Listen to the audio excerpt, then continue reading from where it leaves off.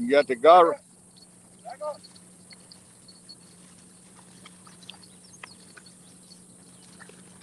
Back up. Back up. Back up. Oh, Come here, Hank. Back up. Back up.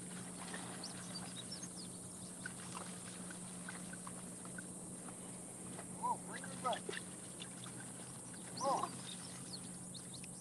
Grab him. She says, I don't think so. Grab him.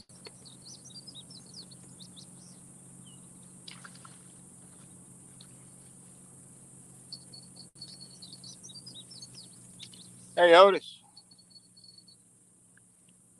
We're golf fishing right this minute.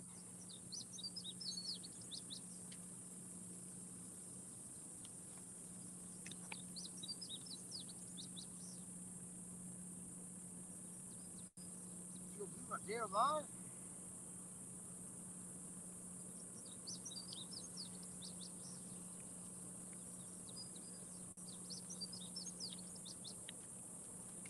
Was that on that buffalo carp? He didn't get it either, did he? Yeah, he was hooked. I mean, he He didn't. didn't get the carp. Is that bait back in the cooler? Yeah, I stuck him back in the cooler. Thank you for stopping by, Curtis. Otis.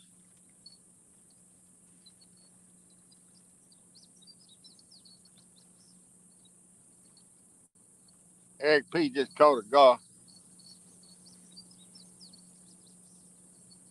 No, it's a little bit devil spot, Otis. This is more up in the lake. I'm gonna say we 350, 400 yards from the river.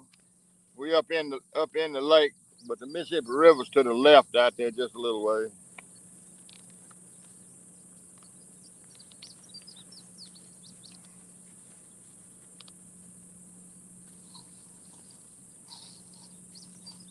All right, that's fine. That's fine. All right, back up. Now she's gonna have fun. Oh, she's gonna bring him back now though. She wouldn't mess with him on the bank when he's in that water. He was still grabbing. You better get ready to dive. She's gonna look at her. She's gonna bring him back up to the bank.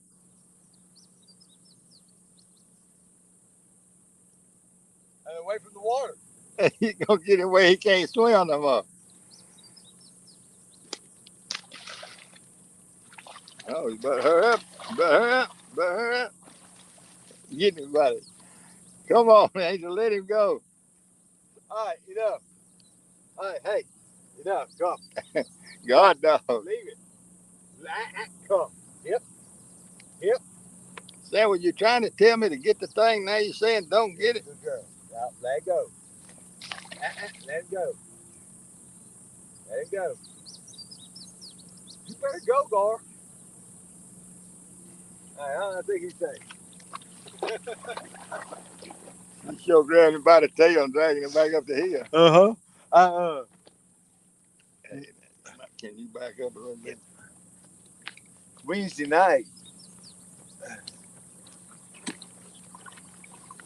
Wednesday night when I was after I caught that first fish. Man, how you gonna sit like that? That chair trying to throw you out. It might before the night's over. I might come sit on the other side of you. It's a little flatter.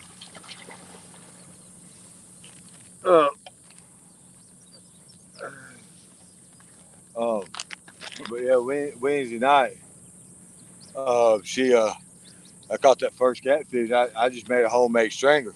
Yeah. Stuck a stick in the ground, threw him back out there. I turned around. I even took a video of it, of her doing that. Come here, get up here. She went down and grabbed him out of the edge of the water, and drug him back up on the bank. Mm-hmm. Come on now. Look, get that garbage right there and put it in the Okay. bag. I'm gonna get it, take it up to the truck when I went. No, look, these mosquitoes already out. You might want to spray your shoulders and stuff. Yeah, I got some of the truck. Ain't not bugging me yet. Well, they was already flying around me, so I went on and put some of it on. Let me see that lighter. I generally don't put it on at all, but I didn't want to get bit none. Yeah. Oh, And they drove me nuts. you know where that my thumb cell was? I remember where it was on the way home. On the boat? No, this rag and that off was folded up in that chair. When I went up that hill, that's how I brought it up that hill in that mud. Uh-huh. And I never did. I took this chair and clean and washed it, but I ain't never washed that little the other one that I was in that mud the other night. Mm-hmm. Hey, Wild Bill, let me. Bill, you want me to drop the link in here? Good evening, everybody. Eric P is speaking to y'all. Look, I got these earbuds in here. I don't mind.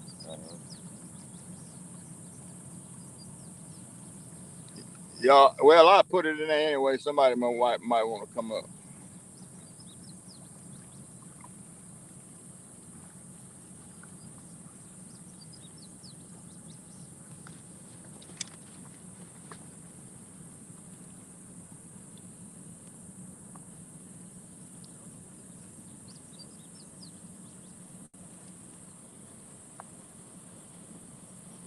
There's a link if anybody wants to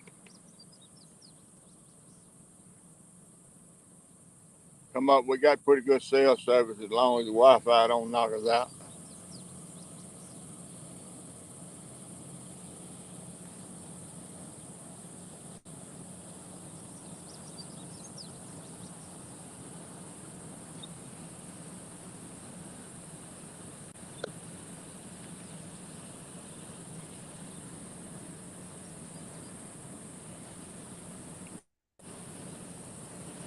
There he is. How y'all doing, Coach? Hey, Bill. Let me get this layout here a little bit. Uh, how do I want to do this? I think I'll do it like that. All right, Bill, you there? I'm here. Okay. Can you hear me? Oh yeah. How about me? Yeah, I hear you good. See you. Camera's good. See all the poles. Yeah. Are you able to read your chats? Yeah, I can see it good. Okay. Well, it's cloudy, but it ain't cool. Look at this towboat, y'all. Now that's what you call up close and personal right there. You know, when I left Mississippi, I thought I left to hot weather, but it is hotter in northwest Arkansas than it is in Mississippi. That's right. It's nice here. Hey, Lisa Elliott. Now that's what you call a towboat coming by to see what you're doing. That's right. Wow. That's close. That tells me we got a little deep water over there anyway where we fish. As long as you got a towboat. If the towboat didn't hang it, Is the river falling or rising there? rising. Wow. Yeah, I hadn't checked. I can't. I didn't. I think it's risen about 2 feet or a foot and a half or something like that. I checked it this morning. I can't remember. Well, here on Beaver Lake, a lot of the campgrounds are underwater and a lot of the boat docks. It's still real high here. And Yeah. when I was fishing in the mountains, North Fork Lake was really high. But, you know, we're in a drought. I don't know where it's all coming from. Well, I guess they've been holding it back. I don't know. I guess. Yeah, Otis said he's in Kansas and it's hot there too.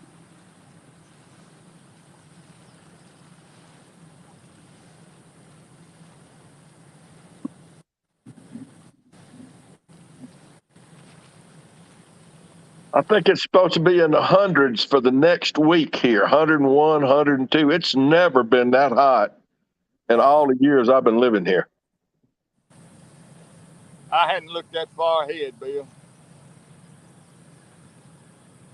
that the same towboat or another one? That's another one. That's going out. Look, Bill, you go ahead and read that check because I'm watching these polls and having to All watch right. these towboats too. All right, I'll do it. You hear? Hey, Eric, did you hear the echo off the side of that bar? Did she turn around and look? When she barked, it echoes back to her. She turned around and looked out there across that river.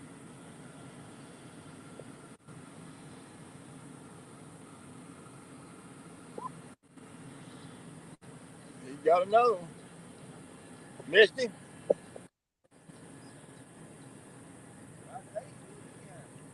Well, it's either hung or you got that fish.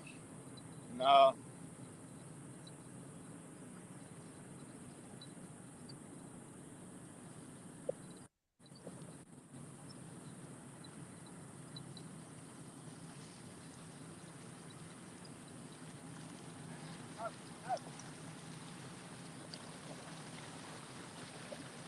Lisa Elliott is on, Steve. Yeah, I spoke to her. Okay, gotcha. That's one of my nemesis. Oh, really? Yeah. Yeah. She's a pretty good girl when she's asleep.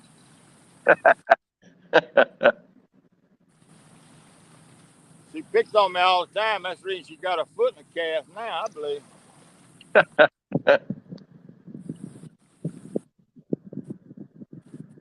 Boy, that dog likes that water. Oh, yeah. Come on back up here.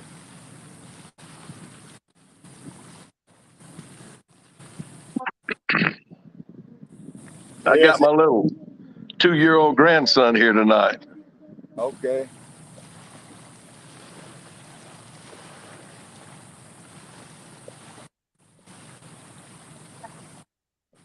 Yeah, she'll wear down here after about 2 hours. How old? 2-year-old? You say 2-year-old grandson? Yeah. Y'all got any breeze or anything? You got any wind, Steve? If it is, I can't feel it. Maybe off that towboat.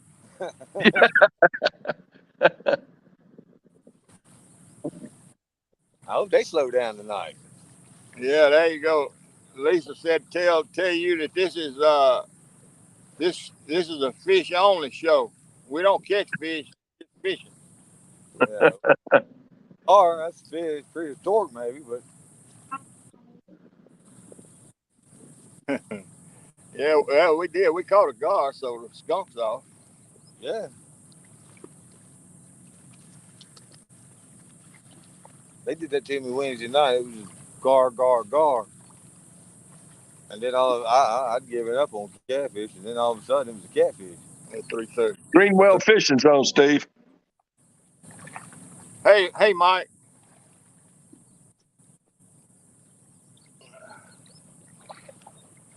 Yeah, I got out skipjack now. I ain't got any live bait on here yet. I'm gonna wait till after dark and let these gar calm down, son. I just couldn't talk myself into it. I tried. Did Eric catch flathead Wednesday night? I caught one Thursday morning about 3:30. Caught 2 of them. One about Oh, 10. really? Yeah, one about 10, 12 pounds. One about probably 6, 7, 8 pounds. That's good. Good deal. I got out late. Did you? Yeah, it was 10 o'clock before I even got out here on the water. You know why? Why? Because he's sitting under my carport trying to drink 24 cans of beer. Almost My- succeeded. I ran off first. I ran him off. I got tired of listening to him. Fishing, man. I had a bad day Wednesday. I had to go. I wasn't gonna come, but Wednesday. Oh, that wasn't Wednesday. yeah, that was Wednesday. Wednesday? That was Wednesday. We sat out there and we watched. We were No, gonna that's go right. fishing, Yeah, and the it started storm. raining. Or it was supposed to. You got Dale in here, Steve. Hey, Dale. Hey, Slap. It was supposed to storm, so we sat out there, drank beer, and watched the weather. And you run me off. I said, "The heck with it. I'm going fishing." Yeah, I run off about 9 o'clock. Was it that late? Hell, The it was sun hadn't even dark. gone down yet. Well, the sun goes down at 8:45. Lord, man. You said you'd had enough beer and you ready to eat and go to bed. I was ready to go in there and eat and clean up and go to bed. And still stayed up at about 2 Night, o'clock. night, buddy. I should have followed that same thing. All I did was come out here, catch two fish, and get hurt. Yeah, he stuck something in his knee down there in that mud. Well, I don't know. I climbed one of them ledges. I jabbed it into something. She going on up and down the river now. There she come out. Now, where you going? Oh, she's chasing frogs now. I hope she catches a leopard frog. Who? One of them jumping frogs. I'd like to put him on the hook. Oh man, look at that. Man, I wish I found it. It's a baby toad frog. Is that what they are? I don't know the difference. Frog to frog. The only one I care about is bull. Yeah, now I like bullfrog legs. Now that's some good eating. Yeah, ain't many left in the Delta. They are. If you know, look, Dogan's got one. Dogan got one on his pond. Yeah.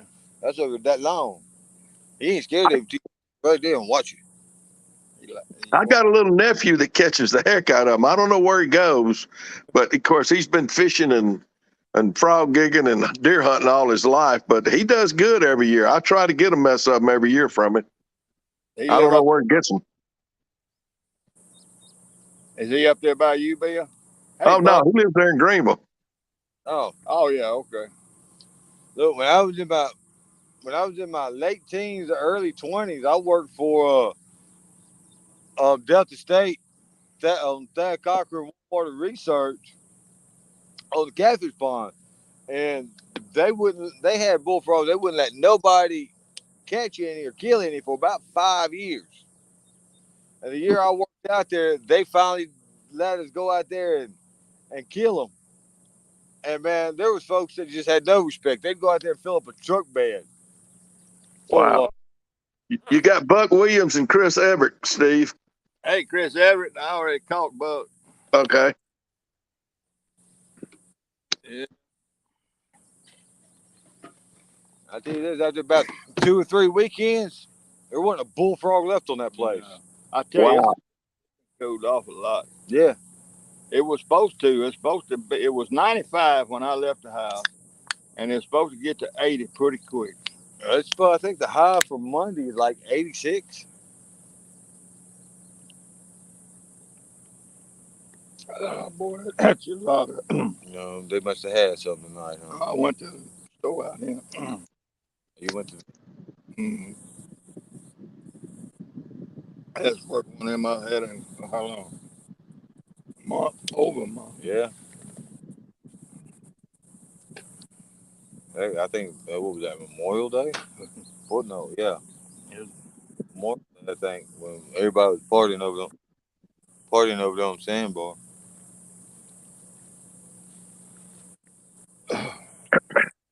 I almost brought you one. I didn't know if you was gonna have any. Where'd you see him? I stopped at Shell on my way out to Dogan. They got him? Yeah.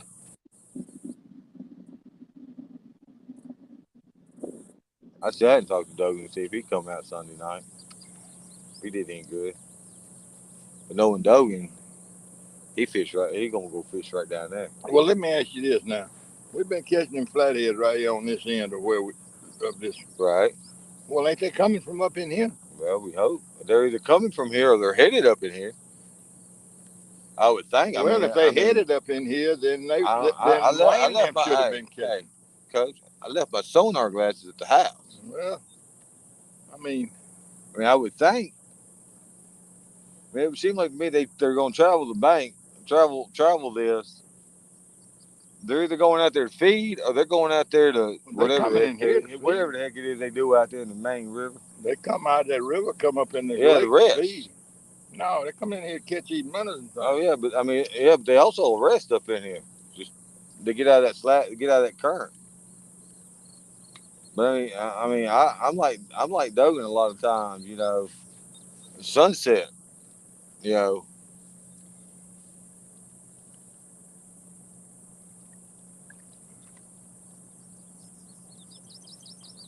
I like to try to get out about an hour before the sun sets, and fish till Well, you made it today.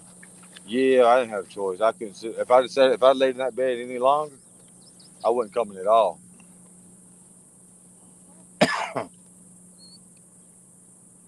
Oh, that's somebody in. Oh, that's Bill Wright wanting back There in we here. go again. You back, Bill? Yeah, I don't know what happened. I don't know if my Wi-Fi skipped or what, but I'm back now. All right. Can you hear me? Oh yeah. Okay, good deal. All right, I'm just gonna leave it like that right there. Good enough.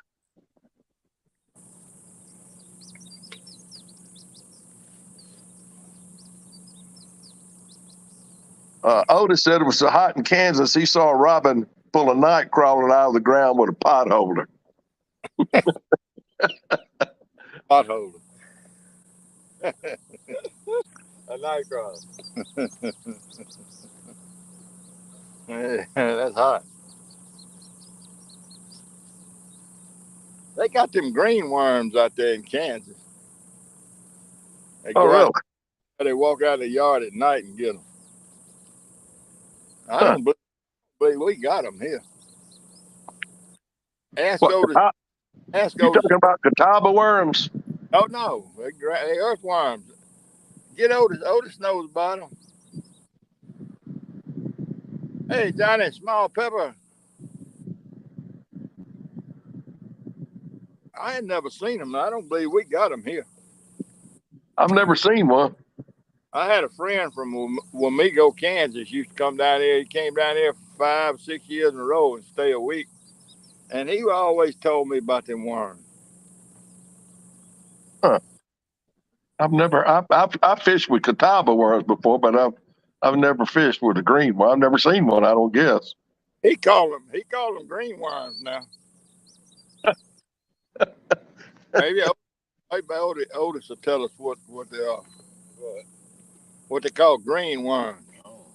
They go out there at night in the yard and shine The and glow walk in the around. dark worms? Huh? The glow in the dark worms? Hell, I don't know if they glow in the dark or not. If they green, They actually have a glow in the dark night crawler. well, maybe that's what they are. I don't know. He says he digs them up alongside of creek banks. With the green ones, okay. That's not by a nuclear station, is it?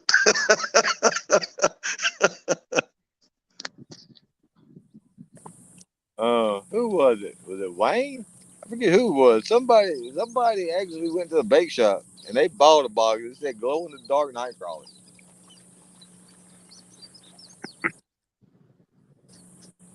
Well, I've known people that like to keep brim and bullheads and goldfish, in tanks. Uh-huh. And they pour a little old small bottle of anise oil in there in the water. Uh-huh. Anise, that's the bait. All this fish bait that you buy, the spray for the spray bass, and all, that's the base for it is anise oil. Okay. Hey, Steve, I ordered that and I keep it in my tackle box for when I'm trout fishing, crappie fishing. It works. I mean, I have the actual oil itself. Yeah, that's right. What does it do? It's just an It's a licorice. It smells like licorice. Smells just like licorice, but it don't taste like it, believe me. Yeah.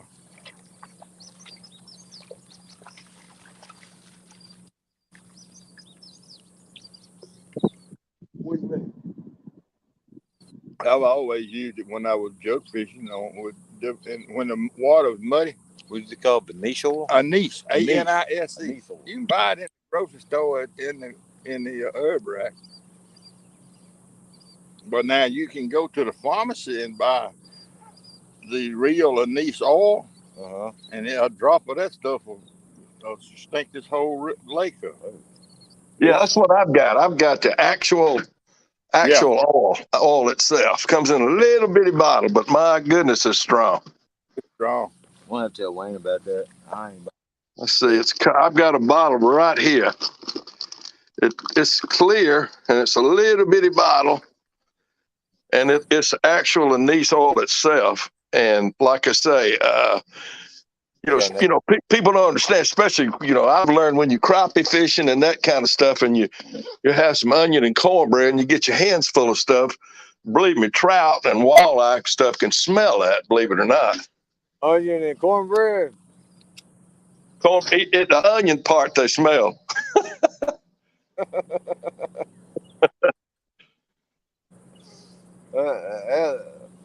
Like I've been told, catfish love garlic. Yeah. Well, a lot of your baits you buy have garlic in it. A lot of it does. I may be a little bit catfish.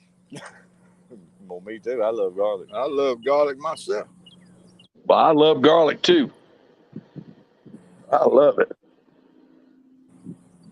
My mom, when she comes, she brings me big old tubs of garlic clove. I don't hardly use a garlic clove, but I'll eat garlic salt and garlic powder like it's going out of style. And I put garlic powder on everything. Yeah. Everything that's food. And I don't put it on ice cream or candy or nothing like that. But I put it on But everything. when you start doing that, I won't know when you're gonna have that baby. I put it on everything. Yeah. That's like the wife. This last week, she orders all the groceries online and at Walmart here, and then she drives up and they pick them up, put them in the car. Well, she ordered 5 Vidalia onions, and when she got an order, they gave her 5 5-pound bags of Vidalia onions. Hey, get it. That's catfish. Dad, don't lose my rod. There he is. Fish on. He turned it loose, didn't he? Yeah. Big old gar. Get him. No, it's a gar. Unless he's swimming to us. No, he ain't on there. He'd like to pull my damn rod over. He wasn't taking the rod. Is that your rod or his rod? That's my rod. Coach is just out here to run that camera. I'm on the injury reserve list, man. Put one of them things you got on there. The cart? Yeah. What, you got to go all the way up the hill? I didn't bring them down. What have you been doing? I left them in there to keep her out of it. Oh, they ain't even brought the bait down the hill. You still hurt, Steve? Yeah, that damn groin has got me. What'd you do? I pulled a groin back when I was in high school. Right. Severely. And I heard it 2 years ago, metal detector. Fell over a barbed wire fence. And wow. Eric was down here in the mud fishing and slipping and sliding, and I was slipping and sliding. I don't know whose idea that was. And slip and slid and stretch that thing, and I've been where I can't hardly go. Man, that hurts. I'm telling you. Well, I can't pick my right leg up. I had to drag it. Really? You been to the doctor with it? There ain't nothing they can do about it. They give you some pills. Yeah, I got pills. I got some magic cookies too. There you go. You know that I have problems, with my neck and muscles, especially and I use that blue MU stuff, that you see. It works. I mean, it helps me. Let me tell you what now. Since you want to talk about aches and pains, go to Veritas Farms. Veritas. Veritas Farms. They in Colorado. Okay. Full spectrum CBD oil. CBD salve, they call it. All right, hold on. Let me write down that name, Steve, because my memory works. My forgetter works really, really good. What part? Spell it again. It's $99 hey, you got a fish on down there. It's $99 a bottle. All right, spell the company again. Veritas. Veritas. Veritas. In Colorado. Yeah, you just go Google and you'll find it. Okay. And you want the CBD salve. What is it? CBD? Is that what you're talking about? Yeah, that's what it is. Salve, full spectrum. Eucalyptus. Okay. Eucalyptus? Yeah, I know you can't spell that. Just put UCAL. You know. I can't even say it. It's koala bears eat. Oh, I got you now. It's a salve. Don't buy the drops. Don't buy the gummy bears. Buy the drops. Order the drops. It's $99, $100 a bottle. What's it, about a 2-gallon bottle? Hell no, it's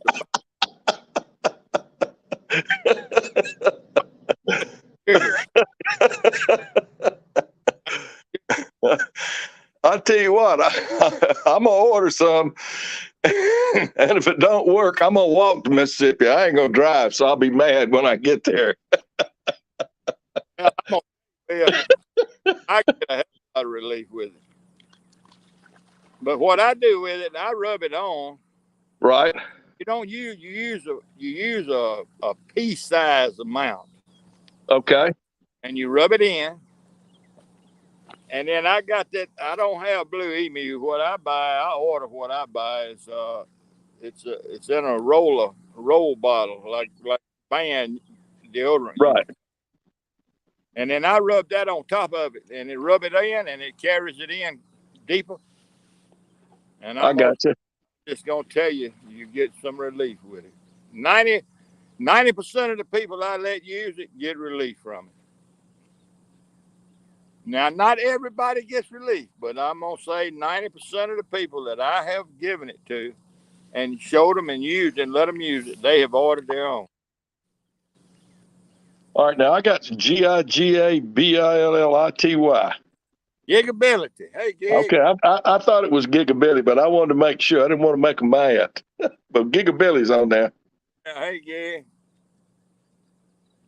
Did Steve say ukulele? Isn't that the thing? You strong? No, eucalyptus. That's two ukuleles. Yeah, I'm gonna just have to say you're gonna have to take care of it. And if you think it's a big catfish hollering, I'll come reel him in. Oh yeah. Oh. I'll wait. I see him for sure because you don't want me to go by that because you'll have hurt feelings. Yeah. That one, the last one I hooked went Thursday morning, and he was on the red pole. He was taking drag out. I said, man, he got to be. It's a good fish, about 12 pounds maybe. Well, the way I look at it, you run come up here and put your chair up, boy. I can't hardly even get to the pole. I moved up the hill. I was up the hill. You done blocked me there. You got there's your leg, straight path, right there. And you probably stick your foot out and trip me when I come I by. hope not. I gotta help you get up the hill then. I'd do that anyway. I'm glad we got you. Put that truck in 4-wheel drive, and you're gonna turn it around, and you're gonna back it right down here about where that dip net is. And we're gonna load up, and we're gonna close the tailgate, and you're gonna help me get in it, and I'm gonna leave. Hey, look,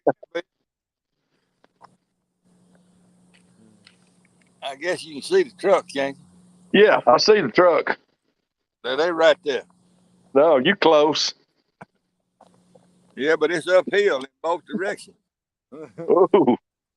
What did I do? Him? Oh, I pulled it out that hole. You pulled it out of. There it is. Shove it back down in there. There it is. Look now, my chair's leaning that way. I can't lean that way too. This ain't allowed to throw. It's trying. All that means you'll have to catch me. I'll stick my foot out and you can grab a hold of it. No, you're gonna have to catch me. Me catch you? Yeah. You better hand me that dip net. I'll reach that dip net to you. No, I got to get this camera set a little bit square. I was thinking we might move right up here when the sun sets down just a little bit, be a little bit flatter. I'm flat. Look, I'm not rocky. You are. I gotta get some. I'm gonna it's a shovel. I told you it's a shovel in the back of my truck. I believe, but you you know, I ain't learned. You got to operate manual that shovel. I do. I know how to run it. You know how to run it. I'm glad. I sure don't. There's your rock right there that'll help you with the front. So your Hey, chair. Eric, I don't know about a man that'll buy something to work with. Do you? Ah, Hey, Don. None ours, then. Yep. plumbing work. I do plumbing work and all that. I tell a customer in a heartbeat, if you put me on the shovel, if what? Which one am I? The first. Your first My one? first one. Yeah, right here. It's just stand straight up and down. Now, if I got 5 poles to tend to, them suckers gonna have to touch the water almost. It's gonna be like that third one of yours down there. Well, it was sure pulled over. I was trying to get to it. I ain't got circle hooks on there. I got. Oh, so I just need to grab it and snatch. You got when they pull it like that, you wrap back on. I did away with them circle hooks. I ain't using them more. Man, look, I hooked that one of them catfish I caught Thursday morning. I hooked him through the eye With a circle hook. with a circle hook. I mean, it was in his mouth, but it come out his eye.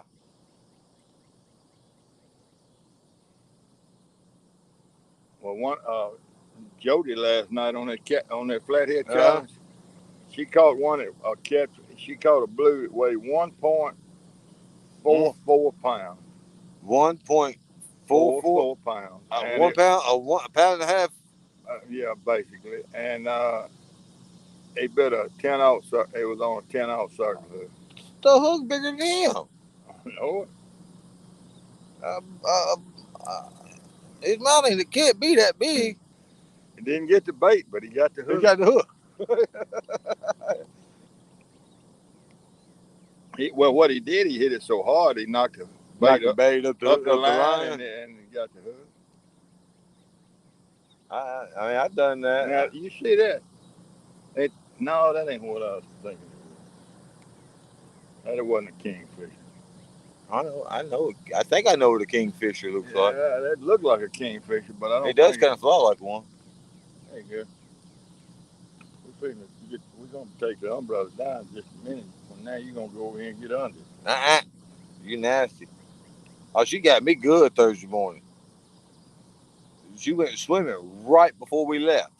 As I was getting stuff out, she jumped in the water and went swimming. Okay.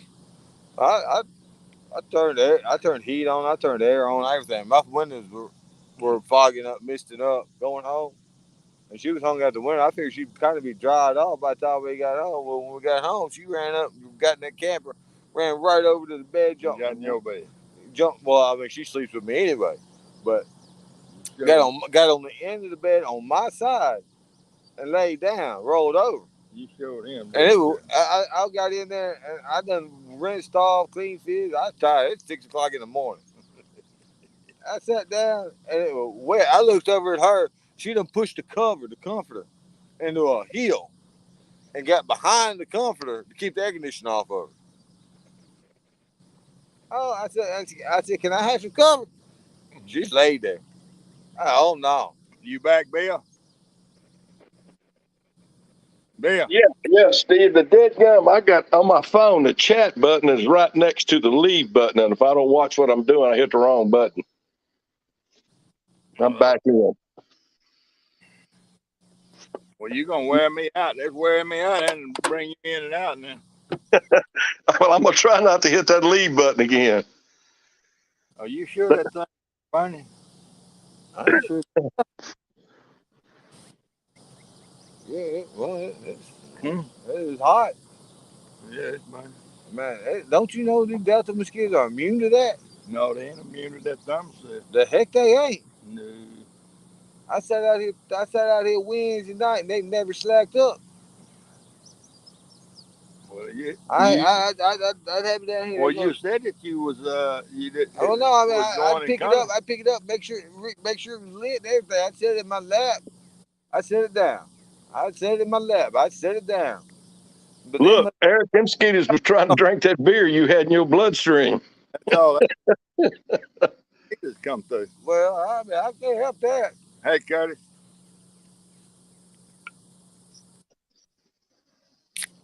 I tell you this, I spray that one off. I don't have to worry about them. Well, they out right now. They've They been out are. ever since I got here. That's that grass. I sprayed that. The gnats were bugging me, so I went and sprayed down with some of that Banana. sunblock. Did you know Johnny Small Pepper was in, Coach? Yeah, I hollered at him earlier. Okay. Coach, I hate it, but I got to do live bait. It's that time. It ain't far off. Still too early though. No, it ain't either. Well, look. How come all my lines I had to throw this away? I don't know why you threw that away. The main reason is because you threw that I way. threw straight out. My line's straight. Y'all sound like y'all married. The way y'all fussing. Throw up on the bank. Man, I threw the one I threw out straight out. I don't know why you drifting. I can't fish over about it.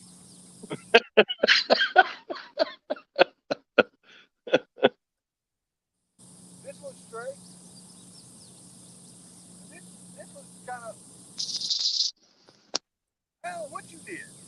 I had to throw to the left. No, all you gotta do is throw straight out. There ain't no current up in here. But yeah, these two are just to the left a little bit. Hey, Coach, what happens when you get two rods with two fish on it? That's gonna be a good question tonight. I'll have to get up. Well, can y'all teach that dog to reel?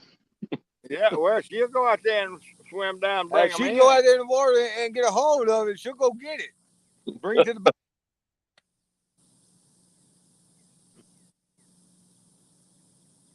They couldn't see him. They must not be able to see him with the gar earlier. Yeah, well, wasn't nobody. Otis saw it. Oh, Otis saw it dragging it out of the water. I had to grab a hold I of it. saw it. Yeah, I saw him dragging it out. Yeah. And the only thing that can even get any better than that is if I didn't teach you to go out there and dive down and grab one and bring it back.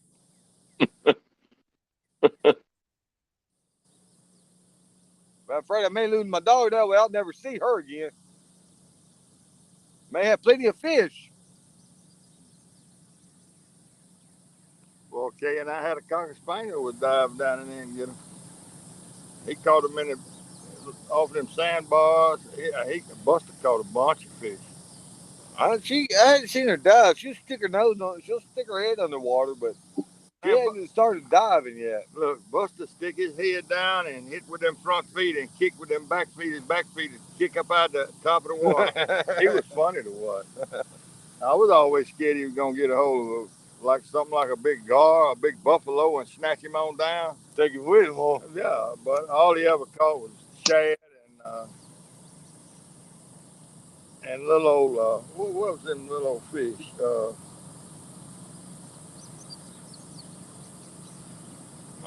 Carp. I guess he caught some carp, shad and little old carp. Yeah, I think if she ever ran it, got to where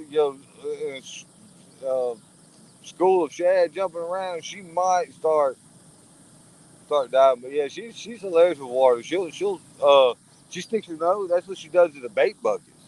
She's in there trying to catch the bait fish. Yeah. But she'll stick her nose. She'll stick her nose on water and start blowing bubbles, just to blow bubbles. Well, Buster would dive. He was nuts. I always wanted one that dive. I don't know how. I tried getting her to come swim on the water with me. She don't want no part of it.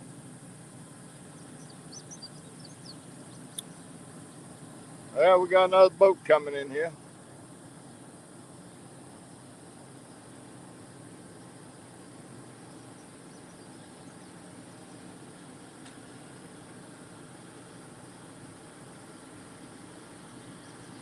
Gonna ride by.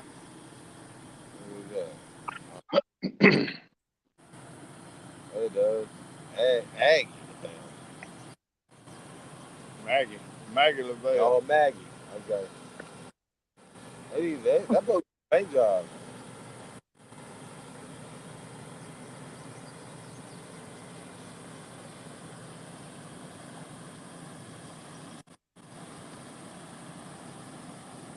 Hey, Can Chad. you hear me? I thought you should sit in the water while them waves ran over. Polar bear, polar bear.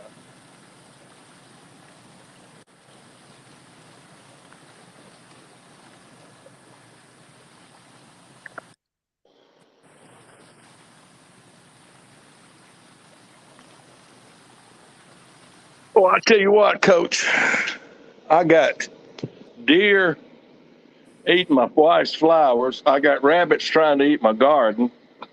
It's been a fight. What are you doing to keep them out of there? Well, I got this stuff I buy and I spray on there, and it pretty well keeps them away. It's I mean it doesn't smell real good, but and then the deer. I'm looking at one right now. I'm just fixing to run off. I just got a pellet rifle, and I'll shoot behind them, and they'll take off. Look in, go So up in the shop they and get. come up and eat my. My wife's got a bunch of elephant ears. Man, they'll eat the elephant ears. They'll eat her flower. Oh yeah. Go up to the barber shop and get them to save you some a sack of hair. I've tried it. These deer, They where I know live, they do I? they not scared of people. No, these deer aren't. Where I live backs up to a horse farm. Used to be a horse farm, and it's a bunch of cows and fields way behind me. And I've been watching these deer for 10 years. And normally in the wintertime, I like watching them, but I just don't like them eating my garden. There you go. Yeah, I can imagine.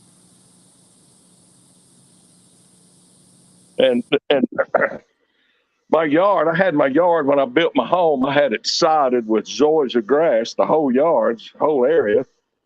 Well, 80% of it. And I got a sprinkler system. Well, these armadillos, they'll come out of the field, start digging up my yard. I can't tell you how many I've killed. And I come out here the other day, last night, and my sprinkler system in the back corner of my lot, it kind of slopes down and a little water will stay there. And I'm sitting there looking, and this big old armadillo gets in the sprinkler system where the water is, had dripped, had run out, rolling in it, and then trying to dig the water sprinkler up. But I sent him to a place he's not going to do that anymore. Come.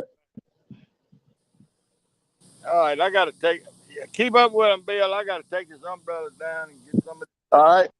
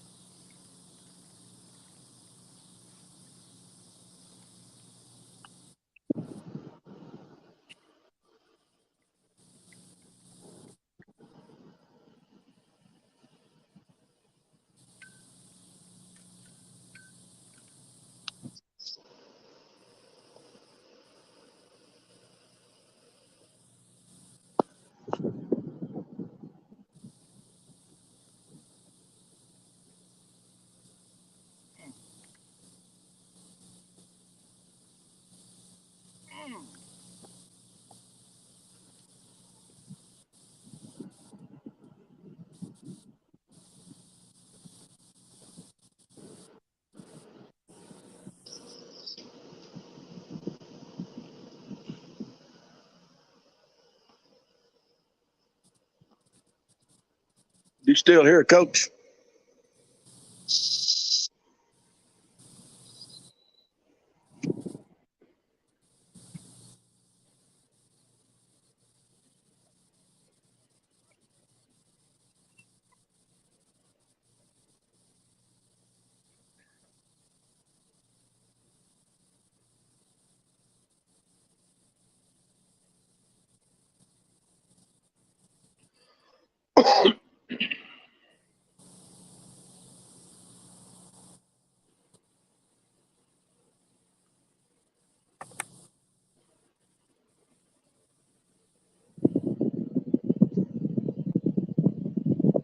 Oh,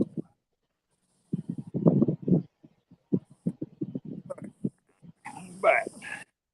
All right, Coach, you got 3B fishing in there.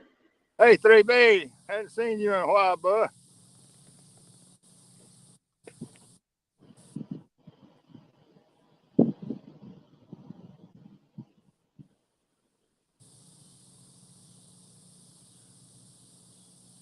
Yeah, the sun went down finally.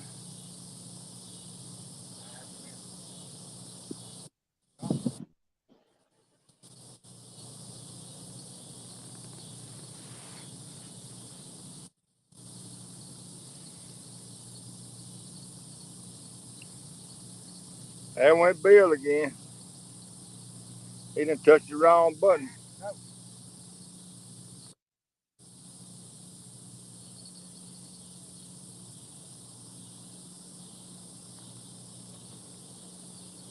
Boy, you wear him out, Bill. I had to move around it, and I go one end of my house to the other. Sometime I'll lose. I need to get me my router isn't as strong as it should be. I'm settled in here now. It'll be all right.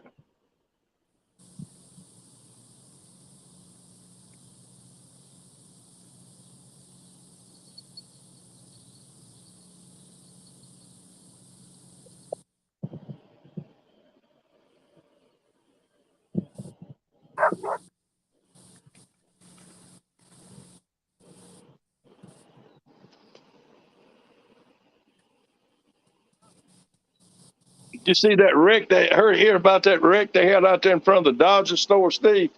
No, I didn't.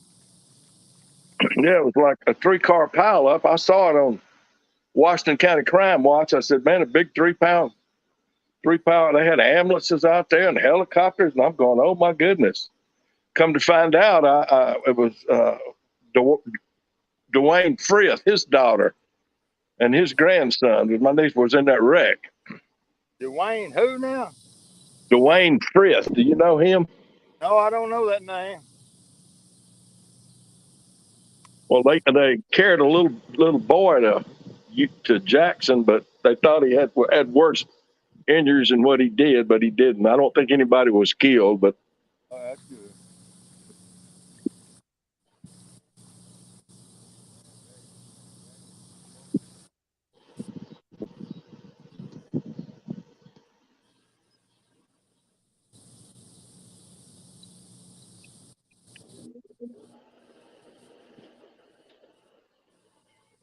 No, ma'am. No. are you picking tomatoes in your garden, Steve? Lord, have mercy, am I?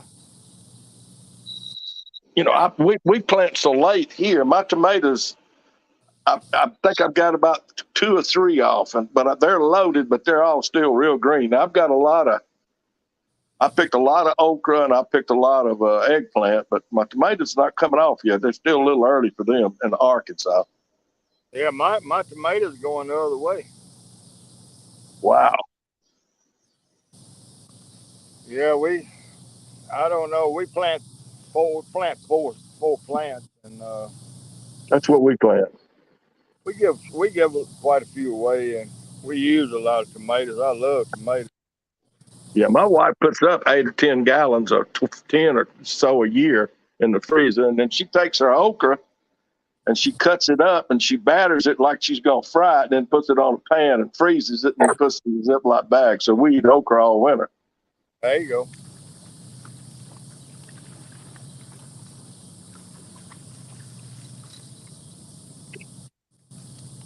Yeah, my okra just started producing really good. Uh, what's the day? Friday. I'm gonna say this past weekend it started.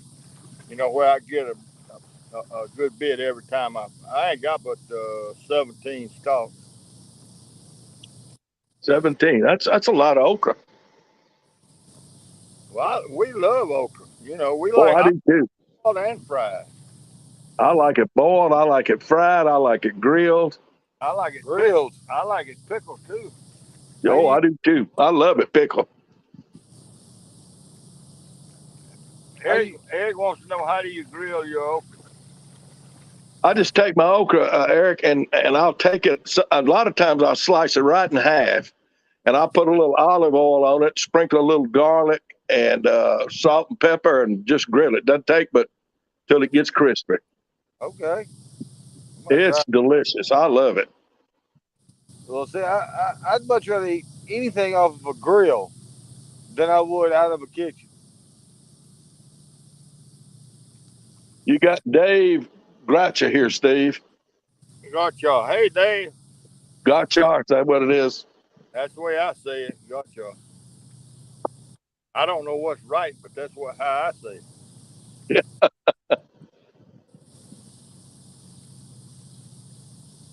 My wife, she'll make a big pot of black eyed peas, and then she'll put okra in there with peas right when they're and Yeah, my uncle does that. yeah, I love it. I, I tell you, I like it like that too. I like pickled okra. I love pickled okra. Yeah, they make one. I buy both kinds. I buy the regular pickle okra, and then they make one a spicy pickled okra. I like it too. It's good. I might find it. I'm sorry, I was raised out in New Orleans, so if it ain't spicy, I don't like to eat it. Well, my stomach don't like spicy as much as it used to. One of my favorite meals was to take a bunch of pig skins with a bottle of Louisiana hot sauce. That was my favorite snack, but that's my stomach won't handle it no more. I still do it. You I do? have I pig still skin. do it. Man, I love it. Pig skin seasoned with cayenne pepper. Now, if you want something good, I don't know where y'all can find it in Mississippi and Greenville or not, but I go to Sam's Club and I buy heck, it's a whole, what do you call it? Not bacon, but they make bacon out of it. It's A belly? belly. I buy a whole belly. You know what I'm talking about? I do. I I'll, don't. I'll, I'll buy two of them, and I'll take those things and I'll cut them in 1 inch cubes. Then after I cut them in 1 inch cubes, I'll start my cooker at 200 degrees, and I'll throw them in there in deep fryer, and I'll fry them about an hour and a half at 200 degrees, and I'll take them out. Then I turn that cooker up to 375 with a peanut oil in it, Yeah. and I'll put them back in there and cook them about 6 minutes. And you talk about the best cracklings you ever eat in your whole life. That pork belly crackling like that is delicious. I thought that's That's what I see. You making crackers. I think that was pig Yep. skin. Yeah. Yeah, I guarantee it.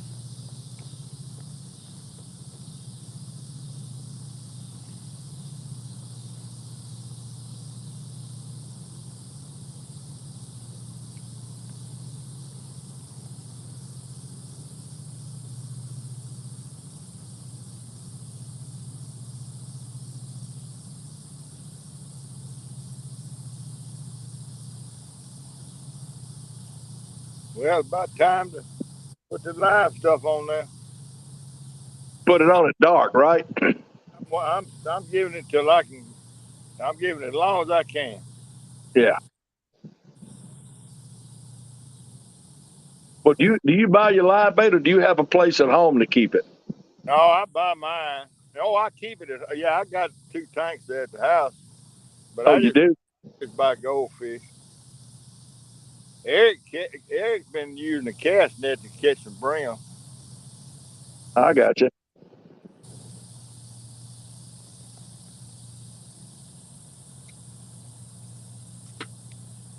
That Eric, he fishes almost every night, huh? He fishes a lot. That's better than running the streets. Yeah, he still got them young legs, Bill. Oh, where you get that from? I can take. You know, when I was taught, so this is the way I was taught. No pain, no pleasure. That's a 42-year-old standing down there quoting now. I want him when he's 75 standing up down there quoting. Yeah. Steve, he ain't been rode hard, put up wet like you and I have. Yeah, he has, but he's still 42. Well, that's true.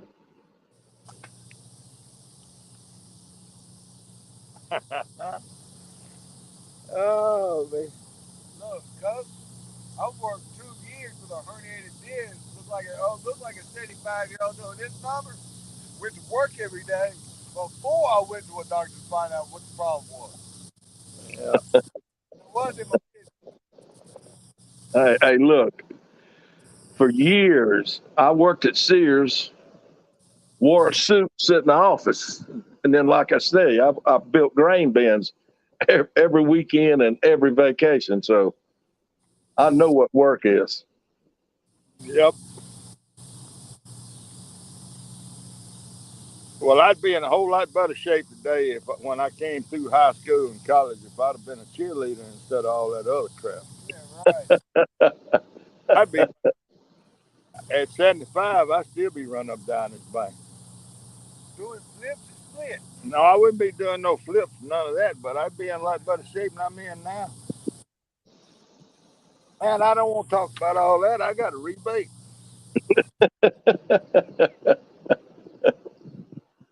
I got a guard that didn't play with me.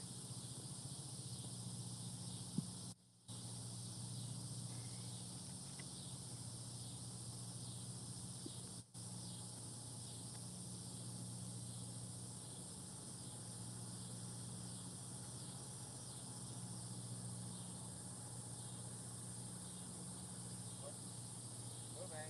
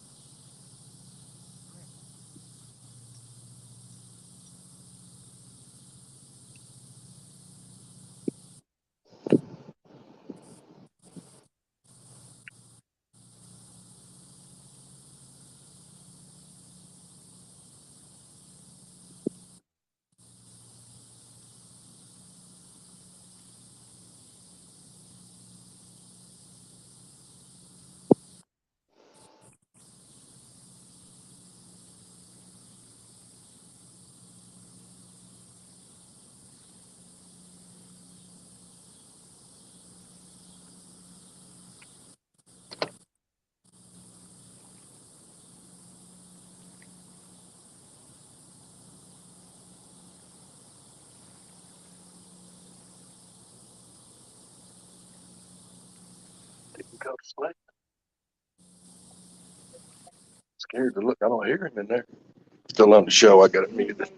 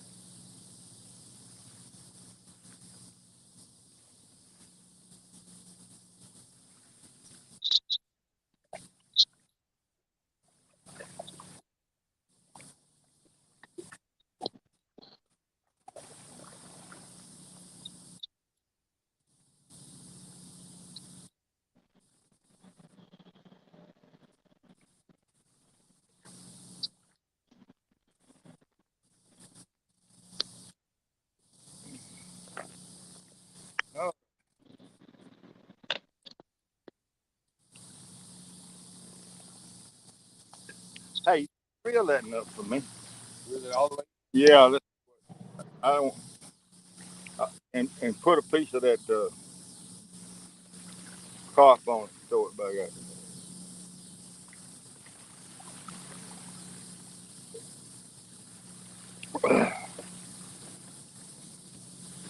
Need to keep, I think need to keep one piece of that out. Cause I'm mad at that old skipjack rotten. It didn't look. Here you go. Leave it on there and put this on there with it. All right. Here you go.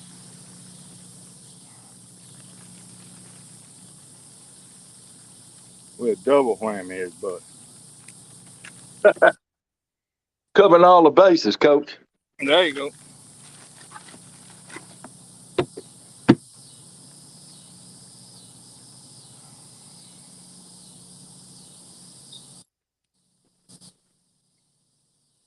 Throw him out there if you can. There they are. There they are. That's them jumping. I need to get that treble hook. I need to get that treble hook and put on that pole and go out there and hang one of them things. What's jumping, Coach? Them jumping carp. Oh, do y'all have them there? A lot of them there in Lake Ferguson? We have a lot of them. Jumping carp. Yeah, buddy. See, they wasn't there when I was there. Oh, I never saw them. I know it. They turned them. They got loose over there in Arkansas around Duval's Bluff and all over there in them Manor Farm. Really? Yeah, and up on the Illinois River. Now they everywhere. They everywhere. Nothing they can do about it either, is it? Yeah. The only thing to eat them is alligator gar. Wow. I hope they don't. Good nose and spider don't eat them. And flatheads might eat the minnows. But the Has thing, anybody ever tried to eat one of them?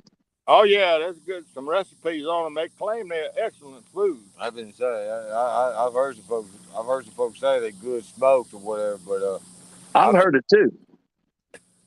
If somebody fed it to me after they clean it, see they so bloody. Really? Yes, sir.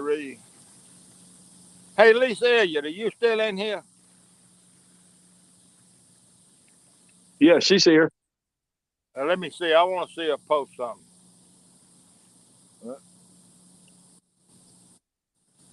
I want to show you something, Lisa. That's right up close to the bank, and that's a goldfish, and he's probably gonna get my goldfish.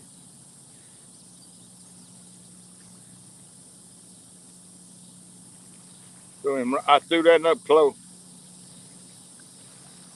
What do they eat, Coach? Plankton. They eat the same thing that every minnow in the river eats. Wow. When they 50 pounds, they still eating the same thing that minnows eat. Really? That's right. That ain't got to be. That's got to be hard on the fish habitat. Well, that's the reason there ain't no shad or skipjack down here no more. They eat up all of the plankton and don't nothing have nothing to eat. Well, Wow. I'm gonna turn it around anyway. I was gonna show Lisa that sunset. That is pretty.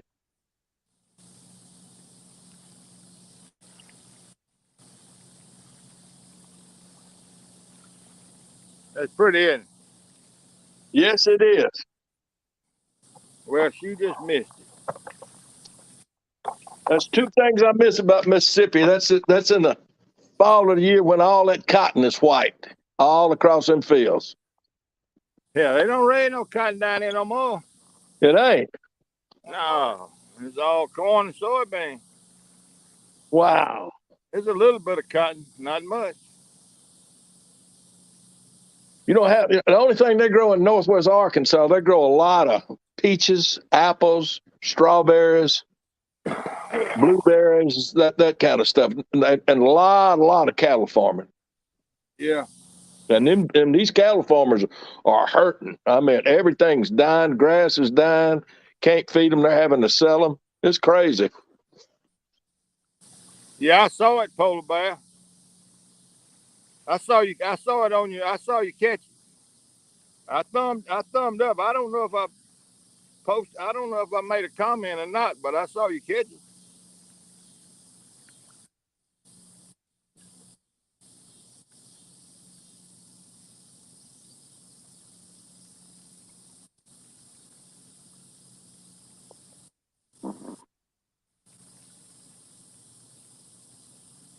He got that goldfish, didn't he? I don't know. I'm gonna give it just a minute. Spend my cigarette. Well, I knew when I threw it out there so close. Well, I mean, I threw my little short light pole out like that, real up close. Something was messing with it. Something quit. So fish broken this, and I'll check that one, and check mine. Well, I don't want no more up close. Not, Oh, oh, you want back? You want on out there in deeper water? yeah, I'll come down there and throw. I Don't need. slip and fall, Coach. That's dry. No, this ground here is hard and dry. I still might slip and fall. I don't do hospital scopes. But you may have to do top of the hill. I do top of the hill. I'll tie you a little split on there and everything else.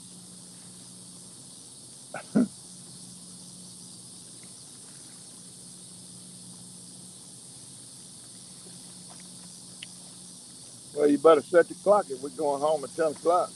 It's about 9 now. Man, 8:30. see, Hour and a half. I said 11, man, No, 11:30. you said 9:30 or 10. I didn't know. I said 10, 11:30, something like that. No, you said 9:30 or 10. When I was setting the Just, lights hey, up, just gonna clarify it is, so there ain't no guesstimation. when I was setting them lights up and all that, I said, now why am I setting all these lights up if we finna go home? You know how to be long enough. You know, Friday night gonna be almost midnight. Now it's midnight. I said almost midnight. You Eleven catch thirty is almost midnight. you catch a fish at 11 o'clock. Hell, we'd be out here in I catch a daylight. fish at 11 o'clock. I catch a fish at 10:30. Yeah, I'm not be here till 2, 3 o'clock in the We'll be morning. out here in daylight. It's very possible. I'm A about lot ready. would be out here. A lot would be out here like I was Wednesday night till 4:30 in the morning. Go home, clean what I caught, sleep 3 hours, get up and go to work. Yeah, but you didn't work Thursday. Man, because I ran into something. I don't know what I ran into, but I ran into something. Especially working in that heat. I'm in the air conditioning. Oh, you was? Yeah, I'm doing a little side job, painting some bathrooms. Put a new tub in, sheetrocked it, all that. I'm inside, but I got you. I'm by myself. My help kind of bailed on me and upset me when I last weekend trying to get done. So I kind of fired him. I'll tell you what, I've been in my house 20 years.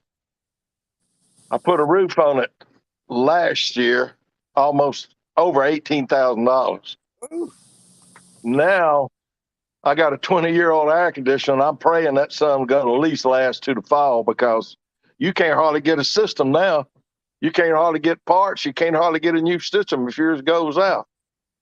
No, it's going man, that's 10, 15, $20,000 for a new unit. I figured it's going to be 12 to 15. I figured that's what it would be. We just glassed in a screen porch for a guy. I swear to God, the central unit they put in for this little bitty one. I mean, I can't even call it a one bedroom. It's a one room apartment. The porch that we put glass in is bigger than the apartment, and I swear to God, he spent $20,000 on the unit. He got rook. He got rook. You can. I've checked. You can get them. You can get them a lot cheaper than that. Yeah, well, I mean, no, it's a big unit. Oh, it is. It's a big unit. I mean, it's a whole house unit. Wow. But I mean, he's got a mini split in the one room apartment. I mean, literally, the apartment has a bedroom and a bathroom. and the kitchen is, you might well say, it's connected to the porch. The mini split just cools the bedroom and the bathroom, and this unit takes care of the porch and all. I mean, it's no, it was overkill. Yeah. Well, Yeah. that glassed in porch I had when I lived over there by the rack on that house I lived in on Hart Street.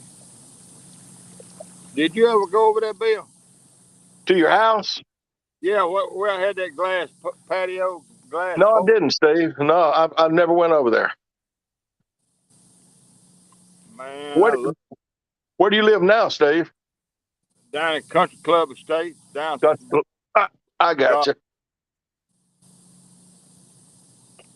my house backs up to them bean fields down there. That's a good deal. We've been down there since '94. I got you.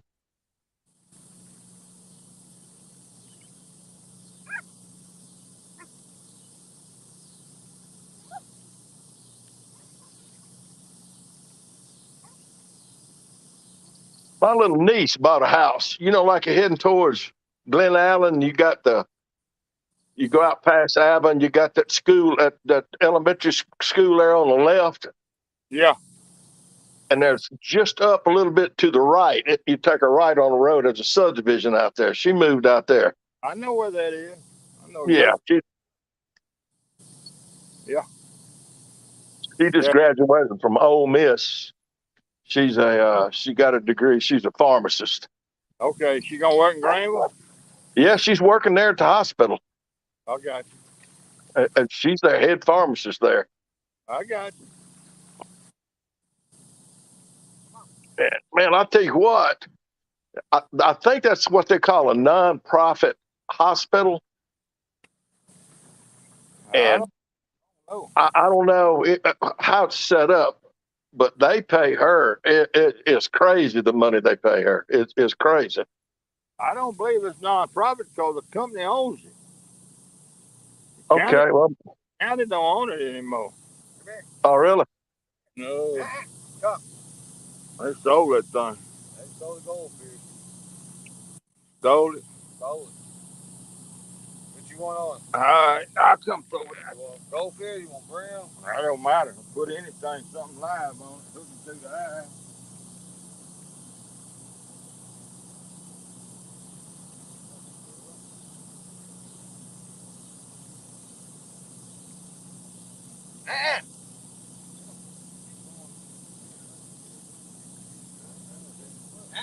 No. Light the way.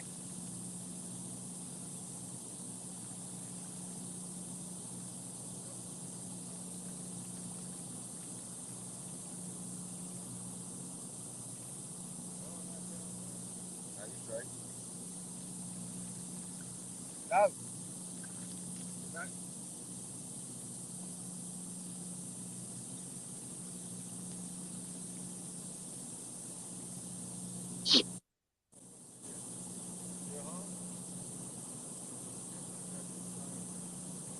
I ain't did twisted nothing up there. Ah, hold on. I see what it is. Hold on. I see what it is. Tape on the glow stick.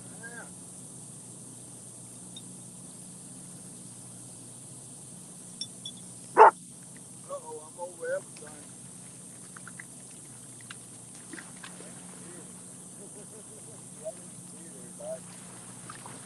Mine and yours may be right there together with one another, but watch the phone. Nah, we're gonna go right there. Go back and crank the generator if you don't mind.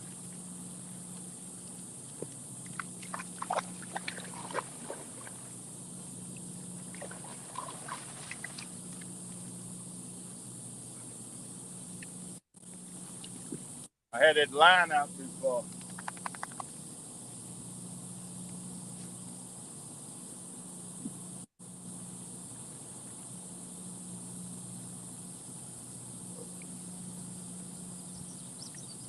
So, Coach, do you run off a hotspot off your phone?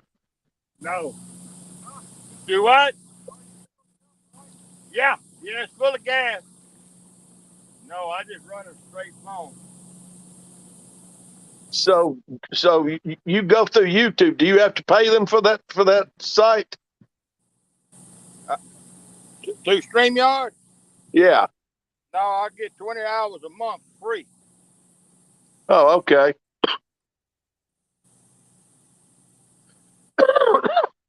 Free. Now they have a pay plan. They have a pay plan, but I hadn't ventured off into paying for it yet. Hey, Yeah. Tech, I may end up doing it. And they got an annual plan, but you can pay $25 a month. Oh, I see. And I don't figure that in November, December, January, and February, I don't figure I'm gonna use it that much. No. I didn't last year. Well, you might well just get you a hunting show. Well, yeah, I don't hunt though.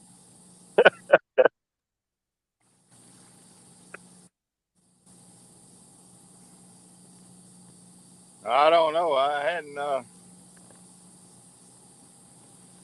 I don't know. It August to be a year I've been on YouTube. Oh, Well, it'll really? be a year I've been doing this stuff. I think I've had an account longer than that, but I ain't do anything until last August.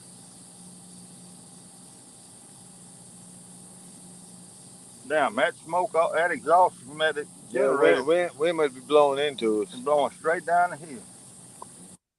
Hey, Steve. Yeah. Buck Williams said gas is so high, I'm going to run my errands test driving three different cars at three different car dealers. Hey,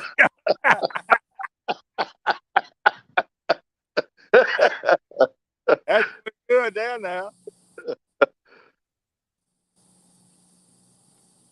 Yeah, man. Hard to get over on the American public now. Well, no, it ain't hard either because they done got over on us. It's bad. Ah, man, this is crazy the way these things are now. It's crazy. Yeah. Well, these gas is kind of going down. Yeah, Texas, I could do a metal detecting show. I could go live metal detecting. Yeah, you could. That'd be good. I tell you what, I used to think those wipes at those gas stations would use to wash your windows, but that's used to dry the tears out of your eyes when you fill your car up.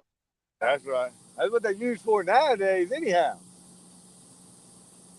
Yeah, I set the timer for 11 o'clock. All right. So here, fishy, fishy, fishy, fishy. Man, if you catch a flathead at 10:45, you'll be there to midnight. I sure will. Coach Bay, I'll still be at it as long as I got bait.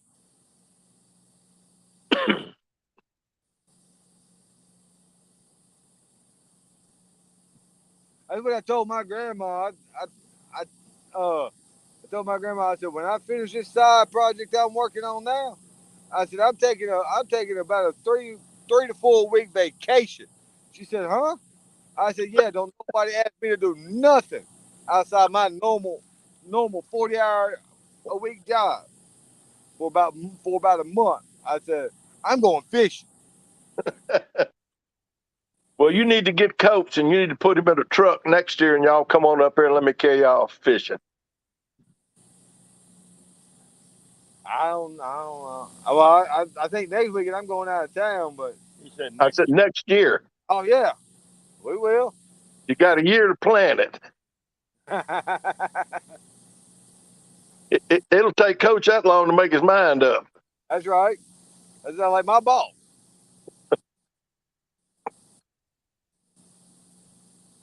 See, we were all going to take off Thursday, Friday, Saturday, and Sunday of this week, and the guy, my boss's son that I work with, his son had to have tubes put in his ear yesterday.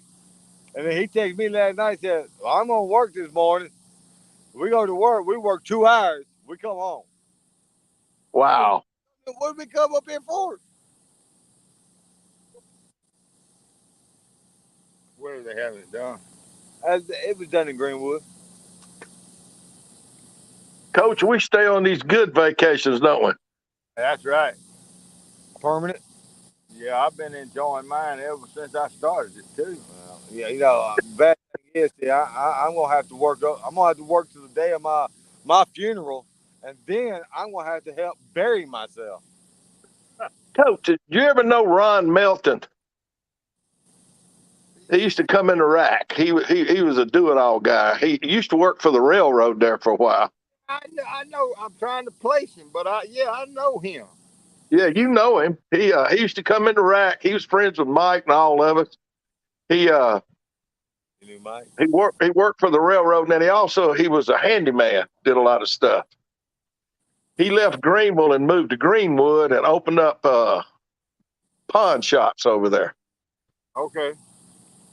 And I hadn't heard from him in years, and he picked me up on Facebook, and he's gonna meet me at down up in the mountains at Norfolk River in September, and he's gonna bring his camper, him and his wife, and we're gonna fish a week. All right. I told him a lot of those stories he knows. Please don't say them around my wife. Too much drinking and stuff going on. I remember him, but I can't place his face. He's kind of tall guy. He kind of about 6 foot, I guess. Yeah. I've been knowing he's originally from Charleston, Mississippi, up around in that area. He still lives in Mississippi. A bunch of Meltons from Charleston. Yeah, that's Crowder up in that area. Yeah, he kenned all that bunch. Yeah. Yeah, I knew a bunch of Meltons from up there. Let me ask you a question real quick. Yeah. What about on the point right there,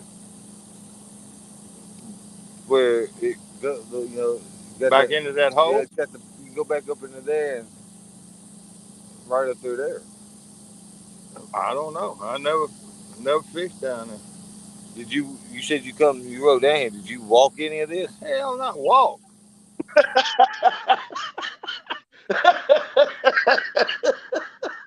Nobody's gonna get jumped on about it. If that big gray thunder won't go down there and go back, I believe that thunder drive around his back right now. I think it would. You saw where I ran my front wheels off in that mud hole in that green grass. That's why you said don't go there. That's where I was headed. Oh. And I was easing along, and all of a sudden the front end went down on that thing. I had to put it in 4-wheel drive. Well, you the one that said you want to get around here. See, I know they park all kind of barges right here on this bank. I don't know if it's any around there now or not. But anyway, I put it in 4-wheel drive and backed up by that hole. But that you go out of sight in that hole. There wasn't no bottom. Coach, this has been 25 years ago, I would imagine. But Alan Ward and I were at the deer camp, and we decided we'd gotten there early that afternoon. So he said, let's ride over to Shipman. You know where Shipman is up there? Oh, yeah. I've coon hunted on Shipman. Yeah, he said, let's ride up Shipman, look around. He said, Bill, you drive, because we was drinking sweet tea. You know what I'm saying? And we pull up. He said, now, don't slow down. And I stopped to look at something, and we way back in there, and that truck sinks. In that sand. 2-wheel drive in that sand, and we stuck. And we're 25 miles from the camp and 10 miles from a road. Right. Alan said, well, he said, one of us going to have to walk, and I didn't get it stuck. So we were standing out by the truck, and we hear this noise, and here come this kid with his girlfriend on a 4-wheeler. Yeah. And Alan said, can you pull us out of here? He said, well, I ain't got no rope or nothing. Alan reached behind his seat. Those trucks carry those big old fan belts. You know, it's one big long fan belt. We hooked that fan belt on that truck, and he pulled us out. I'll be done.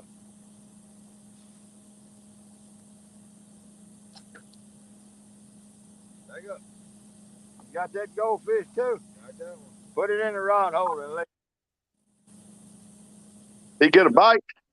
Get out of here. I ain't gonna throw no more goldfish to him. Gar?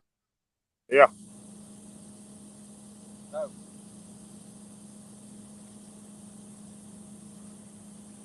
They're catching these gar all over the United States.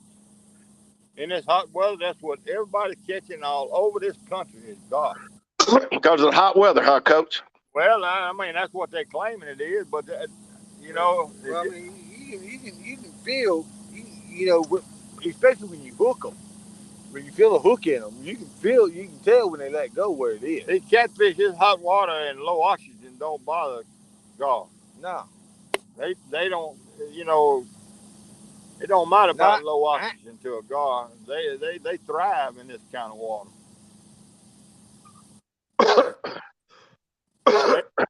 I've never had this big of a problem in the last 5-6 years They just terrible. with gar. I mean, sure enough, yeah, get my share of gar bites every summer, but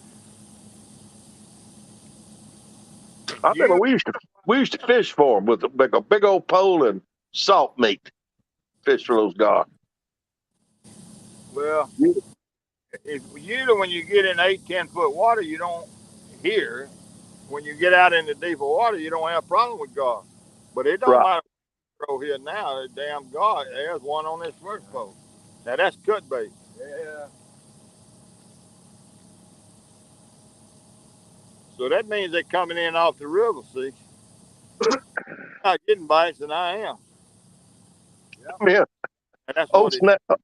Old Snapper and I were crappie fishing, and he caught a little old small crappie and put it in the live well. I said, Snapper, why'd you put that little bitty crappie in the live well? He said, let me ask you a question.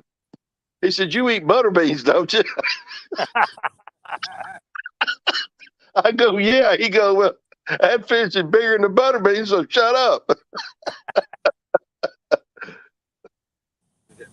There you go. But yeah, once the gar come through, once the gar come through here, the catfish is gonna follow. Well, that's the theory. Oh, I mean, that's the way it was. That's the way it's been. What makes you fish in the lake instead of the river, Coach? Easy to access. Oh, I got you. Okay. Hey, instead of showing the video of us fishing, we need to show the video of us getting down there over there. Man, them fishing are tough. Let me tell you. They're tough. You got a side by side or anything, Coach? Do not. Do not.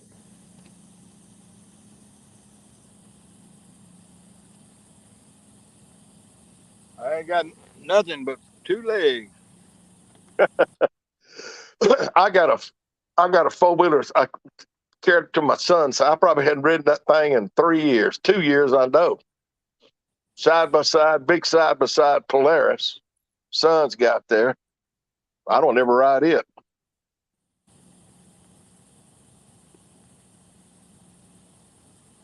No, I just I had no, when we got out of the coon hunting and the deer hunting, I got rid of all the 3 wheelers and everything. Did you ever coon hunt with Otis Evans? No, I never have. I know Otis real well. I've coon hunted with Otis' son. Oh, okay. But the only thing I did then, I was just with them. You know, they had the dogs. I didn't even have a dog. Right.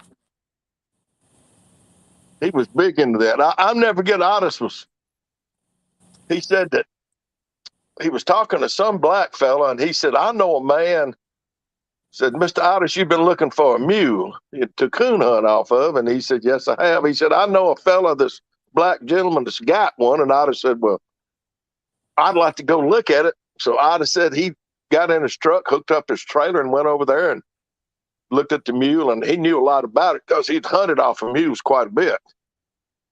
And he said he talked to that black guy, and they come up with a price. He said, you can shoot off his mule. And the black guy said, yes, sir, you can shoot off of him. So Otis he come into work there at the tire place and kind of scarred up a little bit. Said, "Honest, what happened?" He said, "Man," he said, "You know that mule I bought?" I said, "Yeah." He said, "We were out there and said dogs treed and said I put my rifle out and pulled the trigger." He said, "The next thing I know, I was eyeball to eyeball with that coon 30 foot in the air." Yeah. He said that mule throwed me and said, "I carried that mule back." And I said, "Hey, boss, I thought you said you could shoot off that mule." He said, "Yeah, you better be off of him when you shoot."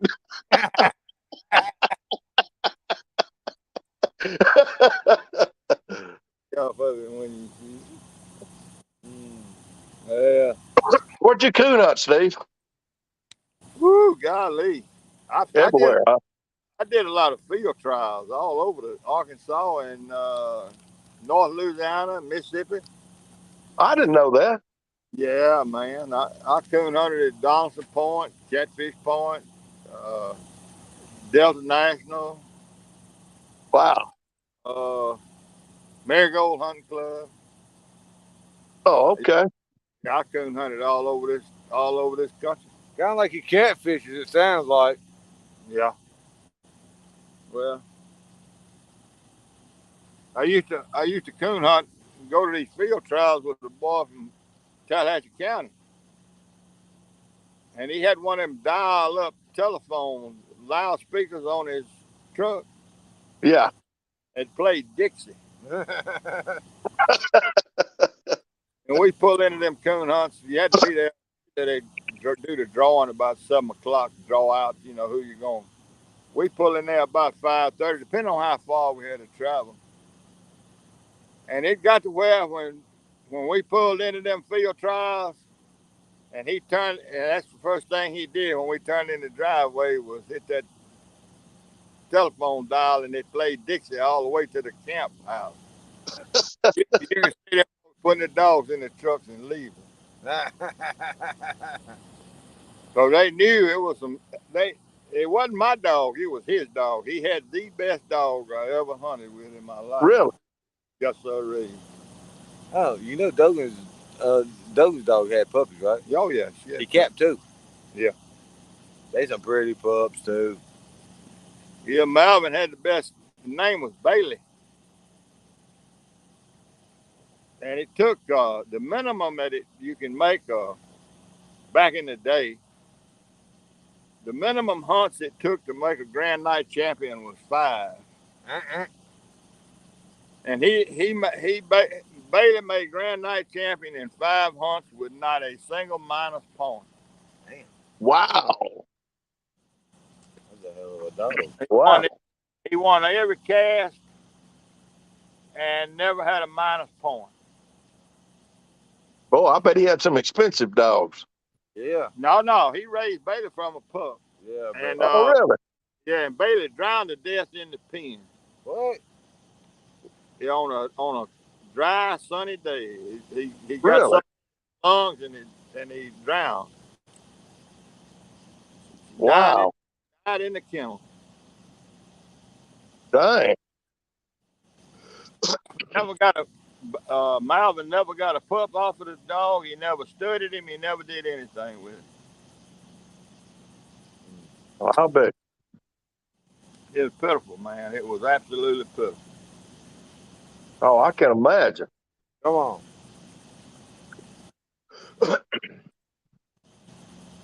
I did a lot of quail hunting coming up in Alabama. My uncle, especially in Alabama, he raised quail to sell at these resorts and hunting clubs. Yeah. He had an incubator, and he had, I think it was 12 to 15 flight pens. Hey, Skull. Well, Skull Rush in here? Yeah, give me a cigarette. Yep, he just came in. Uh-oh. Go ahead, Bill. And he'd raise these quail. Well, when you'd move them from flight pen to flight pen, or when he was loading them, when those people would come up, he'd put those quail in these cages and that these people would bring and to buy them from him, and you'd have 1 or 2 or 3 to get out. and he had about 100-acre scaly bark hickory thicket right behind where he raised all his quail. And for over the years, the wild quail would call the tame quail in there, and that place was just, I mean, loaded with quail. Yeah. And he'd have these doctors to come down out of Birmingham, and I remember standing out there and seeing those doctors come up in those big old trucks and horses and trailers, and they'd get on those horses, and Ed would he'd furnish some of his hands to go out there with him, and he charged them so much a quail, and they'd shoot those quail. They brought their dogs, and the dogs would point and jump, and they'd shoot those quail off those horses. Yeah. Back in the day. My last Bailey one. Guide Service. Hey, Bailey. I had a good friend I used to quail hunt with. I grew up with him in Shelby. He wasn't the kind of fella to get mad at you. But I went quail hunting with him. I carried him out there on the farm, and when I was farming, I had 4 or 5 coveys out there. Really? I never had quail hunting with that dog. And it was a ditch bank. I was on one side of the ditch, he was on the other, and the dog pointed over out there in the turn row in front of me. And I hollered across the ditch. I said, Joe Howard. I can't remember that dog's name. Something like Doc, or I can't remember the dog's name. I said, there's something wrong with your dog down here. He said, what's he doing? I said, I don't know. He looked like he may have done eat a green apple or something. I said, he's all crippled looking. I don't know if a snake bit him or what. He said, is he pointed? I said, no, he ain't what I'd call pointed. Joe Howard come over there and looked at that dog, and he was pointing. He said, man, he locked up on a covered quail. I said, well, damn. I said, that's about it. I said, now I know. Boy, he got upset about it. The dog squatted down like he was going to take a dump and turned his head to one side and his tail to the other side. He looked like something wrong with him. Sitting down there in the road. But he was a good dog, man. After that, he'd lock up on a quail. Where'd you farm, Steve? Sunflower County. Sunflower County.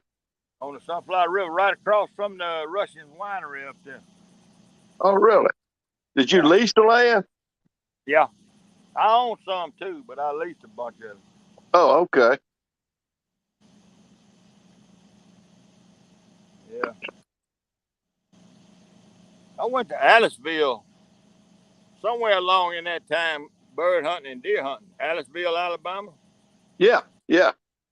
And me and this boy that I was talking about, and a boy from Houston, Mississippi, had a good German short hair.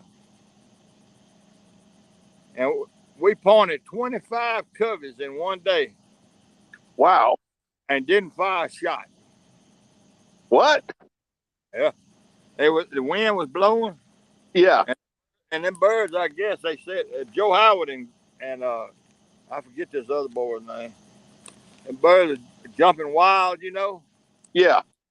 And the dogs wasn't flushing them, you know. The dogs were sitting there holding tight, and we didn't kill a bird. Wow.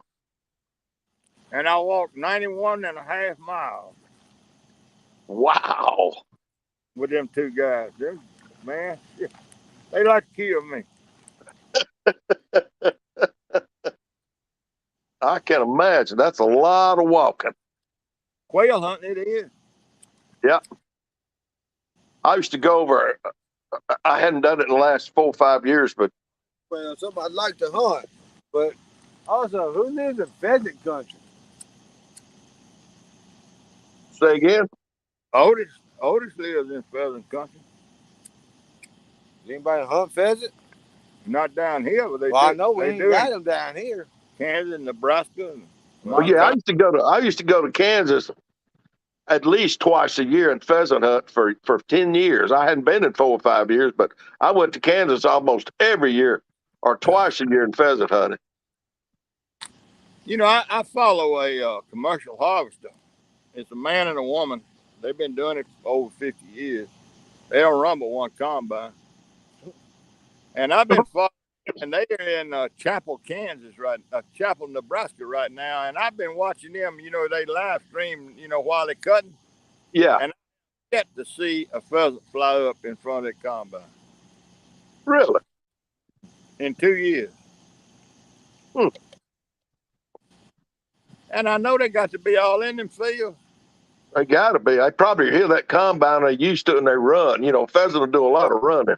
Yeah, but you still see them running out across the field. You'd think. You would think you would. Look, them combines they got now cutting that wheat. Yeah, them combines running about 6 miles an hour. Yeah. Yeah. Trying to say they can catch a pheasant. No, they won't catch a pheasant, but you know They can run more faster than that. I know, yeah, but they'll run faster than that. But you know, when they get down toward the end of the field, you're supposed to see them if they're in there. Well, they may take a left or a right. Well, they got the camera out the front of the combine. You can see all out across everywhere. You know, just riding with the dump truck, with the grain truck, you ought to see them. Yeah, I agree.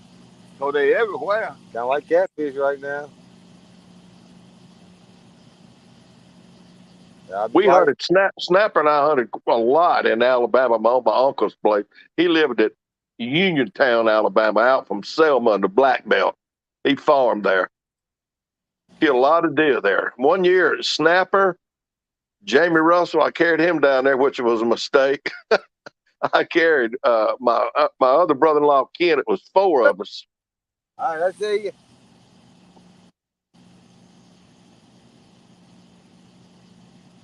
You don't know what to do here, do you?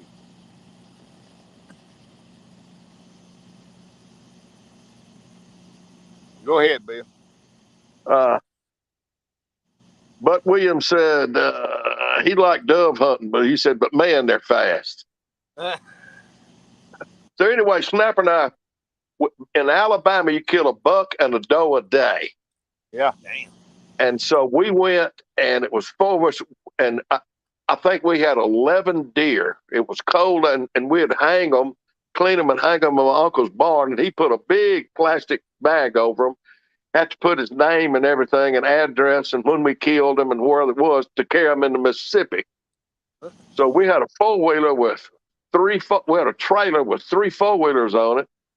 And then we had all those deer stacked. In fact, I've got a 12-point on the wall I mounted that I killed. A Snapper killed an 8-point that same year and mounted it. But anyway, we had all those deer laying on that trailer. And then my uncle would give me an old catch pen, and I had 75 quail in that catch pen, live quail. I'll be done. We pulled in a service station and was getting gas, and this little old boy worked there. He heard those quail. He walked out there, and he looked. He said, "Oh my Lord, where'd y'all get all these deer?" And you know how Snapper is. He was telling me where we killed them, and he said, "Well, where'd y'all get those quail?"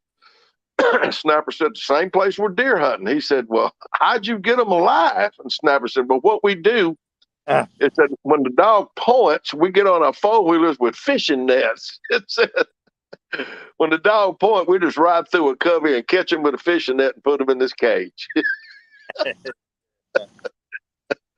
And that young fella's probably still repeating that story. He probably still is. I carried those quail home, and Chris, my oldest son, was 2nd or 3rd grade. I can't remember. I was pulling the heads off those quail and cleaning them. He was sitting there watching me, and he went inside and got his critter cage. And he said, Daddy, I want to carry one of these to school to show everybody at school. And my wife said, don't let him do that, Bill. Said, once he gets that quail in that cage, he's not going to want to let him go. So I said, well, I already told him he could, and I'm not going to tell him he can't. So anyway, he carries this quail to school, and I had cleaned all those other quail out there. He came home, and I said, well, you ready to clean that quail? He said, yes, sir. And he pulled that quail out of the cage, popped his head off, and I cleaned him. He's ready to eat. Yeah, boy. I love quail. You like them, Steve? Oh boy, do I? I never had them. I'd like to try them. Yeah, they the best wild game is them and rabbit about as good as it gets. I got rabbits all out here in my backyard. I mean, all out here. That's what me and my grandfather used to hunt. And ever since when he quit cut hunting with me, I ain't hunted rabbits since. I used to love listening to beagles on. We stomped them up. My grandfather did buy some beagles for us, but it didn't work out right. I like pheasants good. If you cut the breast out, Debbie cuts the breast out of them, and All the and she fries them off the pheasant. They're good.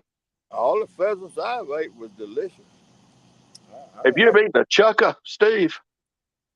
I don't think so. It's really a giant quail. Well, my doctor friend, he owns some land over in Oklahoma. I don't know how many acres he's got, and I was in their office one day, and he said, "Man, let's go pheasant and chukka hunting on my property." Anyway, he goes all over the United States. He's got some of the best pointers and field trial dogs in the country. He grouse hunts and hunts all over the United States, quail and everything else. And so we went over to his place, and those chukkas, I said, he raises them in a big pen. I said, well, man, those chukkas are used to human beings. I said, are they going to fly? And he said, well, I'll show you what I do. So he would take those chukkas, put them in a cage, put them on a side by side. He got a fish? Yeah, Catfish? we don't know. He turned it loose. I'm thinking it must not have been. So anyway, Steve, he'd take those chukkas and he'd put them in a croaker sack, Yeah. 5 or 6 at a time, and he'd swing it around and around and around and around, and then make them dizzy, set them out. Boy, when you walked up, when his dogs pointed, they were just like wild chukka. But they eat like a quail. They're good. Yeah.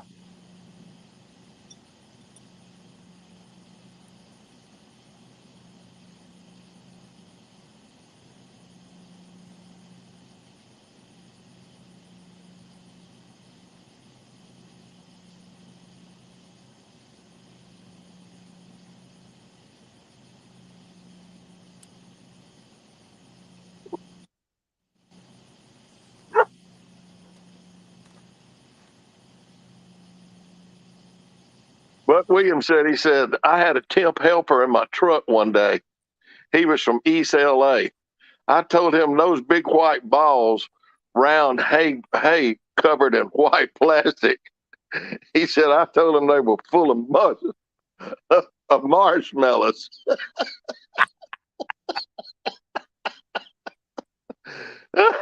He said he believed me for a little while before he caught on. That sounded like me when I was teaching school. And some of them kids brought some donuts to school one day. And I said, man, these sure are good donuts. I said, but they're not good as the ones I make at home. And they said, what, you make donuts, Coach Adams? I said, sure, I make donuts. And so I said, I'll bring y'all some donuts tomorrow. So I brought some Cheerios in a Ziploc bag. I said, you throw this in hot grease. I said, you throw these little baby donuts. I said, and they'll puff up and make they good as what you call it up there, skip, what you call them, shipless. Shipless. And I said, yes, sir. He said, that looks like Cheerios. One of them. I said, no, Cheerios work pretty good. They don't work good as this right here, but they work pretty good. Mamas and daddies fussing at me. Send them home Cheerios. Them kids have gone home and throw them Cheerios in the hot grease. You know, Dallas Liberts, he's on, Steve. Hey, Dallas. You know, in my donut shop, believe it or not, I would take those. I'd have these bottles. I'd order them, they're little clear bottles. Oh, they were maybe 2 or 3 inches tall, and about as big around as an inch around, I would guess. And that came with cork stoppers on the top of them. And I would fill it full of Cheerios and put that cork stopper on it. And my wife made these signs that said donut seeds. And I couldn't keep them things on the counter. I could not keep them. Those kids was buying donut seeds. Yeah. Up here we don't. Hunter, my youngest son, he was at my friend's house and had a bunch of kookaburras along the field out there behind there, and he had got a whole sack full of those kookaburras. He had picked them, and probably a gallon Ziploc full of those things. And I said, "Honey, what are you going to do with those?" He said, "I'm carrying them back to Arkansas, Daddy." He said, "Those people never seen kookaburras in their entire life." I said, "Really?" He said, "Yeah." He said, "I think I can take them and put them in Ziploc bags and sell them as porcupine eggs."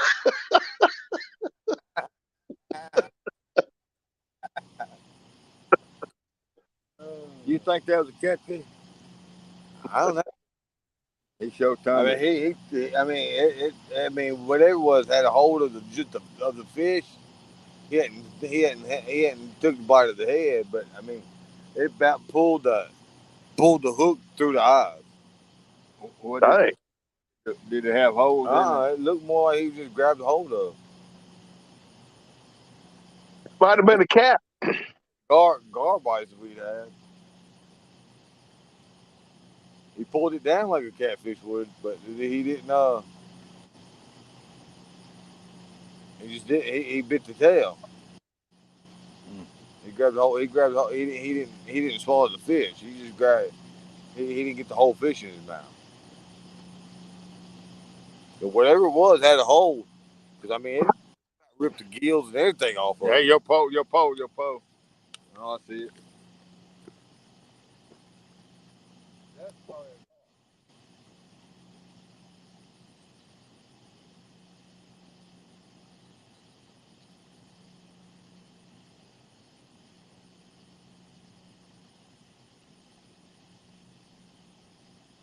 How deep is it out there, Steve? You have any idea? No, I don't. I manage 10 foot at least. 10 foot. Yeah, at least maybe a little deeper.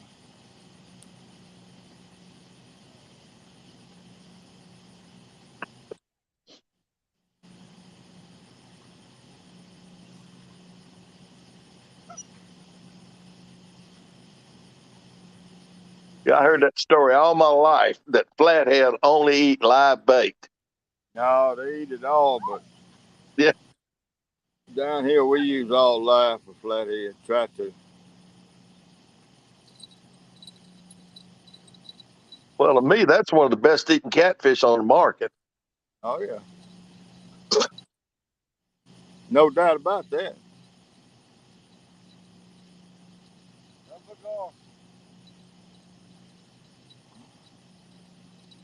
I'm afraid. I'm afraid you. You got Robin Watkins on here, Steve. Hey, Robbie.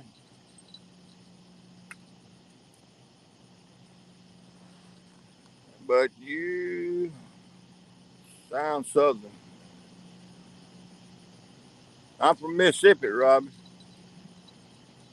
I'm in Mississippi, matter of fact. I'm in Greenville, Mississippi, Robbie.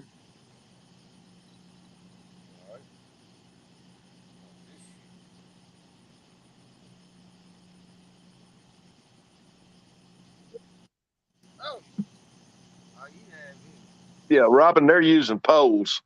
Yeah, we using rod and reel.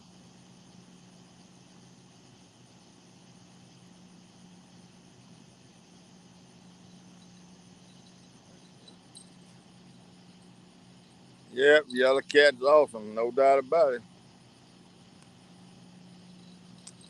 And that's kind of what we fishing for.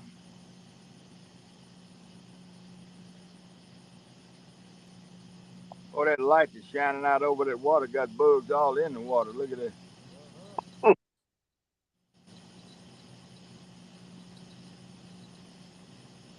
You ever brim fish anything, Steve? No, I brim fish like everybody else a little, but not nearly like everybody else. I've been crappie fishing once in my life. Really? That's all I've ever done is this right here. Yeah. JC catfish. Up and down the Mississippi River. And that's 60 years worth of it. Wow. Now I love to crappie fish. And old Snapper, he loved to brim fish. Boy, I'd come stay a week with him. We'd brim fish every day. The only time I brim fish when I was a little boy, in the bayous and ditches and things. But no, I've never done any of that kind of fish. But brim fishing? A little bit, just enough to say I've done it. I did enough to get me attached to fishing. The only reason I did it was to try to bait? catch bait.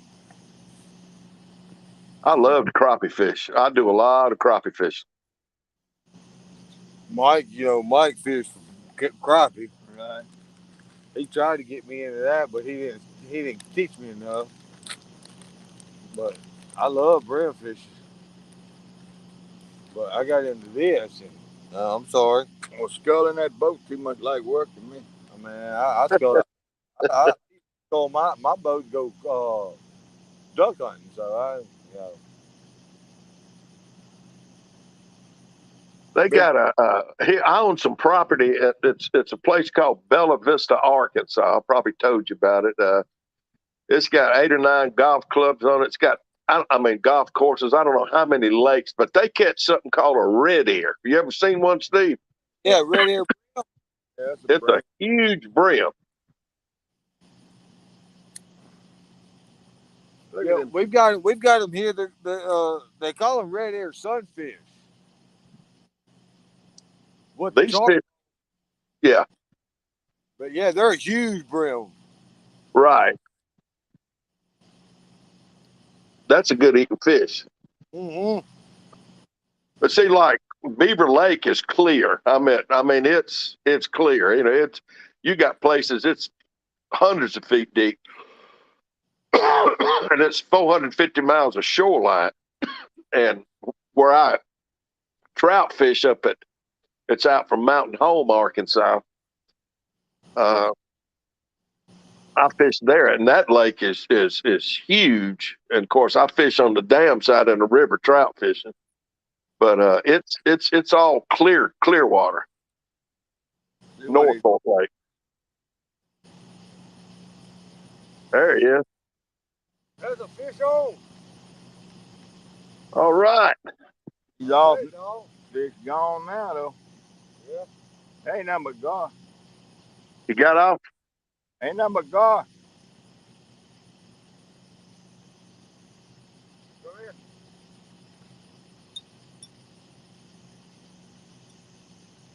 Gotta be. Yep. I don't know, Coach. Throw him back out there. I think that's the catfish. We'll throw him back out there. Put him on the hook. I am. I'm gonna rehook him. He's got full pretty good, but that's he's missing skin.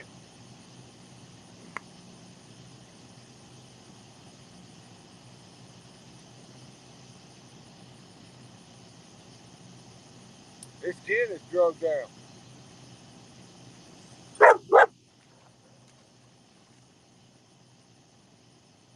You've been to Mountain Home, huh, Robin? Yeah, I've been there. I've been to Mountain Home and Mountain View.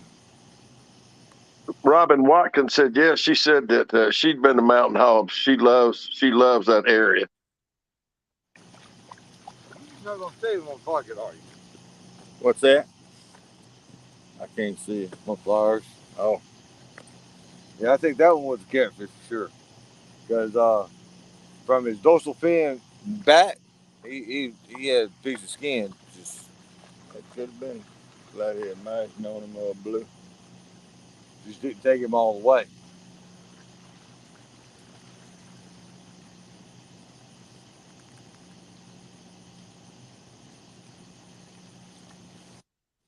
Are you from Arkansas, Robin?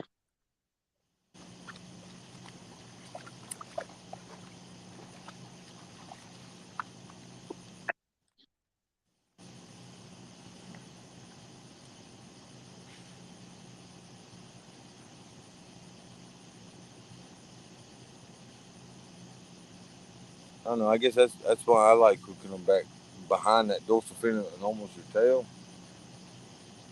Are They you seem to from Arkansas, Robin? they grab them from the tail.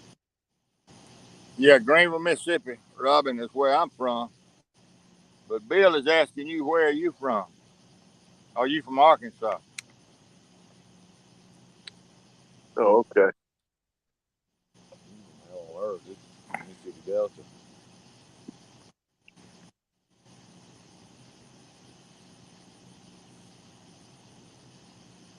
It ain't bad tonight. Pretty damn No, comfortable. the temperature is gonna fall as soon as it started falling from 95. Uh-huh. It was supposed to go to 80 pretty quick. He's back again.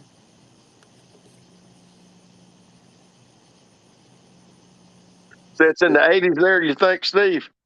Yeah, it's in the 80s, I'm sure. You know, when that sun goes down, it's not bad. Bell Chase, Louisiana. Okay. Well, Chase, Louisiana. I used to do a lot of fishing in Louisiana when my uncle lived there. He lived at Slidell. Did a lot of ocean fishing.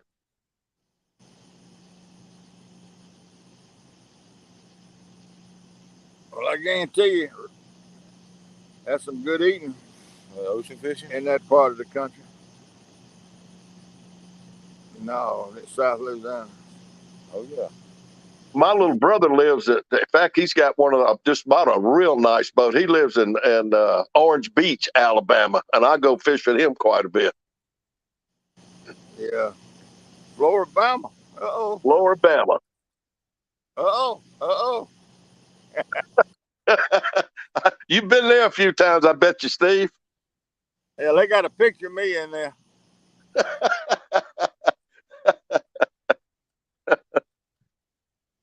I set some kind of record in there. I don't know what it was.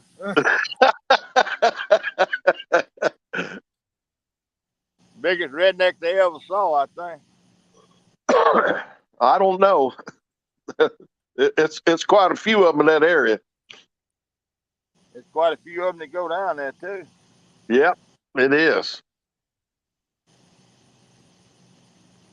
I needed to talk to somebody today from Rosedale, Mississippi.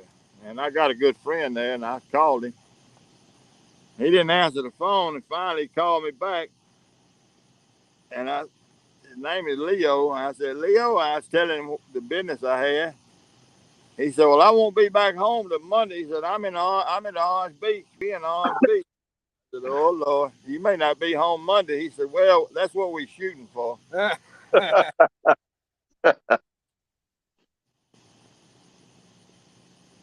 Because if I'm not mistaken, the last time I was in Orange Beach, I was with Leo. And I think we was 3 days late getting back to Mississippi.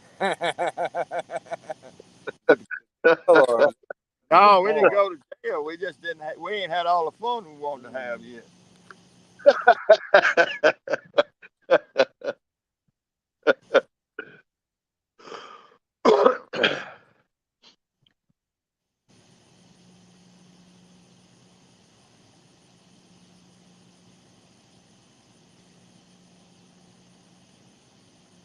Yeah, it's Robin temperature. wants to know what you've caught so far, Steve.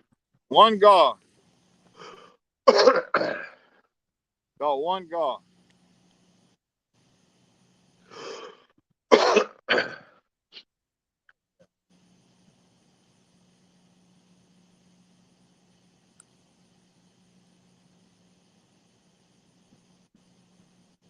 And we caught that gar 3 times. We caught him once on the hook, and Angel caught him twice by the tail.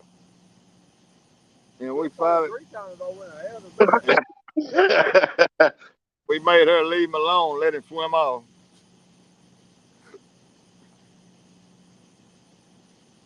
We're getting some bites, but I think it's gar. I really do. Well, that last one, I don't think it was a gar. Robin Yeah, said you need to make some gar balls. yeah, and gravy. Well, keep up with him, Bill. I'm finna go throw one of these lines out. All right, brother.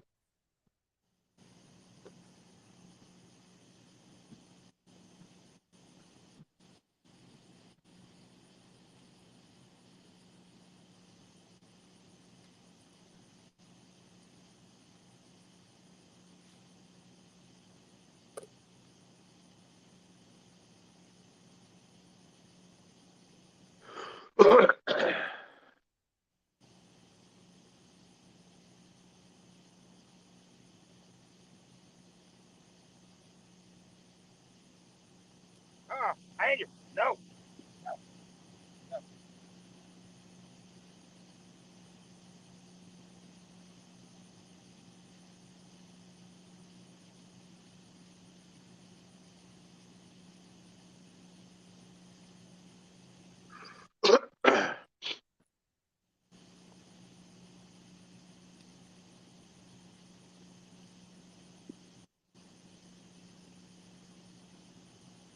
Get back. Get back, girl.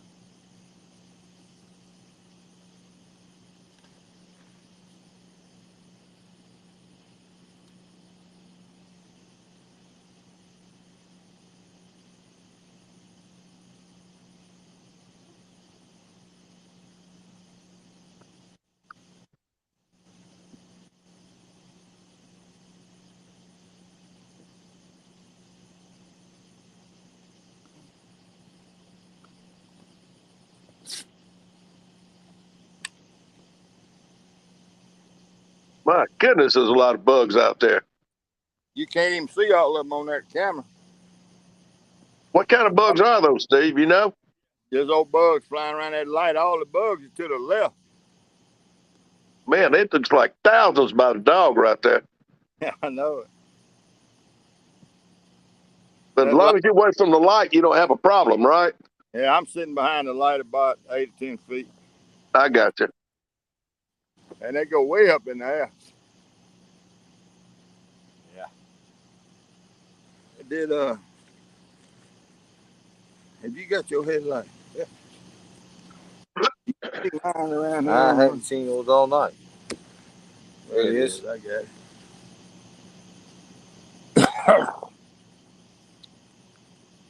Yeah, Hey, Steve Robin wants to know the dog's name.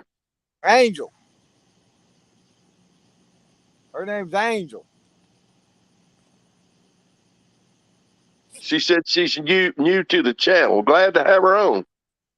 After you come. I think I've seen Robin in here before. About a month ago, maybe, or 3 weeks. Yeah, I think that. I believe Robin came in here one time before. Yeah. Stayed a long time.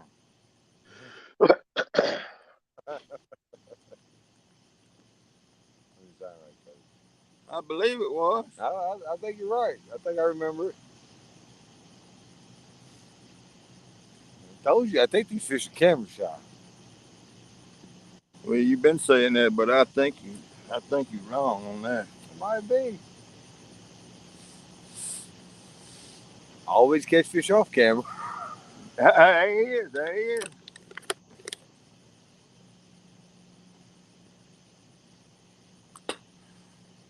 Bites like a catfish. He's fooling around like a flathead. Yeah. You still dip, Steve? I'm sitting and spitting right this minute. Do they say that have anything to do with your cancer? No, they didn't say it. Yeah. They never did ask me.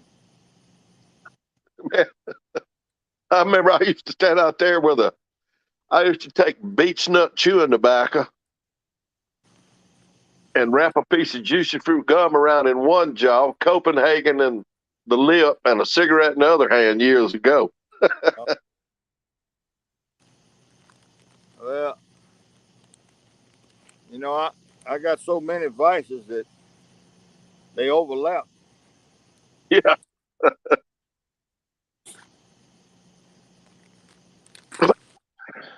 Yeah, they overlap. I quit smoking years ago, but my son, uh, when he goes to China, he'll bring me back some Cuban cigars. You can't find them in the United States but he'll bring me some back, and every once in a while I'll sit down and smoke one of those. Man, I love to chew a cigar. Chew? Yes, sir. Yeah, I've got a humidor, and I used to keep quite a few, but he hadn't been over there in a long time. They have a compound over there for their business. Yeah. But with all this stuff that's going on, he hadn't been there in a while, so I hadn't had it in a while. But boy, there's nothing like a good Cuban cigar. Yeah, one of the Indian store, Be Quick. he was telling me today in very unclear English that there's a new COVID virus out. I just okay. I don't know what you mean. No, we fish several spots around, but we fish mostly right around. What you at?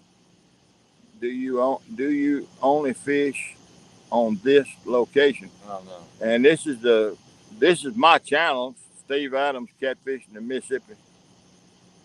Uh, this is where we do most of our fishing. I'm not quite sure we what fish the same area, but we don't fish. We don't fish right here in this spot all the time. We move around. Yeah, it's the first time we fished this spot This year.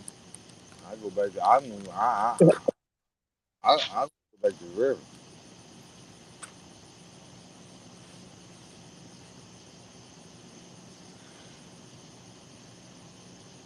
I'm really just gonna make up my mind. I'm gonna have to go out there on that damn sandbar at least once. Robin said she lived in Puerto Rico for several years. Speaking of Cuban cigars. There you go. Wow.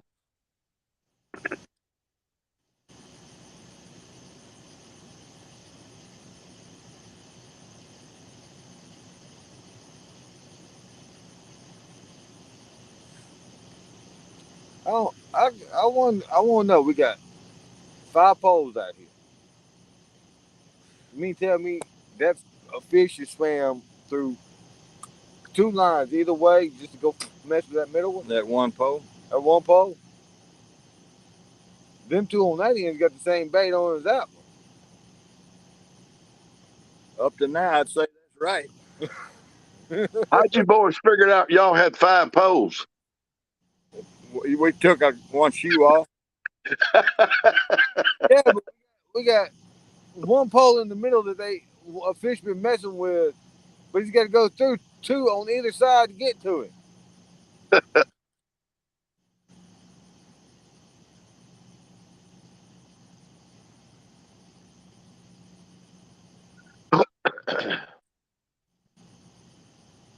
But I love it. Coach brings 3 poles and then says, "Hey, you're in charge." I'm glad the fish ain't biting. I'd like to see 3 of them poles hook a big flathead at one time. I'd just like to watch that. No. Oh, that make that any better is that the bank was wet. Robin wants to know how much weight you have on the lines, Coach. Anywhere from 4 to 7 ounces. That's all the way up and down the line, 4 to 7 ounces. I think that's all I've got on the 2 end poles, and yeah, you got 6 or 7 on yours. It's not much current right here. We're about we're about 300 or 400 yards from the Mississippi River. Turn around, you can show her that towboat. Yeah, well, if I pull up out of here at night, I'll pull that thing out in the dark. You ain't never gonna get it back in. There's a towboat going up the river out there right now.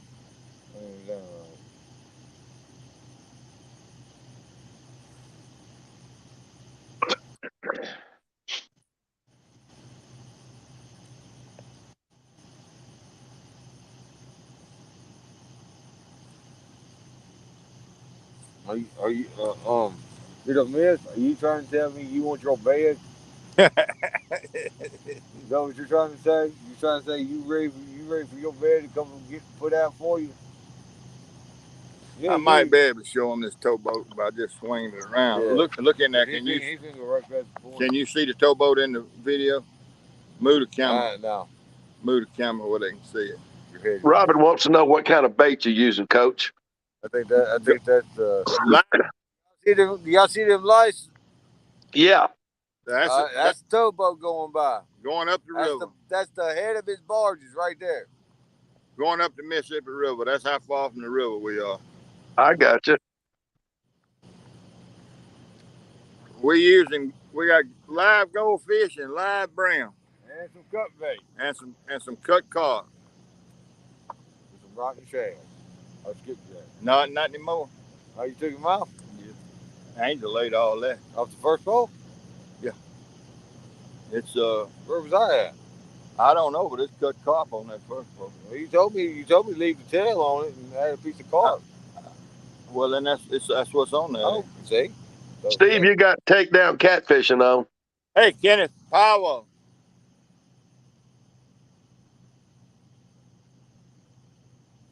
What's up, Kenneth? all right, baby. I'll go get your bed. Robin, if you're wondering why I tell him who's on the channel, he's busy fishing or sometime he can't see his phone.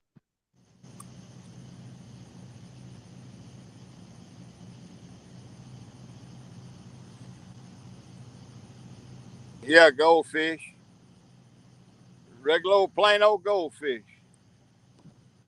$16 a pound. They went up $2 a pound on them.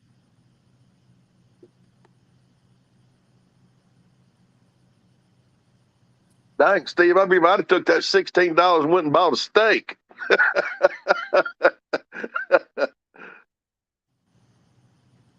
down there? You gonna put it in them bugs? No, I don't put it on so flat. You don't want to lay it in them bugs. Come on, babe. Just full. Takedown wants to know how you doing, Steve. Doing good, Kenneth. We ain't caught one gar.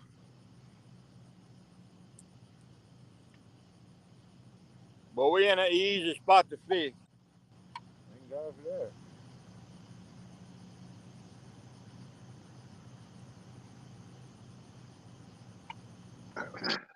What's down? He's running the spotlight. I guess they're running with it because the water's low. No, I bet it's a southbound coming. He's trying to get up in that pocket. That pocket can't be very deep. But I bet that's where he's going. He's trying to beat that southbound up in that so he can get out of the way. It probably sounds like he got hammers down. Yeah, he got it hammered down.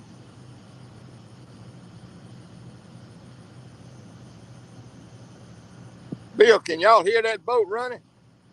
No, I can't. I can't hear it. I can't imagine as loud as I it can't is. either. And he's loud.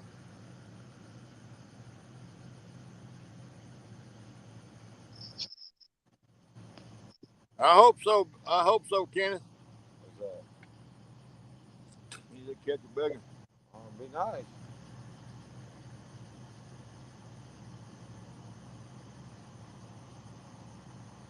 I sell for I sell for at 1.44 pounds. Of any species besides garlic.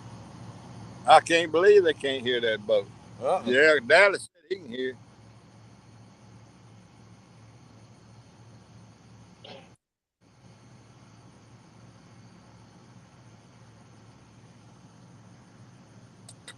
This is a good idea, Coach, but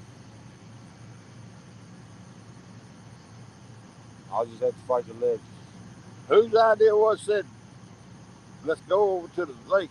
I can't fight. I guess it's kind of like a coin toss. You said I can't fight the ledges. Well, I mean, I could, but I didn't want to. All I said was it looks mighty good. Yeah, I said, let's go. Only place out here we ain't fished lately, besides the cottonwood.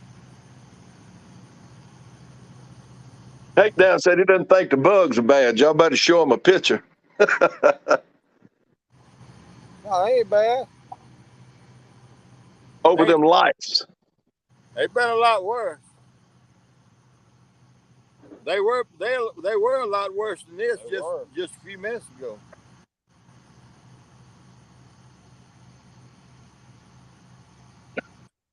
That's part of fishing.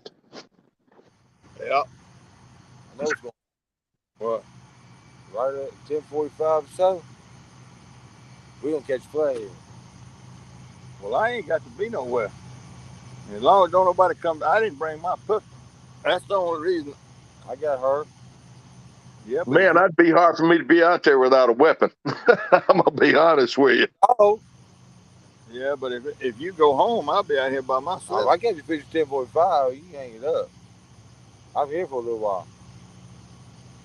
That's what happened. That's what happened. Thursday morning. I was. Now what in the world? That's a buck. Robin wants to know if that bank is really white, Steve, and she must be seeing reflection from that light. No, it's old dry mud. It's split open into them big old squares, you know.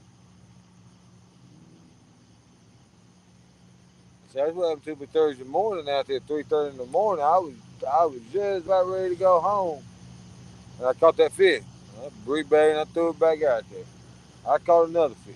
Well, hell, I'm gonna sit till I run out of bait. Be be Robin dagging. wants to know why you use goldfish, Coach. Cause it's Is it live. easier to go and getting braille? It, I can go buy them live, and it's easier than getting brim.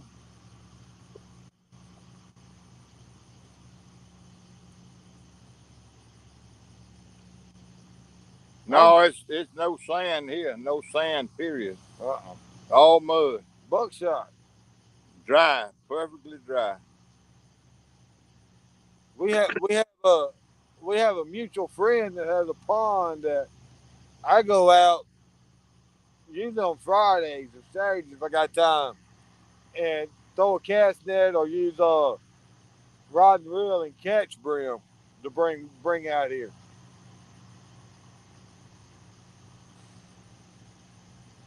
I don't understand it, Coach. I mean, I would think that they either be coming up here and feed or headed out. Well, we sat here like this before for hours, and then all of a sudden you get two or three That's fish. right. Right. I was like Wednesday night. I sat here from 10 o'clock. I got out here about 10 o'clock. I sat out there from 10 o'clock till 3 o'clock. Fought mosquitoes, everything. It looked like we need to be brim fishing because all them dead bugs out there on that water, it got to be some brim out there. Yeah, right. Robin wants to know why you don't use pogies. They just don't sell them in that area, Robin. It's Yeah, foggy. we can get pogies, and I have used pogies, and never got a bite on a pogie up What here. the heck is a pogey? It's a Really? saltwater shad or skipjack sort of fish. Oh, that's fine. Yeah, I But fished with them before. we ain't never done nothing. I put pogies on trot lines before and never. I think you call them long lines. Never caught a fish on pogie. Have you ever used soap on your trot line? I've used ivory soap. Do you know Dan Hammond? Yeah. He says that he used Mexican soap. Well, you can take that soap on full moons now. I've seen it done. I've never done it, but I've seen it done. You can take that, cut that soap in a little old cube, soak it in anise oil, and it'll soften up and soak that soak the whole trot line and everything in a bucket with Yeah, anise I hear you saying. and then put you stretch your trot line real tight on top of the water on full moons, on a bright full moon, and put that white soap on there that's been soaked with anise, and along with the trot line, the string that's been soaked with anise. And I've been with a fella that caught catfish doing that. But now, as far as me doing it, I just if I go out there and if I go to the trouble of putting lines out, I'm gonna use toad frogs or cut skipjack or live brim. what about crawfish? I've used a world of crawfish back in the day before I realized that was about the number 10 bait that I Really? could catch fish on.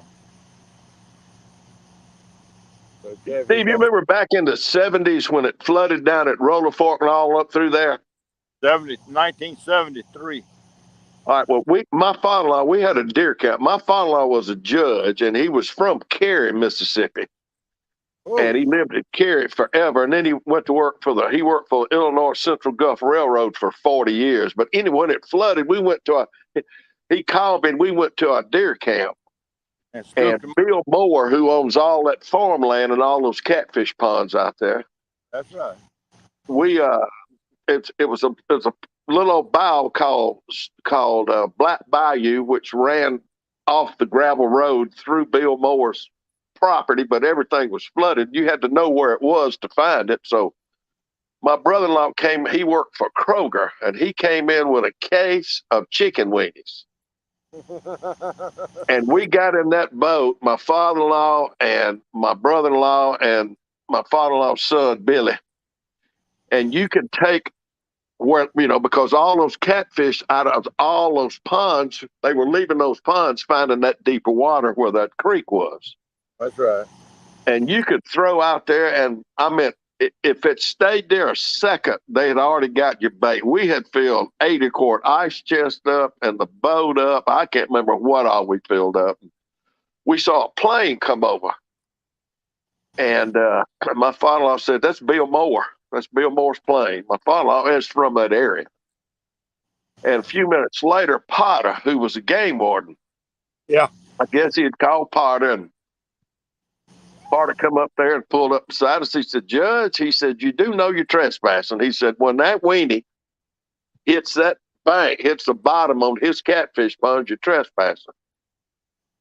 And my father-in-law said, "Well, by law, you're right." He said, "Technically, yeah." He said, "But it's are you gonna write a ticket for my bait hitting the bank?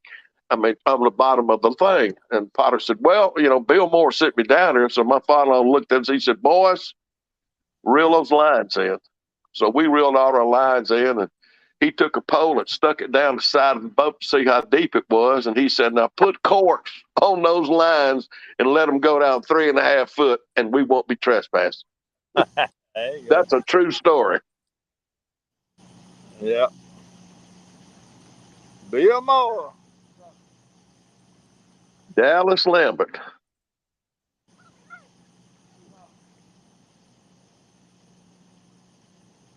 He said he remembers when his grandpa used cottonseed cakes. I remember cottonseed cakes. Used to put them in traps.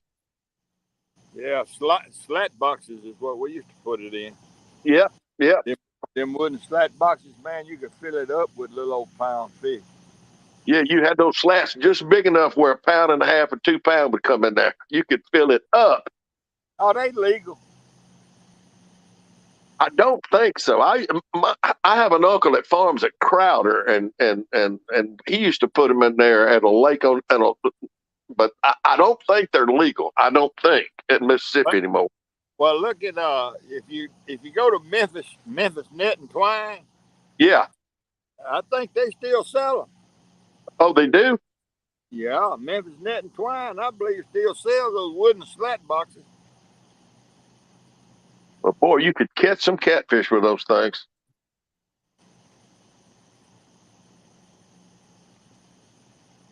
That's funny that we got 5 poles, and that pole in the middle is the only. That is strange.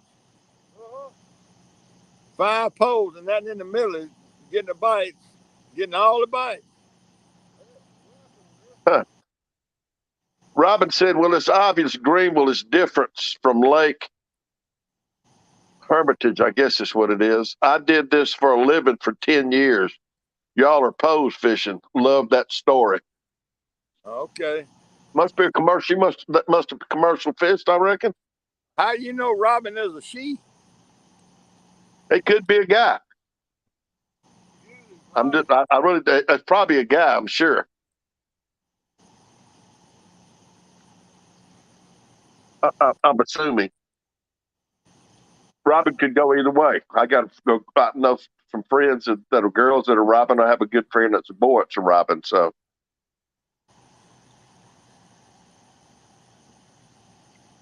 I've done a little fishing on Pontchartrain and yes, female. I guessed right. yeah. Robin, you probably don't remember it, but I'm pretty sure you've been on my channel before. I don't think you remember it, but you sure have. It ain't that long ago. It ain't been that long ago. Robin, you ain't you're not in partaking of some of that firewater, are you? And don't remember. She's already asked if y'all been popping tops. Oh, Not us.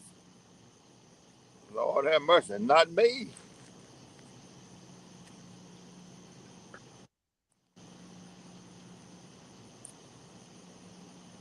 Well, that poor little old goldfish on that middle pole, he got to be having nightmares. That little got to be having nightmares. He's thinking his world has come to an end, which it has. Yeah. He's been scared alive.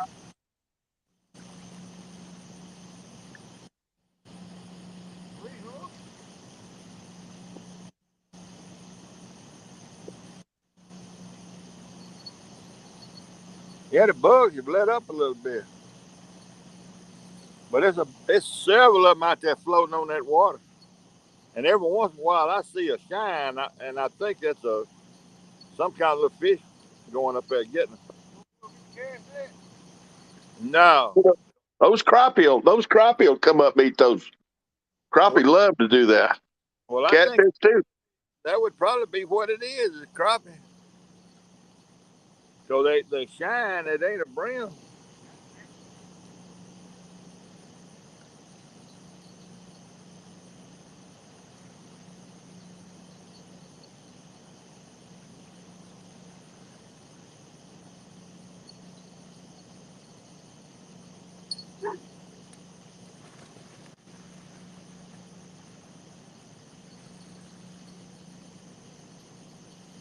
Come on, Angel, get back out of there. You get over there on that island, I don't know what we're gonna do about you. Come pick up. Come pick up in the morning. Yeah. I've done that a many a night with a coon dog. You know Bill Calloway? I do not. He was bank president for Trustmark, I think. And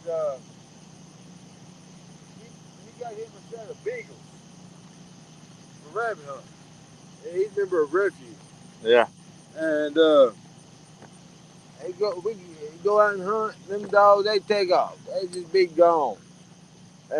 He never see a rabbit, never see a dog. And Sound like he had a pack of deer dogs he's rabbit hunting with. They were, I don't know what they were, but we never saw any rabbits behind it. But yeah, he take his hunting coat. That's right. And just lay it right there where the truck was parked, and go on home. Come back 3-4 hours later. They be sitting right there on his jacket. That's old hound trick. Now, let me tell you, I'm gonna tell all these folks that it's 15 people, 14 people in here. I'm gonna tell you the coolest thing I ever came up with.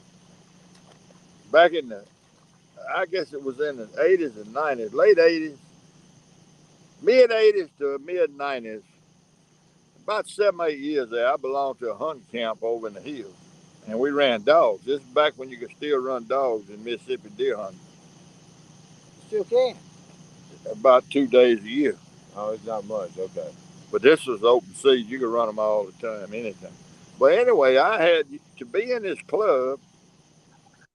It was you paid your annual fee plus you had to have at least one running deer dog. Huh. Really?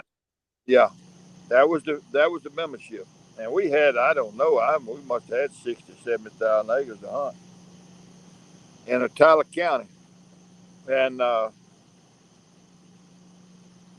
when I went over there and hunted, me and Reed, my oldest boy, went over there and hunted. Reed was Reed was a lover, and we went over. I had a good friend that was over there, lived over there, and he invited me to come over there. And I think that I forgot, but I paid the daily, the guest fees to hunt. And he had a camper parked there at the clubhouse and all. They had places set up for campers. And he had a camper set up there, and we stayed with him. And about 12 o'clock every night, we'd have to get in the truck and go riding looking for deer dogs.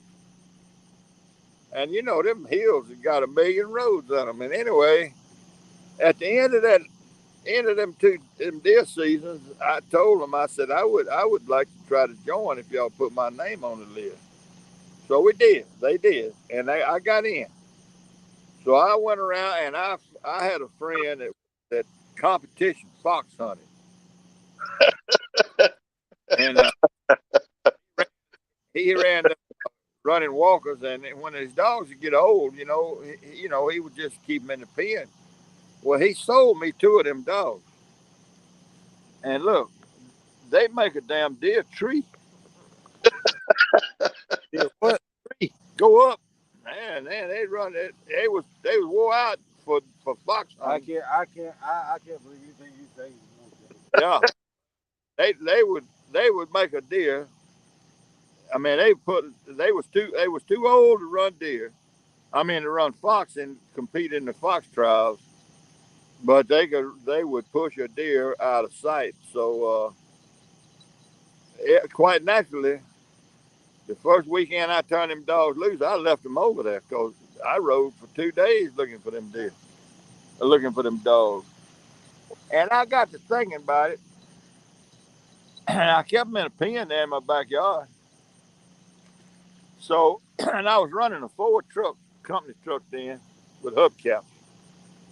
So I put some rocks in them hubcaps, front hubcaps, and they'd rattle going down the road, and especially when I go slow, they'd be rattling, rattling. And anyway, when I pull up at night, eating coming home, I'd go out there immediately and feed them two dogs and my coon dog.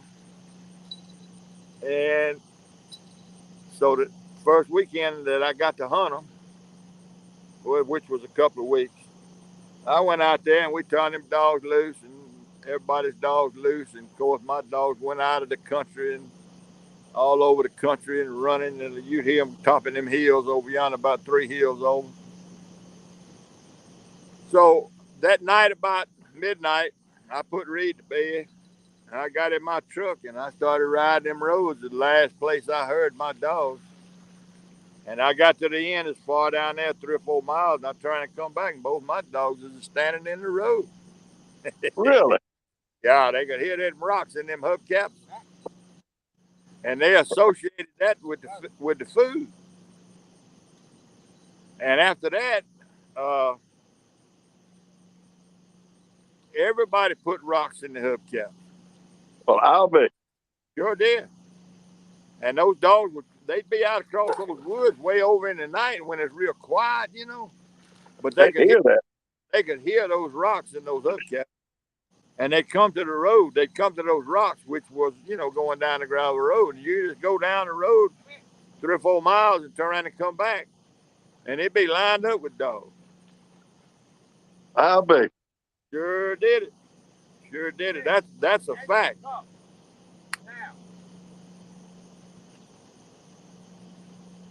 Angels we, out, angels we, out there under the fishing pole.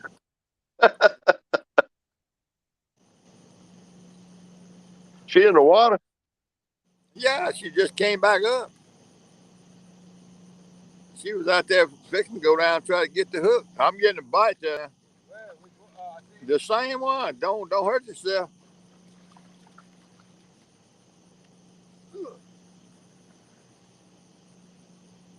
Is that a gar?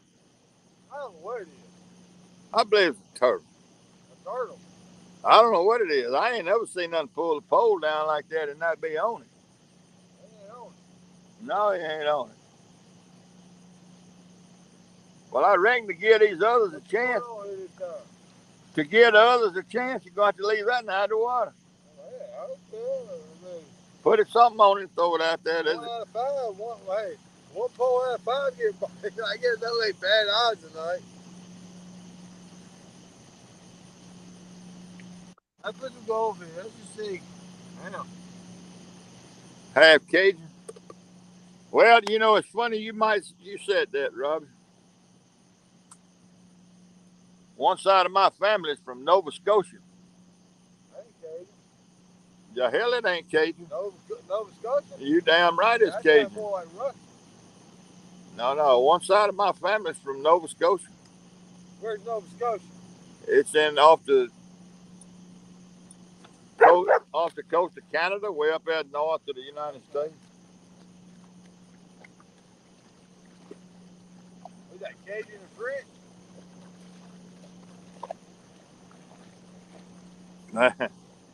Yeah, well, Robin knows what Nova Scotia and South Louisiana have in common. What's that? Well, that's where all the Cajuns came from. What, Nova Scotia? Yeah. I thought Cajun, okay, I must be thinking about Coon. Coonasses, Cajuns, and mulattoes. That's all three different species, but they mixed. I must be thinking about Coon. They all mixed and became the same thing. But the Cajuns came from Nova Scotia. Cajun is a short French word for Evangeline. For what? Evangeline. What does that mean, That means Evangeline is where all of the French-speaking people from Nova Scotia went around by boat and went into New Orleans. Oh, okay. Sit and listen, boy. I'll learn you a bunch. Dallas wants to know if Angel got any more skunks. Not lately. Any more what? Skunks. Uh-uh. Not lately.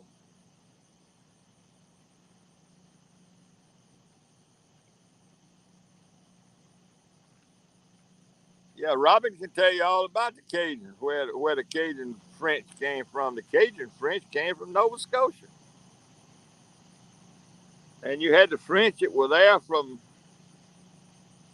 in the swamps, and the Cajuns, Yep. the Evangelines that came around from Nova Scotia when they were exiled from Nova Scotia to the Church of England, exiled all the Catholics. And that's where half of my family came from, is Nova Scotia. So in a roundabout way, I got a little Cajun in me. No, you trying to say you little Coon or something. No, Coonasses and Cajuns, two different groups.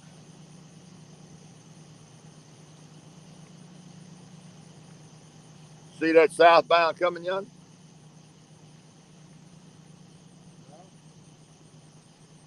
I see his light shining up over the trees over there. There you go. What? I'm talking to the. Robin is giving them a history lesson. I made a short out of it. She may make a long.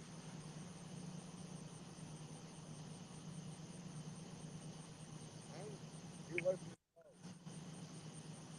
away from this pole. Move. I don't know that name now, Robin.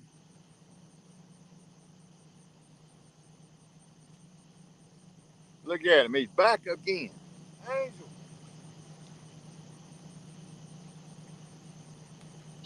Same critter getting the pole. Now I don't know whether that was Angel hit that pole or not. No, I don't think she hit it. She hit the second pole, but she didn't hit the middle pole.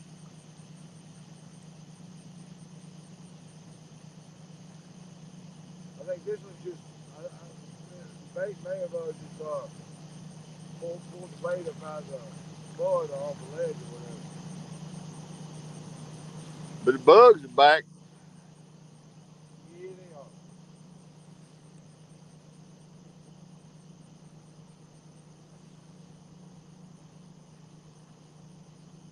are. Yeah, and I don't know what you're talking about, Kenneth, but you're looking up at the port. All those lights up there, that's the port of Greenville. That's looking kind of east. That's up in the port.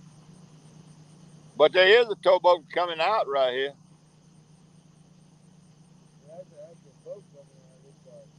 Yeah, it is one coming out. He's doing something. I don't know what he's doing.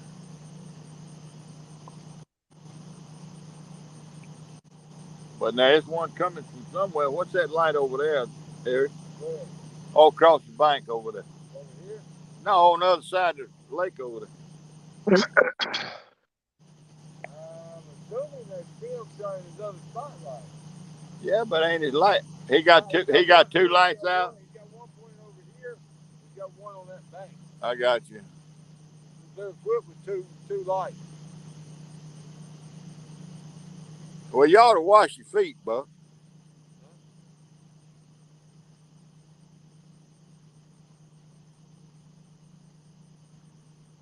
Buck said he's Blackfoot. I said he need to wash his feet.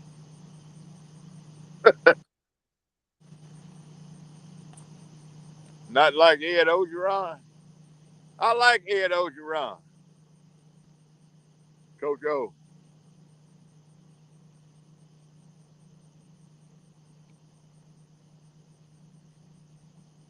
Hey, Bill. Yeah. Find out from Robin if she's an LSU fan. And if Robin, she says, are you an LSU fan, huh? and if she says she is, give her a hottie toddy.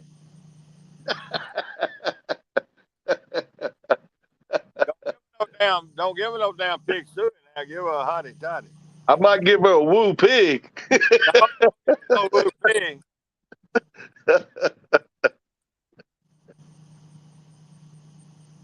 Oh, yeah, she is LSU. Well, hottie toddy, gosh almighty, who the hell are we? Hey, flim flam, bam bam. Ole Miss national champions, by damn. Woo pig.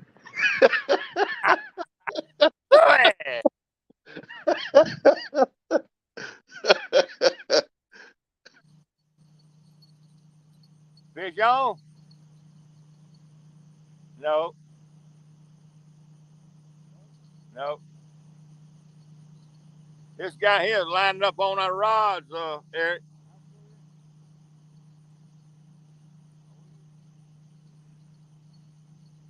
He's going to try to cut them off. You got somebody that close, Steve? It's that gum towboat that's coming out of the lake. That's going to be fun. Other pole.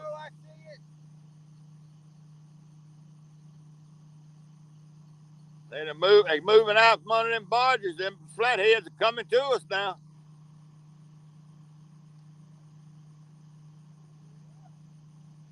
Get him, Angel. Oh, he cut his light out. He can't see where he's going.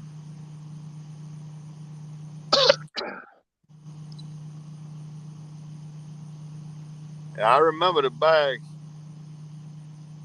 I remember what Tom Benson did to Archie Manning down there too.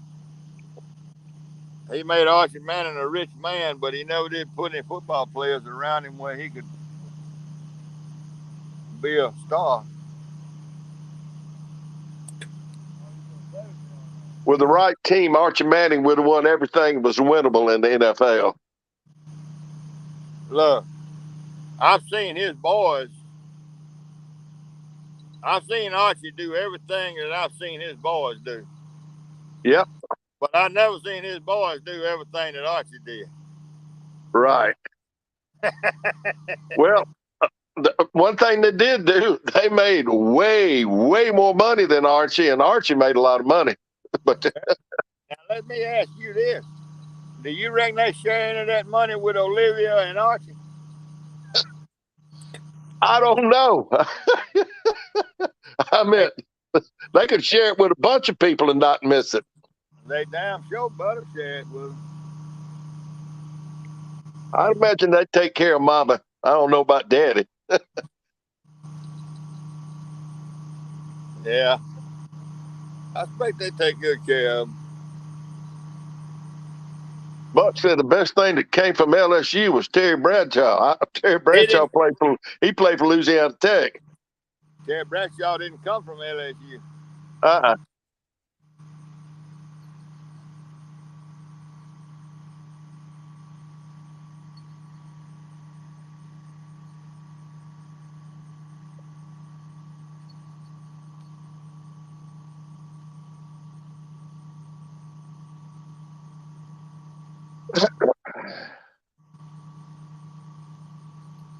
How long do you think Ole Miss coach gonna stay? Which one? Football coach. Kiffin or whatever his name is. Yeah. I heard he tied up with a couple of them little cute cheerleaders over there, and he's thinking about buying another home. He's a He got wild one. he's gonna buy another. I don't know.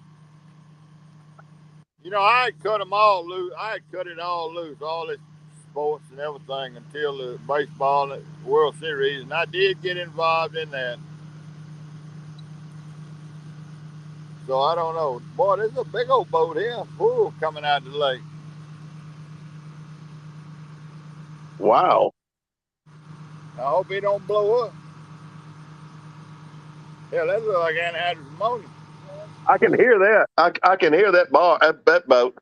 Yeah, he's right there. I could throw that little rod and hit that red light, I think.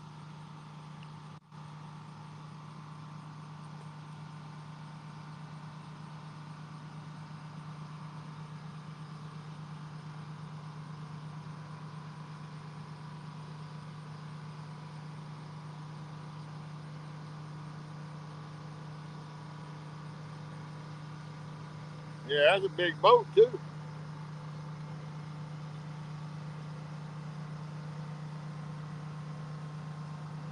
Now I guarantee y'all hear that one.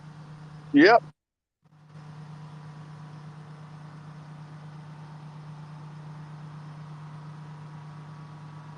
There's not a whole lot of other than Hovis building tugboats on there anymore. It's Steve and Grable. Man, I can't hear you right now. I heard my name. All right.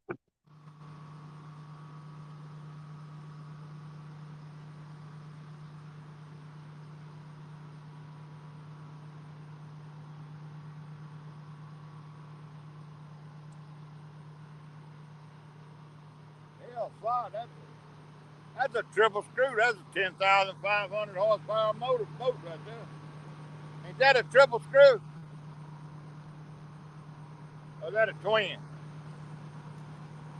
No, I believe it's just a twin. He's probably 6, 7 tons.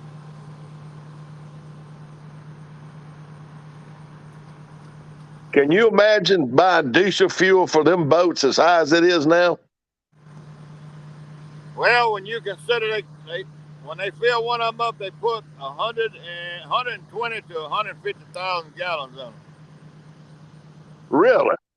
Yeah, the whole hull of that boat ain't nothing but a fuel tank. The bottom of those tugboats, Yeah. they ain't nothing but fuel. 100,000 gallons. Goodness. Hell, they don't stop until they need it over 100,000 gallons. They have to fill about every 2 weeks. Yeah, they fuel up about every 2 weeks. At $5 a gallon. Well, it ain't hard to figure. Woo. Are you keeping up with chat? Yeah, I'm still watching it.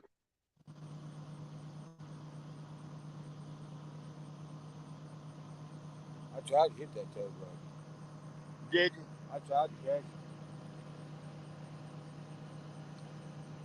I missed him by about 20 yards. Yeah. Well, I tell you what, that was a big boat be up in there. Yeah, just be pushing 4 barges, 2 barges. I think that looked like an anhydrous ammonia. It was. But he's headed back somewhere to get some more. Look like. You know, like when I worked for Kirby, the biggest boat of the fleet pushed a unit, 2 units of 6 barges apiece.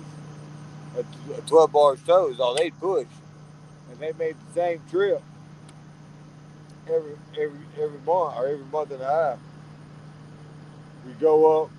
We started in Baton Rouge, Louisiana, and we go up to Louisville, Kentucky, and we would start dropping barges at Paducah. And we just dropped 2 or 3 barges all the way up to Louisville. When we got to Louisville, Did somebody pull up here? come here. Come. What's that light? I see headlight. Huh?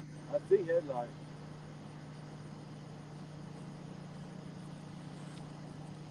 And come here, right here. Come here. Yep. Y'all got company? We think we do. Sit. Oh my goodness. Sit. Y'all better be careful, Steve. You're in Greenville, Mississippi, you know. Oh no, this little angel of mine. She been cut up. Well, don't just hold her. I got it. They'll either leave or come down here. If they come down here, you ask them what is their intention. Yeah, listen, there's more coming behind them.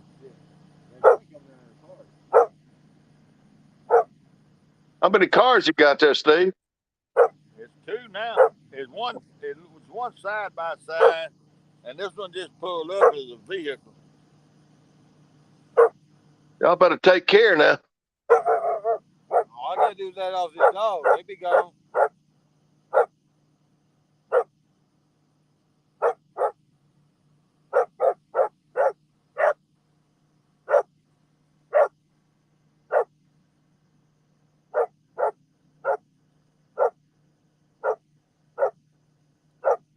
Well, that until turn around and leave. They was late getting to the party. How'd they get down here with the gate locked? I know the guy like we do. You said they're on a side by side? That was a Jeep, Bronco. Well, what is that sitting right up there? Where? Is that? No, I can't let go of a dog. Is that your truck sitting there right in front of your truck? What's all that shining? Is that the front of your truck? That's just the lights on your truck shining. Where? Right by the front tire of your truck. Yeah, that's just that's probably a reflection of this light. Okay. All right. Shining back up there. All right. Well, that I don't know. Robin said it might be the KKK. Well, they in the wrong place. I ain't into no meetings tonight and burning no cross. No. No, you ain't going nowhere. Right here. I'm like a buddy of mine that's back in the 60s when we was coming through high school and early college. He joined the Army, ended up in Vietnam. Next time I saw him, we was all at the airport grocery in Cleveland. Bunch of us drinking beer and cutting up. I was married by then. And somebody said, Rodney said, when you got back home, have you joined the church? Have you done anything besides just drink? He said, let me tell you something, buddy. He said, if it be my luck, if I joined the church, they'd go on a damn crusade. He said, I ain't joining nothing. And I've remembered that since the 60s, man. It'd be my luck, he joined the crusade, he joined the church, they'd go on a crusade, and he wasn't going to join nothing.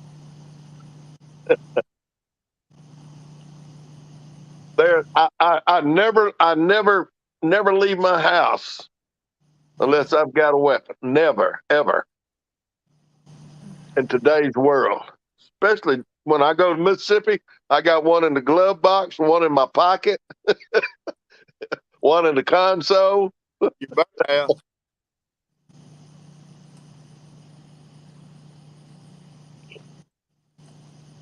You know, and I don't know about Mississippi, but in Arkansas, we've got open carry law. You can carry a weapon on your seat without a permit.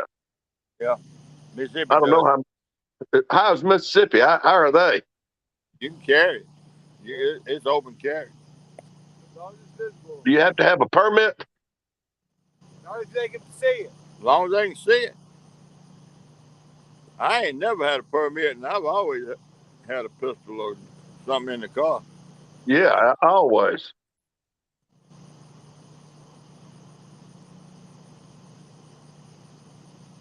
They'll ask you if they pull you over at a license check or something. They'll ask you if you got a weapon, and I tell them, hell yeah, I got a weapon. I got more than one. And you know, it's my constitutional right to have a damn weapon. Shit on. And I'm Absolutely. and I'm gonna be just as frank about it as I can be. And they write me a ticket, and I'll pay it. But hell, that's my constitutional right to protect myself. You've got that right. Exactly. And I do not ever want to shoot anybody. Oh, me either. I can't think of anything worse than shooting somebody. Maybe stabbing them. Maybe stabbing them. But no, you know,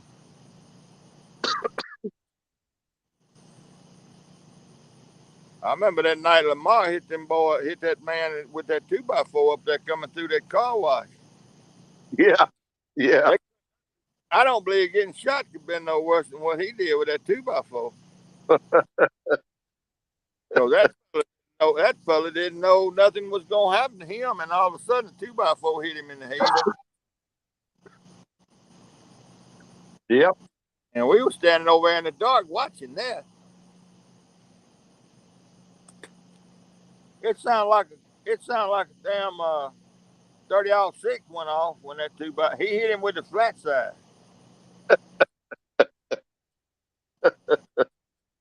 Where's that bolt, Doug? Okay.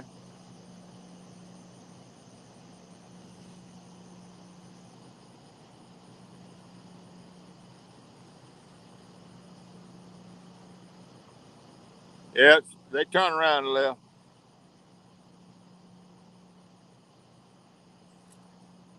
Well, good. They're having a big soul music festival here in the park tomorrow. Oh, really? There at the park. Yeah, in the park. Yeah, they do. They have several concerts a year out here in the park. It ought to be rocking. Yeah, I imagine there'd be some pretty good music.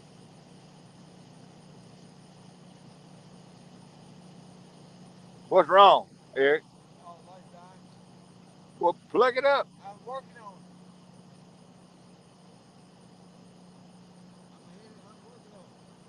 You got Eric busy. His light is dim on him. He got to plug up to the generator. Do Some you green. pay him by the hour or by the night, Steve? Do what's that now? Look at yonder. Do you pay him by the hour or by the night? Oh, yeah. Hey, you're too late, Angel. You're supposed to bark when it happens, not after it happens. He got bells on the end of his pole, and he could hear the bell ringing when he was down there, but he couldn't see it. He got out here almost to plug the lamp in, the wire in his pole like the wind. I threw straight up.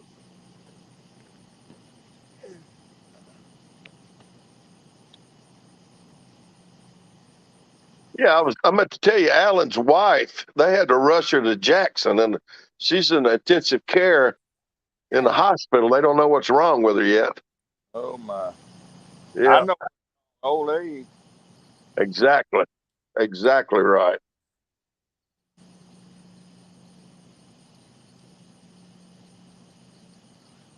Did I ever tell you about Alan and the sunburn when he got sunburned?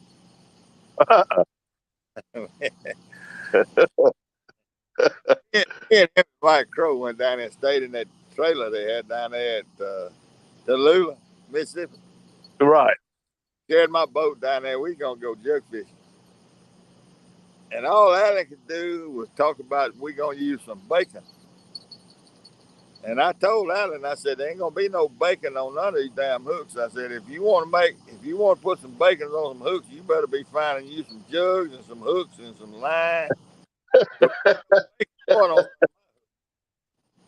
None of these jugs I'm bringing. And so the whole time we was out there fishing, he bitching about not putting no bacon on none of my jugs. Well, that first afternoon, that first Saturday, we caught enough fish. We had a nice fish fry. Hell, we had fish left over. I ate fish Sunday morning. Well, Alan had on a pair or khakis or something. I don't forgot, but they was long. And there was a rip on him right above the knee.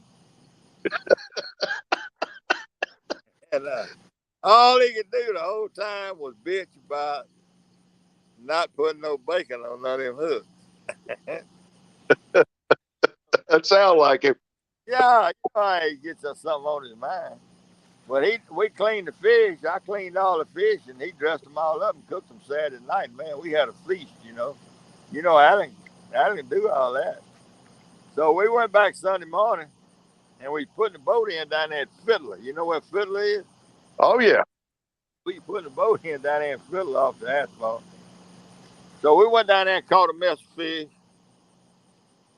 and floating them jugs down the river, caught all of them. We come on back, and we was back at the trailer over there about dinner time, about lunchtime. So I told them, I said, if y'all want to dress these fish, we'll dress them and split them up right here. If y'all don't want them, I just carry them home and clean them. It's up to y'all. And Alan said, well, I can't hardly walk. That's true. Crow said, I ain't cleaning no damn fish. That's true. I said, we had them on ice, you know. I said, well, I'll clean them in the morning, tomorrow, this evening when I get home. Then we done run out of everything to drink. Surprise. So we in my truck, and we get to Marsville, and Alan said, ho, ho, ho, ho, that store is open right there over there. There's a little store out there on the highway. I know exactly where it's at. It's closed now, but it was open right out there on the highway. Right. Well, I'm going to go ahead and get us some beer. And he come back out of there with 3 big old things, tall cans of damn Coke 45. That was room temperature. Oh my goodness. And I said, man, I don't know, Alan. I don't know if I can handle this. That cutoff you go to Grace. Well, that's where I threw mine out in the road ditch. I asked them did they want it. Crow did already this out. Because Alan paid for them. But I threw mine out when we turned off to go across the Grace. And when we got Alan, I carried him home, and he was limping. He couldn't hardly walk. And Crow said, what's wrong with you, Alan? He said, I can't hardly walk, man. He said, my leg is stove up. And Crow's going to help him up. And Crow said, well, what's wrong? He said, it's right here by this. Pull that tail back and look. And look, he had a blister right there at that tail in them pants. Waving that boat, that sun shining through that tail. He had an L-shaped blister off of his leg in the L. Wade had about, I guess that's about 6-degree sunburn, man. I don't know what it is. He said, man, you got a blister right here. He said, I do. And I got out and walked around there. I said, damn, Alan, you been walking around out, been sitting right in that boat for, all them hours out there in that hot sun with that flap on them khakis open. And cooked his leg, man, right above his right knee. I'll never forget it. Funniest thing, I was working at Sears, and I was closing. I had to close the store that night, lock everything, close store up. So Alan said, well, as soon as you get off work, I'll be there. We'll head to the camp. I said, well, I'll have all my hunting stuff, Alan. Anyway, so I loaded everything up in the truck, and he pulled in Sonic. We got 2 of them Route 44 Cokes. Hold on, Bill. I will, as soon as he gets through, Robin, I'll tell you my recipe. Go ahead, Bill. And so we ordered 2 of those Route 44 Cokes, and I was driving. Well, Alan reached back there and got a half a gallon of J.W. Dan. And he poured about half his Coke out and filled it full of J.W. Dan. And I said, Alan, I better not driving like this. He said, I'll just put a little bit in there, Bill. So he put a little bit in mine. And He said, "What we gonna stir them with?" Well, he reached out and picked up my hunt knife and was stirring his drink. When he did, it slipped out of his hand and went through the bottom of that cup. Oh man, So Alan had to hold his finger on the cup now he wasn't gonna lose. to keep it from leaking. So he would turn that cup up with both hands. Yeah. So we get all the way to the deer camp. And we walk in the camp, and Alan's shaking his hand because I guess that cold ice has been on that finger the whole time. And somebody said, "Alan, what's wrong with your finger?" He said, "Man, that finger is drunk." There you go. Hey, all right. Let me tell you, Robin. Let me give you my recipe, and I'm sure it's the same thing you do. But I take the fillets and I slice them. I get all the red, brown, everything, all the brown out of them. No blood, no dry blood, and I slice them paper thin. I keep a rock right there with my knife, and I sharpen my knife, and I cut and cut, and then I sharpen my knife, and I cut and cut, and I cut slice them paper thin, and then I soak them in beer and mustard,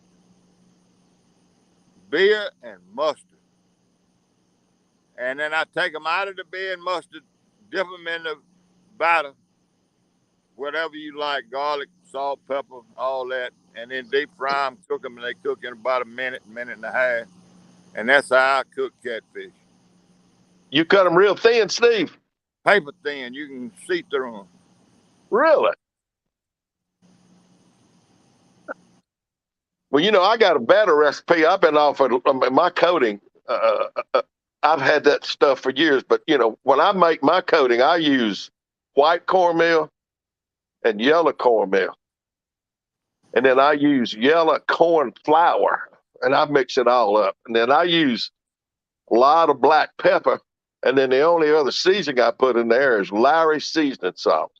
Yeah. Well, I use a lot of Zatarain for the bottom. Yeah, I like Zatarans. I use the Zatarain. I use Zatarain mustard. They got a Zatarain mustard now, and I use that on top of the mustard that I soak it in. Yeah, Well, my it's good. CP's eaten it before. wife likes her fish. She doesn't want any thick pieces either. And I fry mine in peanut oil. I've got a cooker like you see in the McDonald's that they cook French fries in. Oh yeah. I've got one of those that's been turned over to propane, and I put 1 5-gallon bucket of peanut oil and another half a 5-gallon bucket. That's what it takes to fill that cooker up. Oh, that much. Well, peanut oil is the best now. Yep. If we have it, I use it. But if I don't, I just use regular old canola oil. Well, I went to the theater where they got these 5-gallon buckets, and they buy butter. It's full of butter when they get them, so they're food grade buckets. Yeah. And then I've got a filter that I use on my cooker. About every fourth time I cook, I filter that shortening down into those buckets and put a top on it, because you can keep it a couple of years as long as you filter it and don't burn it. And don't get it too hot. Yep. What you see? I'm down here watching the pole. No, I use shining the light like you saw it. Chuck Corn Rings. Hi, Private Adams. Yeah, that's He good. He lives up in outside of Memphis. Oh, yeah. He one of my metal detecting buddies, fishing buddies. You look in the dictionary under sorry, and there's his picture. Damn, you throw that lighter in a hell of a spot.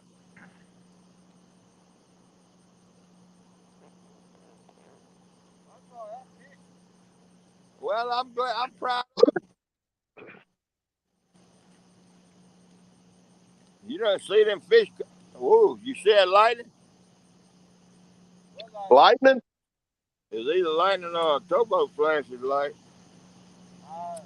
Boy, I wish we'd get some rain here in northwest Arkansas. Man, it's dry.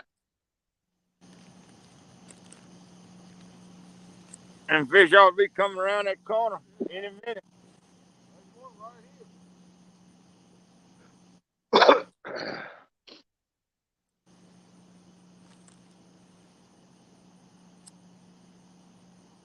Chuck wants to know if you caught anything, Steve. One gar. One gar.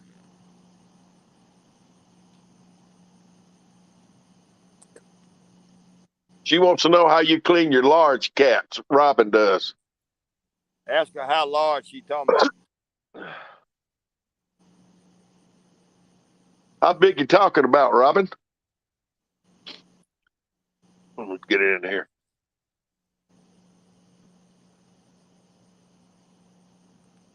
I've eaten catfish. I cut my fillets.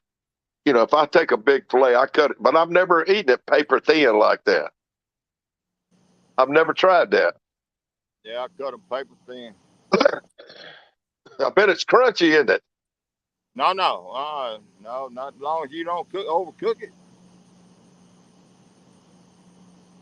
Well, can you taste the fish for the batter cutting it that thin? Oh yeah.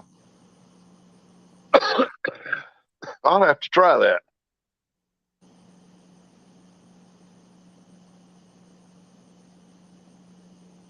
I'll tell you what. You ever eaten at Mendorf down at Manchac, Louisiana? I don't think I have. Well, it's right before you cross right after you leave Hammond and I can't think of the name of that town, but you're going across the swamp. It's between Lake Moultrie and Lake Pontchartrain before you get to La Place. Right.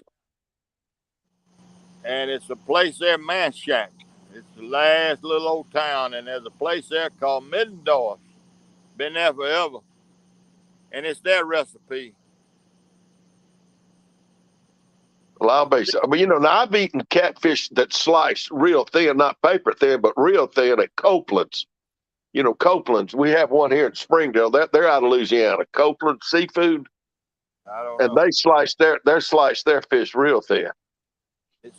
She said 6 to 8 pounds. Yeah, yeah. Anything from 20 pounds on down, I do them all the same. I do all of them the same. And do you freeze it like that, paper thin too, Steve? No, I always just clean them up pretty good. The fillets and freeze them in water. Right. Then when that's when I clean them up and even more and get all the brown out of them. Right. There ain't no off taste when I cook fish. There ain't no strong taste nowhere.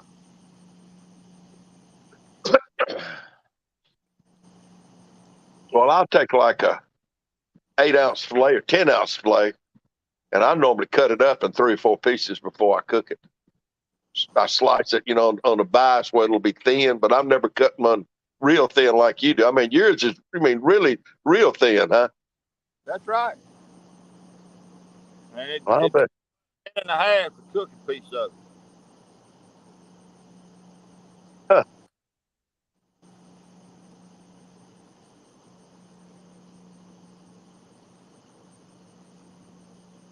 Yeah, she knows where Middendorf is. Yep. That's the best catfish I've ever eaten is cooked at Middendorf. And they cut them real thin like that too.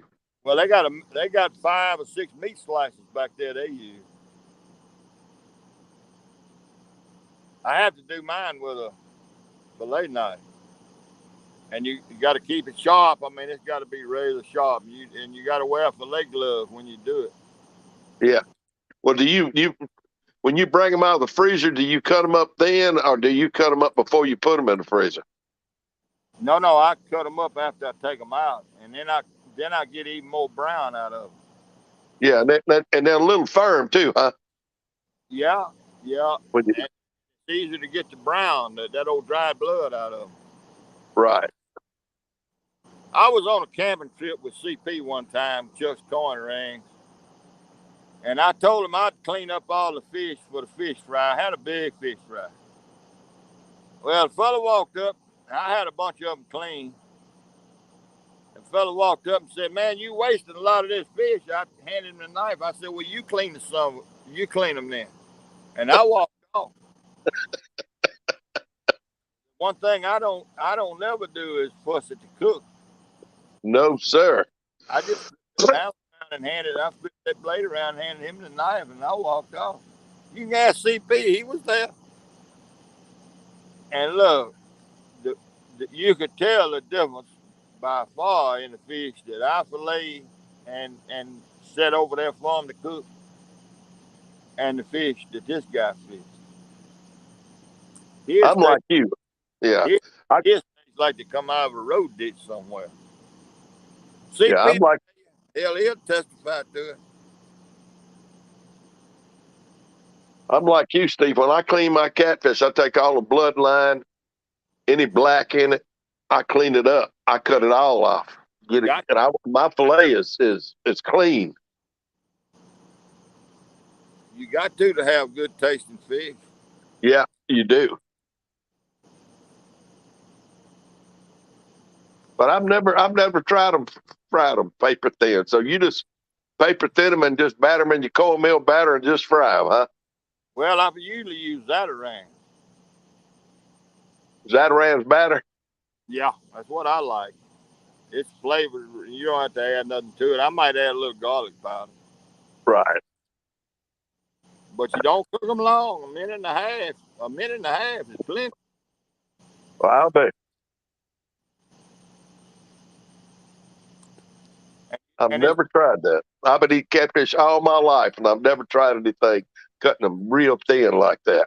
a lot of work now. It's a lot of work, and it takes a while to catch up. To get where you can put some out there on the plate Right. for them to eat.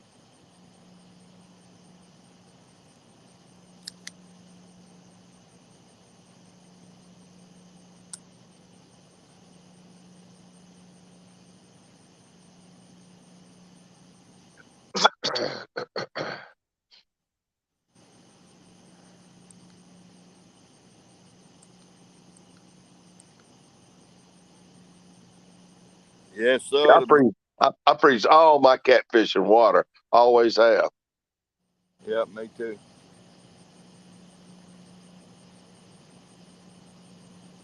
Me too. Has your clock run out yet? Alarm going off on the phone? Yeah, is it going off? Yeah, I don't know. It's thing right there. Oh, I don't hear it. It ain't going off. 10:48, Steve. You got a few minutes left, Derek. Hey, I'm getting a bite here on this carp now. You getting a bite on that one pole. You gonna have to handle the car.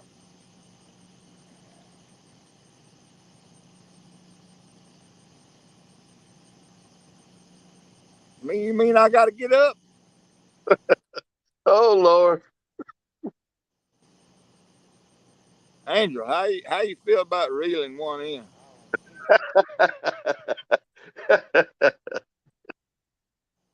This first pole, Ah, get out of there. what she? you getting bites on both poles down there. And you ain't got up yet.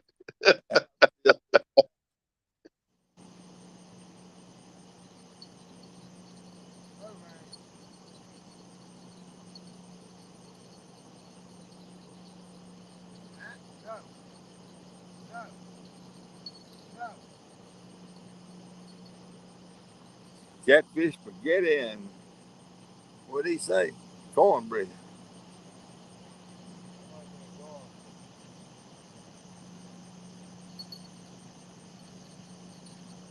Blaine Adams looks like a lot of action. Hey, how you doing, boy? That's my youngest son.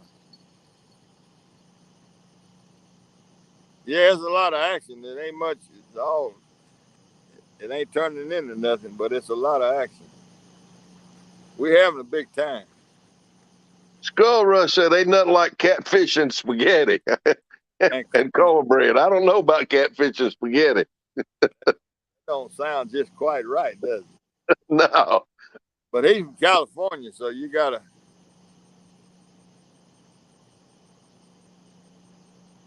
Chuck said one he cuts it 1/4 inch thick.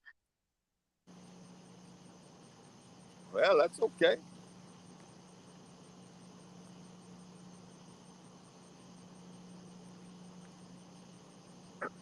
But I have never thought about sliced paper thin. I'm trying to think. Can you still taste the catfish? But I guess you can. You could.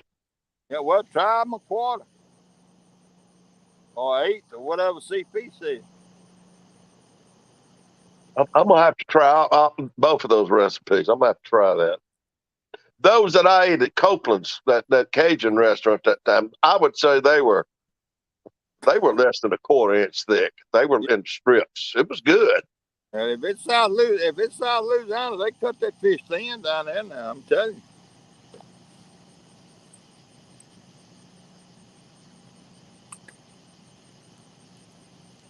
And some ketchup and horseradish. Lord, that must. And some hot sauce.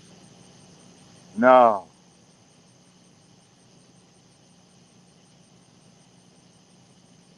Skull Rush said a restaurant down from Glen Allen that Avon serves it. I guess is what he's talking about.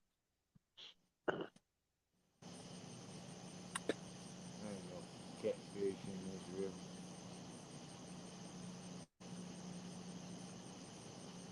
My wife and I will be married 50 years, October the 21st. And I said, what we going to do? And she said, well, what do you want to do? I said, well, set something up, honey. We got to celebrate. It's our 50th wedding anniversary because we ain't going to celebrate another one at 50 years.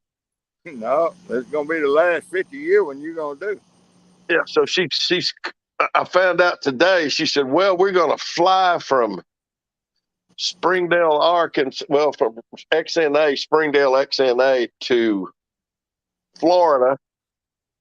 And then we're going to catch a cruise ship out of Florida. And we're going to be gone 9 days. We're going to go to 4 different islands in the Caribbean. Uh-oh.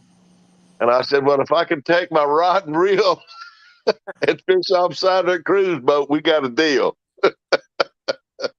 Well, that'll be fun. You ever been on a cruise, Steve? Hell no. I can't swim that. And that ain't all. You've never been on a cruise ship? No, ain't going on one. I told Kay had something lined up like that about 7, 8 years ago. I said, if you want to go cruising, we'll go up here and run up the river to Memphis. Man, I went up. Debbie and I went 4 years ago. We took one to Canada. We took one to Alaska, stop at all Alaskan ports, and up into Canada. I like it, man. I like it. That might be a little bit different, though. I'd like to do the Canada trip, Alaska trip. Man, I ain't going nowhere. I'm right where I'm going to be. Yeah. Old school. Well, that's what they claim. It's like my daddy my daddy had Mark's Beverage there for years. And they wanted him to fly. Well, asked him would he fly to the Gulf Coast. He said, I'll fly if you let, as long as I can drag 1 foot.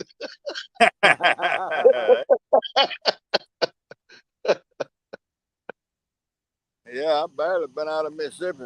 I've flown one time. I ain't never flying again. I ain't much of a fly. I've been all over this country and I've seen about all of it I want to see.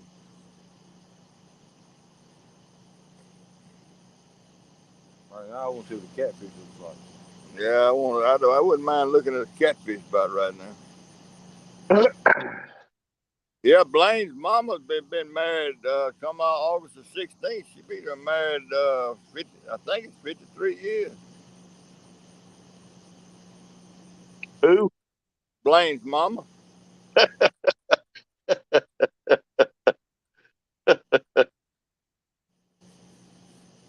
Somebody asked Debbie, said, how long y'all been married? And she said, well, I've been married 50.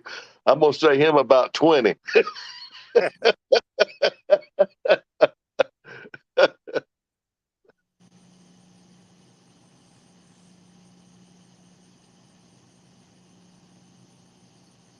Man, that last cruise ship I was on, boy, they got good country music, bands, There you go.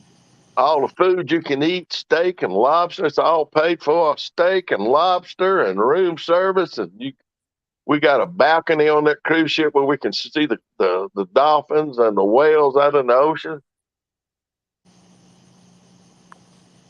Blaine said I barely been out of Mississippi. Well, I want to know. I may I may have barely been out of Mississippi, but let me ask him this: who brought him a whole sack full of vegetables? Because he can't raise the damn thing.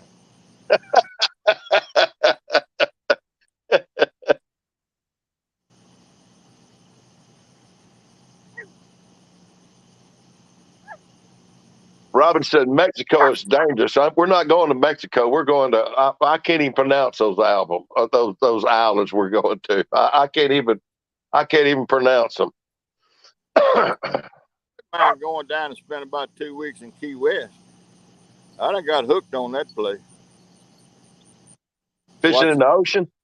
no Duval Street. All them honky tonks down there in Key West, Florida. I'm too old for any of that stuff. Well, I ain't too old. I mean, I can go in there and listen to the music and watch them Yeah, shake the tail feathers, yeah.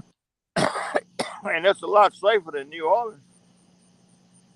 You know, Kay and I used to go to New Orleans every summer. Oh, really? Oh yeah, stayed down on Bourbon Street. But you'd always stayed right there on in the French Quarter.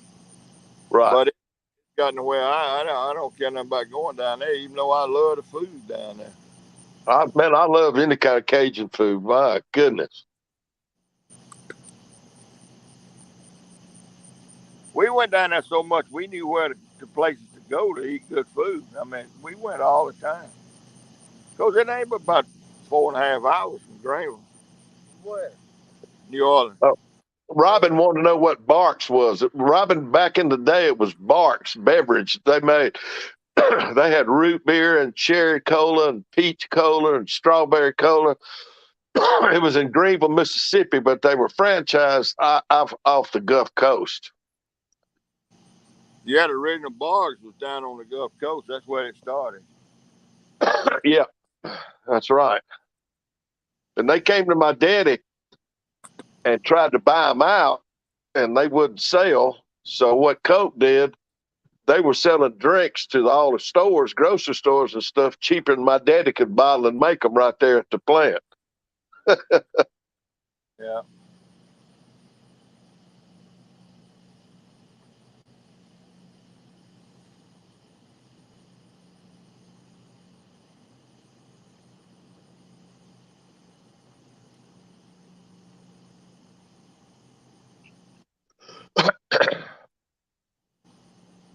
Bugs are back.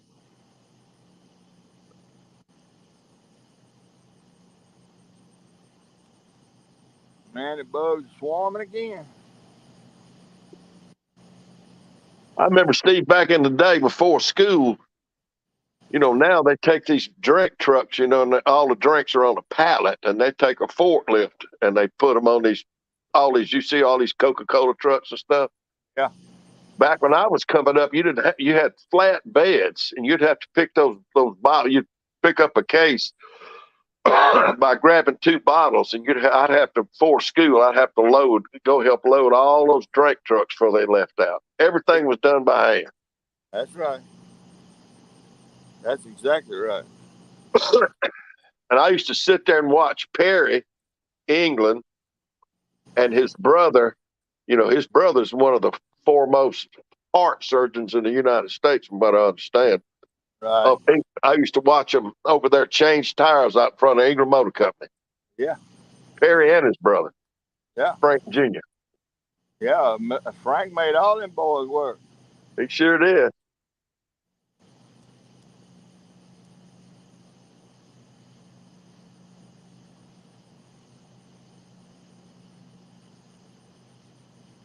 Robin said Flagstaff and Dixie beer. What kind of beer did you drink, Steve? Budweiser. Budweiser.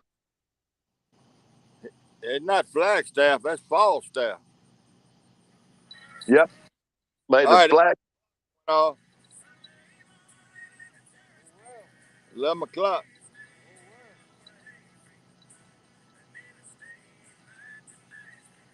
Yeah, Falstaff. Yeah, my daddy was with Barks a long time, Robin.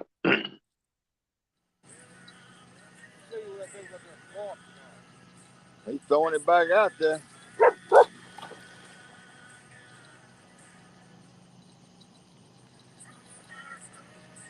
Well, I reckon I better get up and check my lines. I ain't had no bite in a while. Damn, I'm stiff.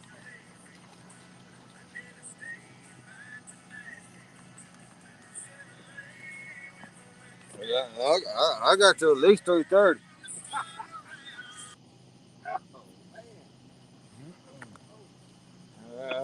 Hey, what you keep doing? You keep calling me saying young legs and all that, right? I don't have to have 12 hours of sleep today. I only need about 4 or 5. But I just had a pull down. My alarm went on. I ain't going nowhere. Get back, girl. Come here. The old bitch still alive. Look like it.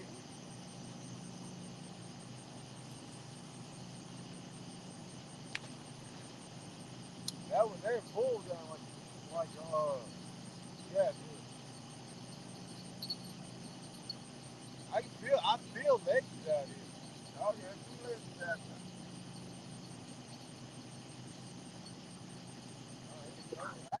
No, no, no. You're right, look at that move, coach. Behind. Some folks say good, some folks say bad.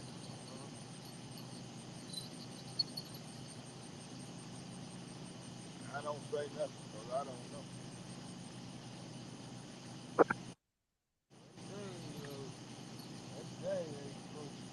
Robin, I still think Coca-Cola still sells the Barks root beer in certain areas in the South.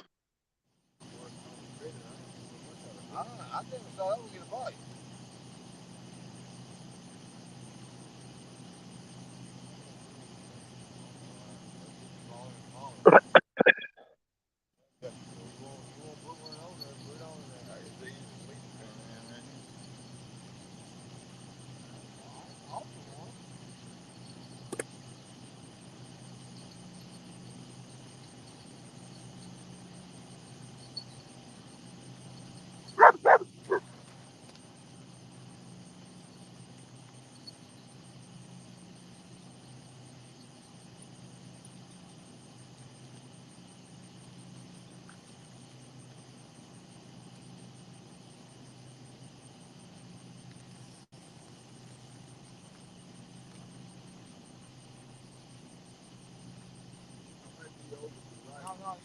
No, I'm gonna play.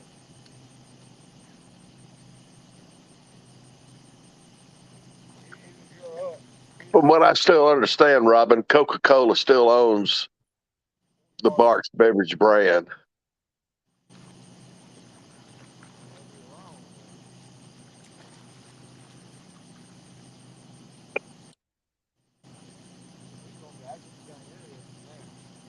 What's that?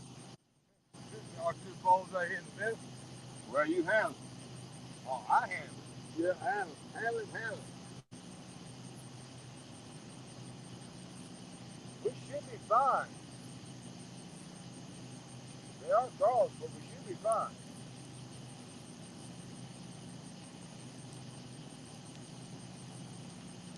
All right, brother Steve, I'm gonna head out. I know that little grandson's gonna have me up about 6:30 in the morning. Wait a minute, Bill. All right.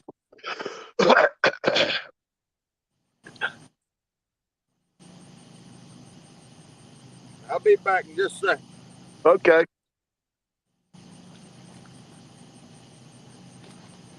Ah. All right, you got to go. Yeah, my little grandson's gonna have me up about 6:30 in the morning. I know for sure. Thank you for coming up and emceeing. All right, buddy, man. Look, y'all take care, be careful, and catch fish. Everybody on Steve's site, appreciate everybody coming in. Enjoy talking to you. We'll see you. Robin's heading out too. All right, bye, Robin. Thank you for stopping by, young lady.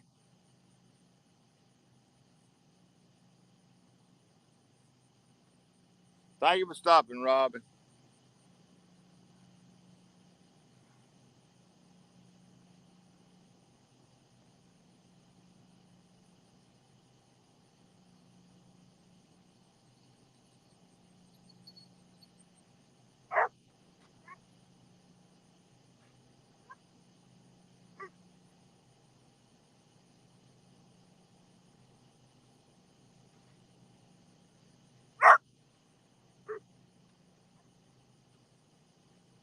All right, there's the link. If anybody else wants to come up, you're more than welcome.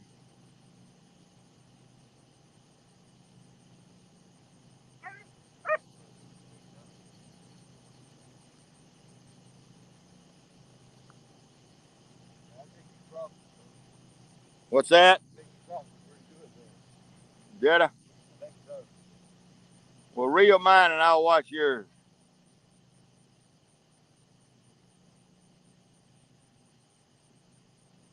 I think it's good. Yours not. Yeah, when we raise it up, you're up past. Yeah, you look good. Just we catch a fish, we got to try to pull him this way. All right. Well, I might be able to get up one more time. One more time. I'll help you.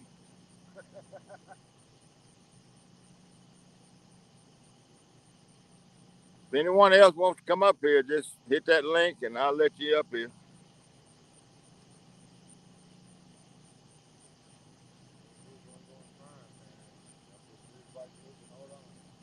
CP, Blaine, come on up.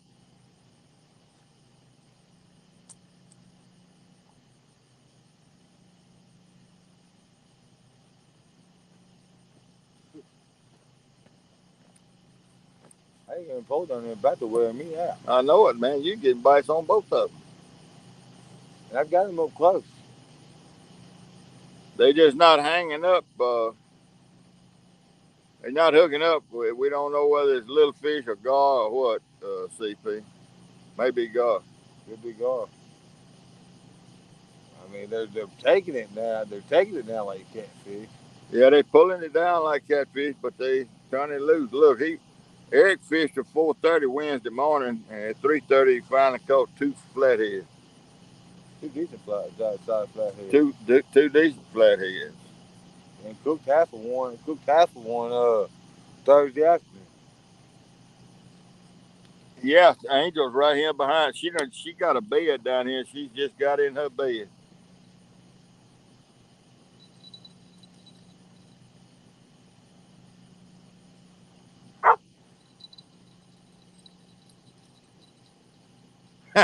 He got bites on both posts. He's got a fish on right there for a split second now. We're gonna see. No. Do I need to? He wants the net? No. He got off? He got off. That's got to be gone. Got to be.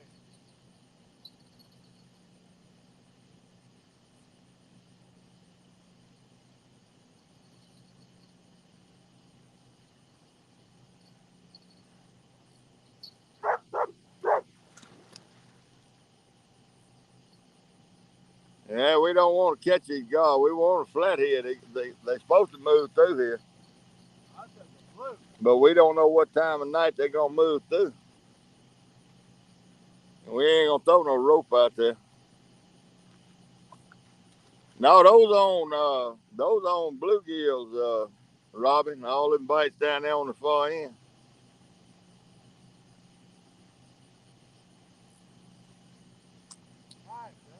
They're going to keep on, and I'm going to get me some piano wire, and I'm going to start lassoing all of them.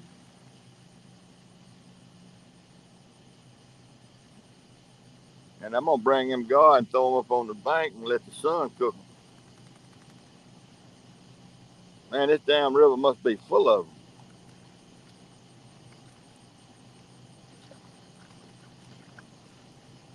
Dallas, I think you are. I believe you're a moderator. Keep that. Where's JBT? I missed him. Hey, JBT. I think you're a moderator. If you can, keep that link moved down through the chat where if anybody wants to come up here, they can.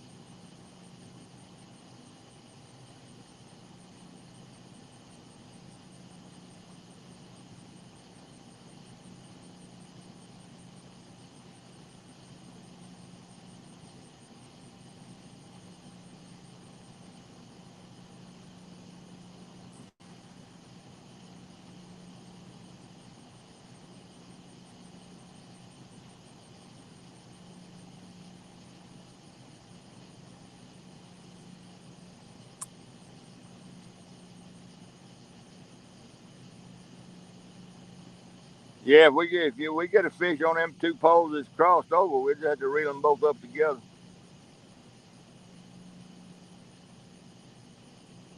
We got to get a fish first.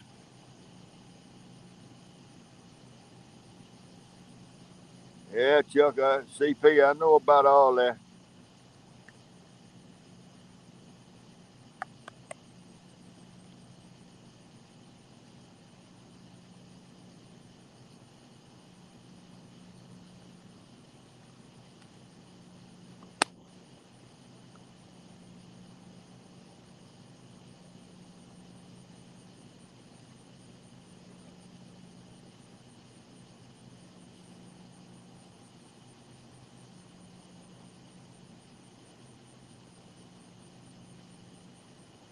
I don't know. Them gar been moving out of here.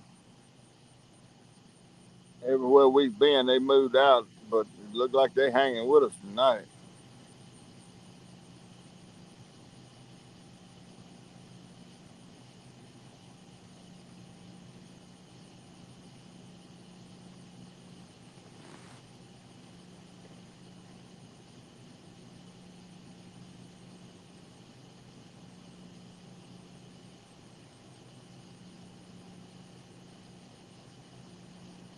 And this first pole got that old cut carp on it.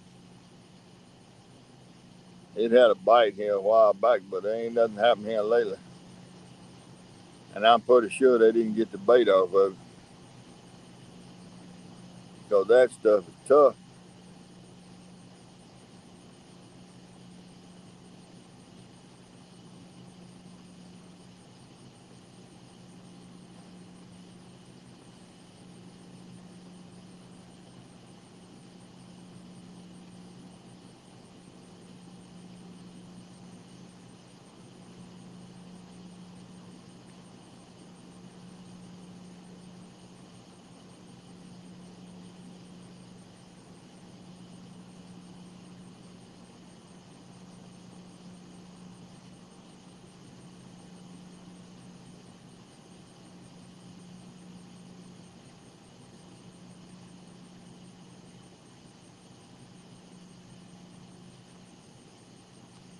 CP, why don't you come on up here and help us out?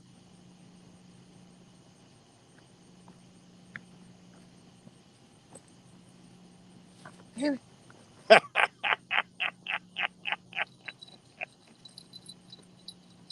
that's got a fish. You got one?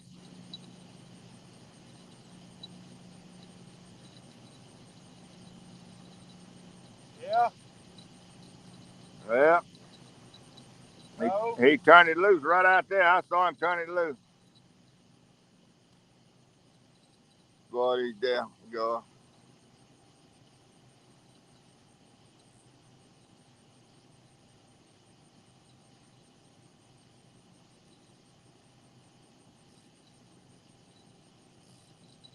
I don't know what to do about it. It just must be thousands of them out there, hundreds.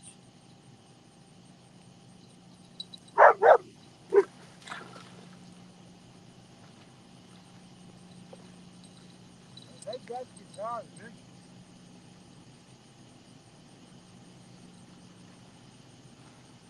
My second pole just got pulled down.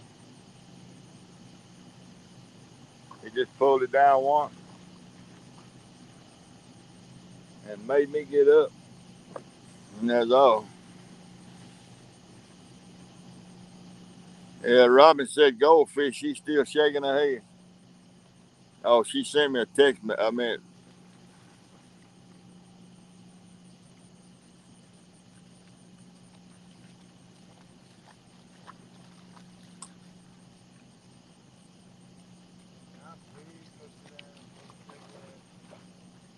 come on back here, girl.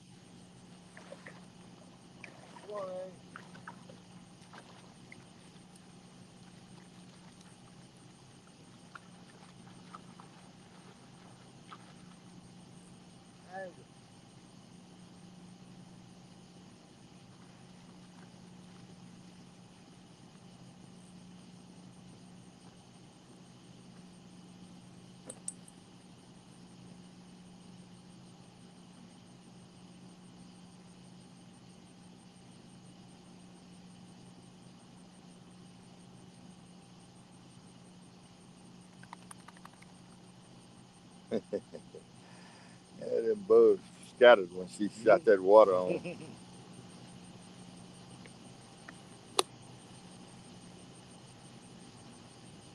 I reckon it's just everything gone. Man, but eventually they got to go away. I don't know. It seems like they would, but it's not to be. It's a long time coming so far.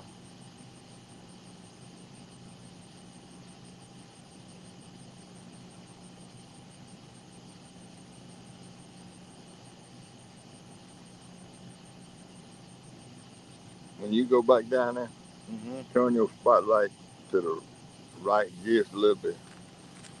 Right. Don't worry about it till you go back down there. Just shine and put it bright in this In the camera. in the camera. I It's not bothering my pole, but it's blocking. It's kind of glaring. I can probably turn on up in the air some more. Let me have it. It's blowing it, shining a little bit too much in this way. Yeah, all right. To see your pole good. We got a fairly good lighting set up. Just terrible fishing. A fisherman wanted to tell you.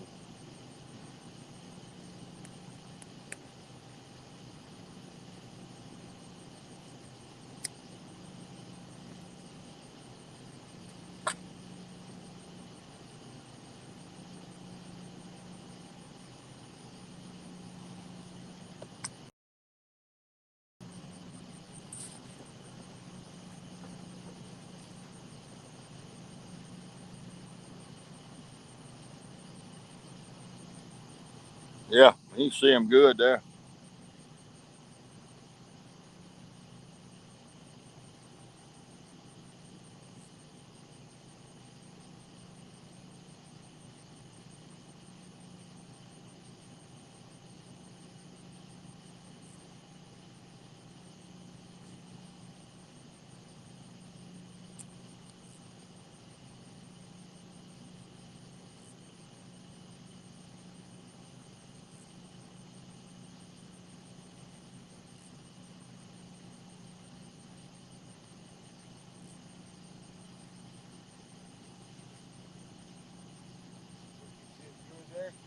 Huh?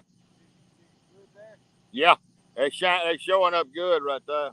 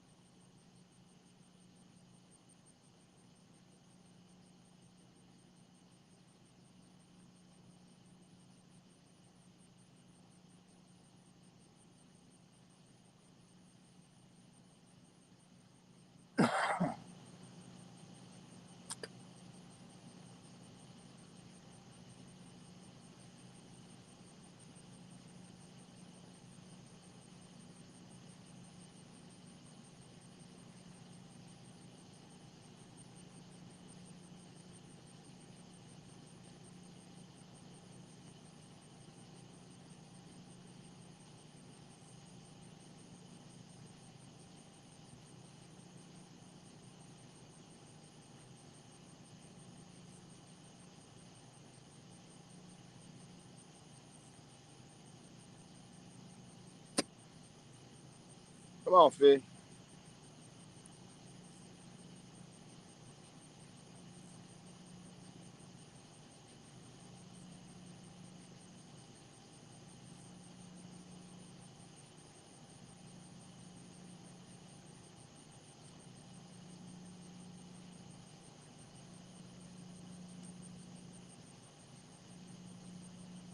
Now the other one. Now the other one. But now both of them.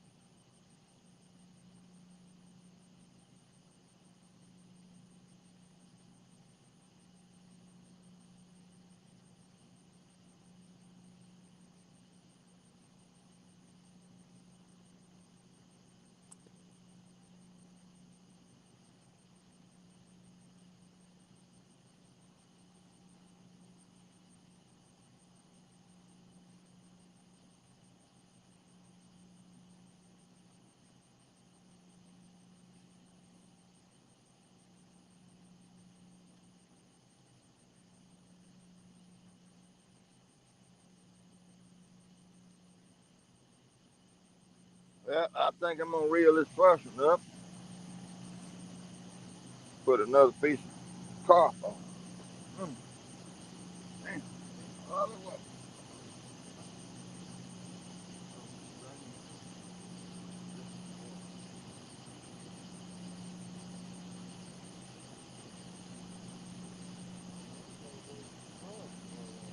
What's that?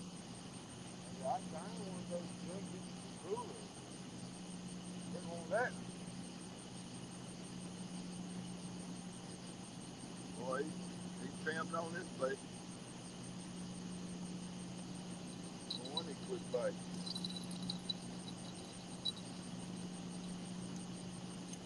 If you go, bring two.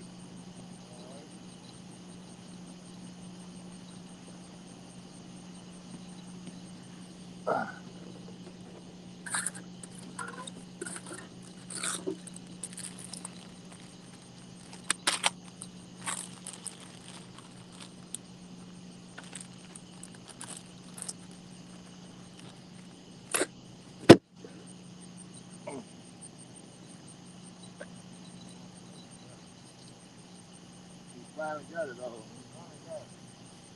What oh, come on, baby. Come with me. Hey.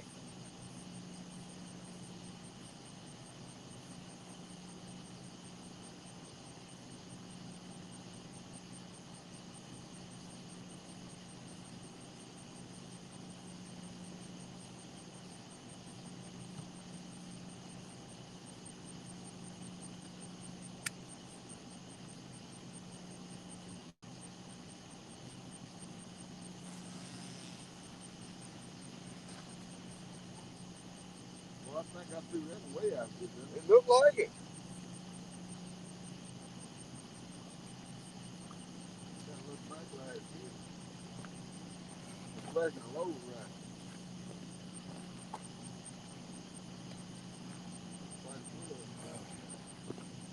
Oh, like this. I got two more in the cooler. After that, it's over with.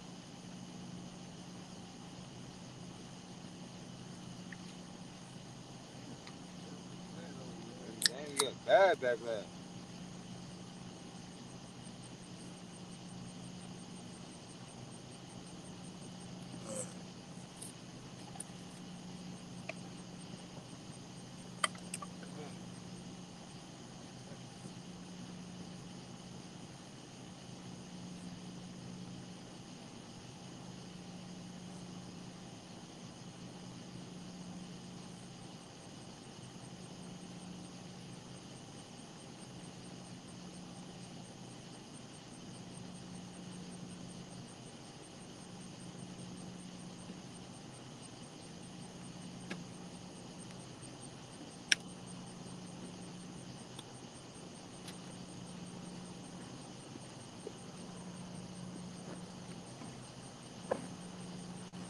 Yeah, man.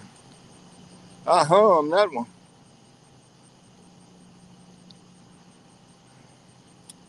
You got a little backlash too.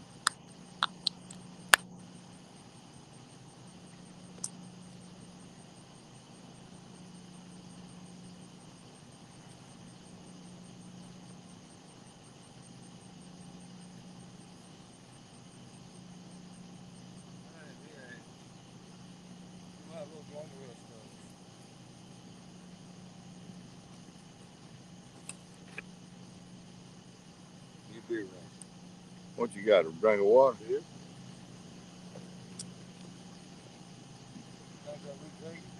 I hear it.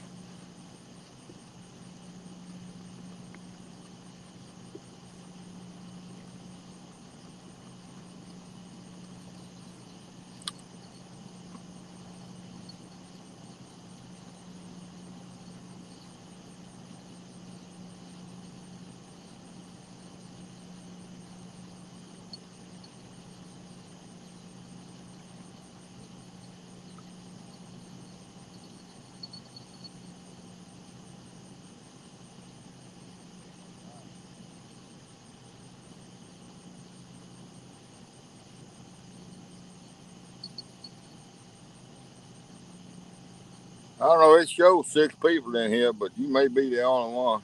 They may all left. I don't know how they could leave and they still showing it's 6. Watching us? Yeah.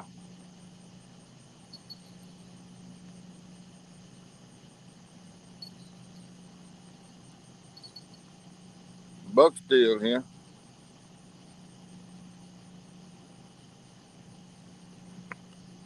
Buck, we trying. We just not succeeding. We giving it our best shot.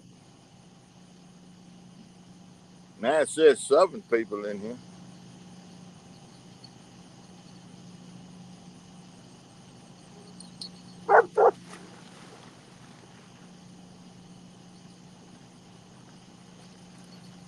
I appreciate everybody that does stop by and watch, even though we don't hadn't caught any fish.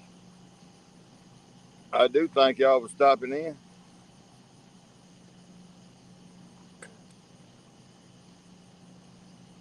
We trying.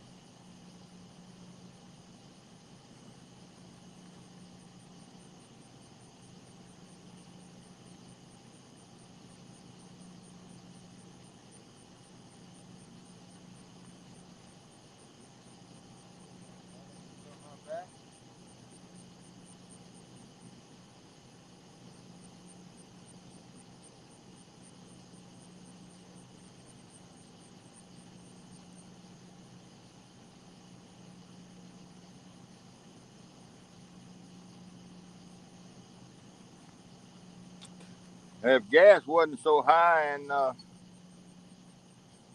I'd go down there and get some bullheads, but golly, the gas is high. And it's a 45-minute drive to the bullhead hole, and that'll cut out all this gar biting. So them gar ain't gonna, they can't do nothing with them bullheads. I thought about that last night. I might ought to go down there and do that.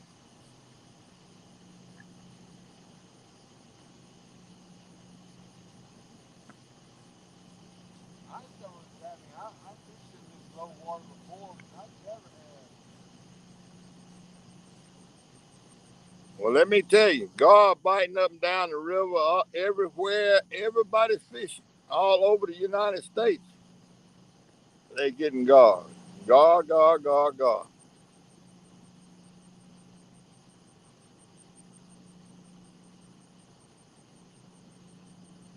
There's got to be a way around it.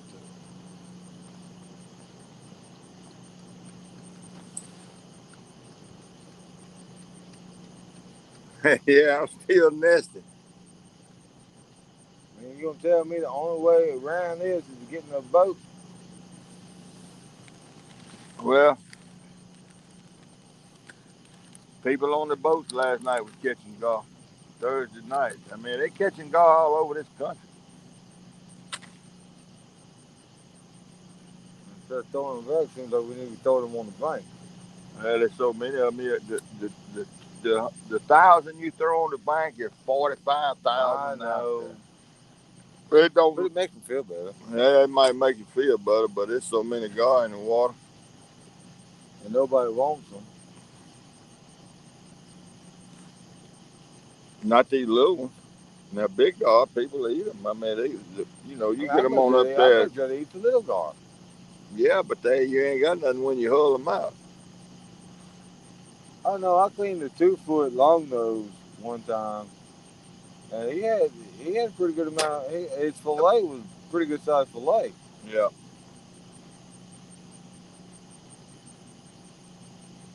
You got to grind them up, and make No, God balls and gravy I out of looked it up on YouTube. I looked it up on YouTube how to clean one because I'd never cleaned one before. Because I'd heard you'd have to beat them, tenderize them, all that, that they were real bony. And then I looked it up on YouTube, and it was the same as cleaning a catfish. And yeah, after I cleaned him, yeah, I had a fillet just like I would if I cleaned a catfish. Mm-hmm. No bones, no nothing, just a fillet.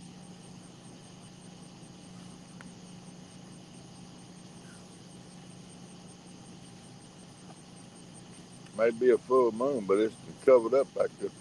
Yeah, it is.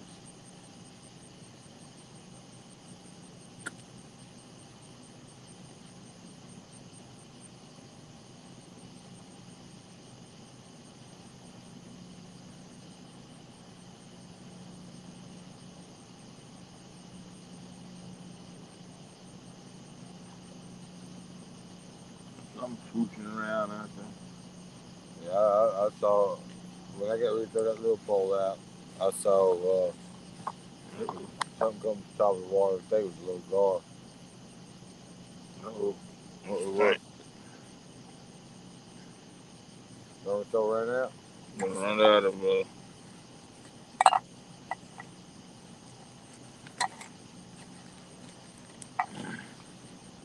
It got white. I don't like it when it's white. Yeah, well, when it's white, you're supposed to change it. Yeah, 4 hours. What they said, look, I went to buy some refills and all today, and I could have swore that the last ones I bought were, $5 Oh no.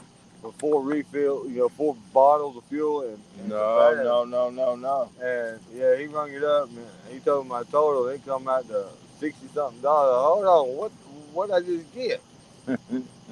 I said, how much were them pads?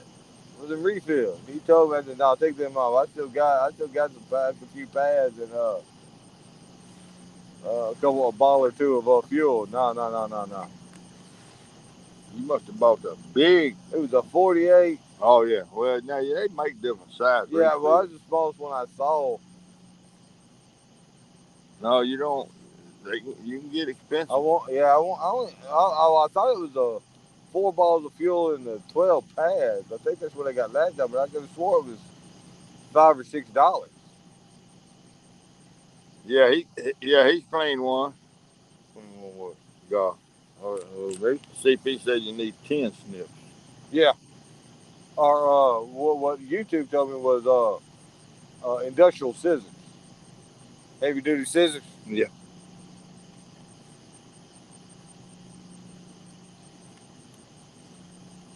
Better yet, you can use a pruner. We got one of them. We keep one of them handy. That looked to me like a grinding rock could do it. One of them on a hand grinder. That What? cutting blade just right down there. I mean, if I'm gonna do that, I'm gonna put out the electric one. That's what I'm talking about. No, man, no. Or Man, sawzall or something. that would like be that would man that would make one heck of a mess. Look at all them bugs she's on. You been eat the bugs?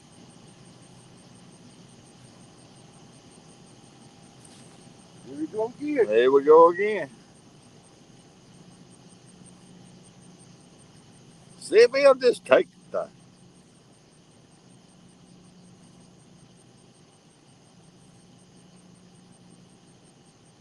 Uh-oh. Hey, hey, hey, hey, hey. Now, I ain't got circle hooks now. Hold your thumb on that reel if you snatch it. He done brought that pole in that close. Hold your thumb on that reel because I don't know how I got to. I don't think I got too much drag set. I got a fish on. If he don't turn it loose. I'll tell you the fish on. He turned it loose, didn't he? I don't know what the heck. That's not me. Yeah, that's coming.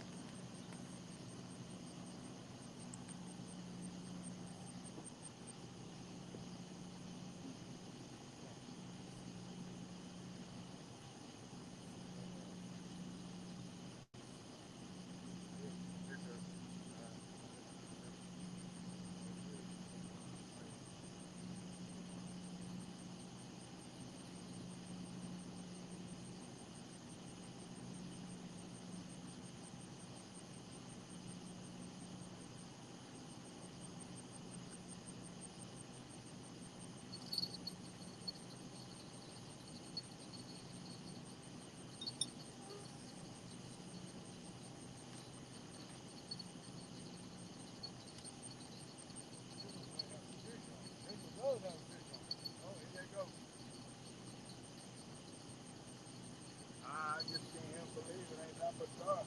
I can't even.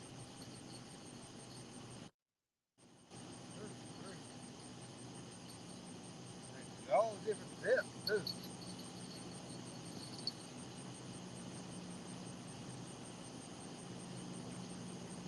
That's sad. That's bad sad. God everywhere. Wait a minute now. Hey, second pole. Yeah, well. No. Yeah, well. Hey, CP. Cut your YouTube off, CP.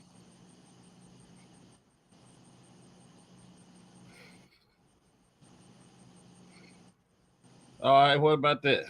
Yeah, no echo now.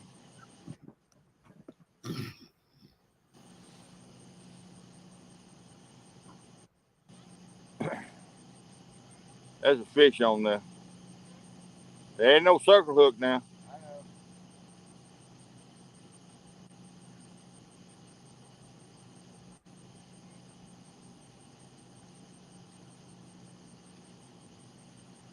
Now that's biting like a flathead.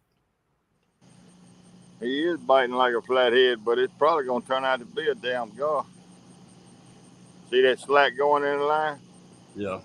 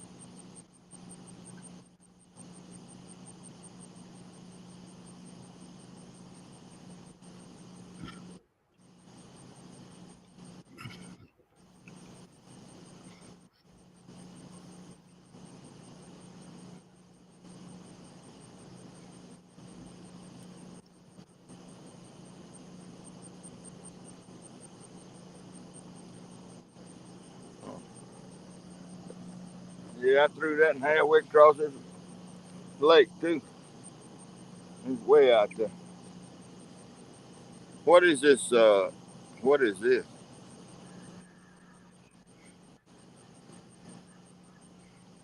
Somebody in private chat. I don't know what that is. I sent something in private. I don't know how to get back out of it. I sent something. I sent in basement in private when I first came in. That's all. Oh, see, I got it out.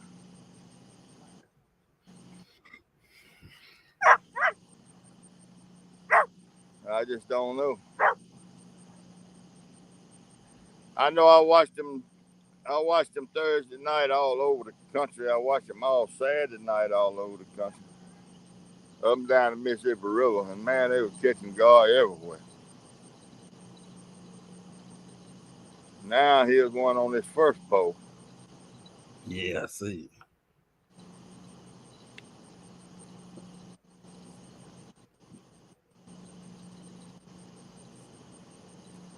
I reckon I'm gonna have to come down there and show you how to catch them flatheads. Well, if it was flatheads, I think we're gonna catch them. Eric can catch them now. I'm gonna tell you, and he even catch a gar, but this and a gar and these little gar, they even give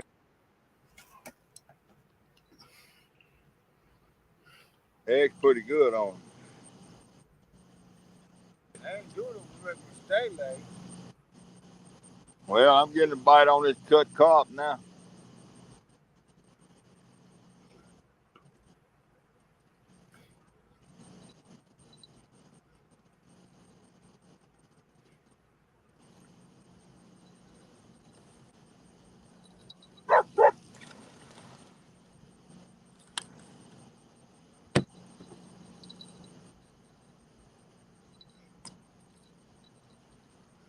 Oh, that generator sending that smoke out across here. And it runs them bugs away when this big puffs come through. That's pretty neat. Oh, you got the generator running? Yeah, it's up there in the back of the truck. How you think we got all these lights running? Man, I don't know. Guess I wasn't thinking. And it's it's a what do you call it? Two stroke Yeah. mix. Ain't that what mixes oil and gas? Yeah. And you know how I am with that. I always mix it rich, and it's blowing smoke every once in a while down through here, and that's good, pretty good for the bugs. They don't seem to like it.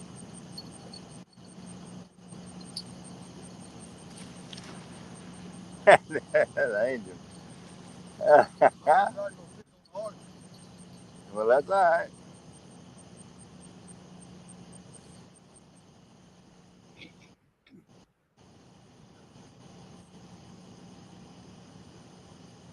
I kind of thought we'd catch a fish, but I don't know. Maybe 3:30 in the morning. Well, that's when they bit. That's when they bit Wednesday night, Maybe. and that was on the riverside. All right.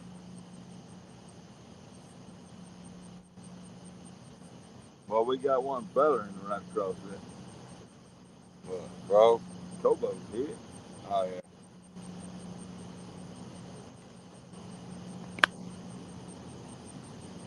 I don't know which one of them I need to reel up to check. Cause I had a bite on all three poles, I think, or two poles.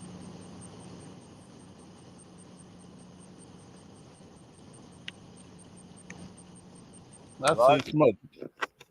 Huh? I see smoke. What y'all smoking? That's Generator. that generator smoke come through here. Okay.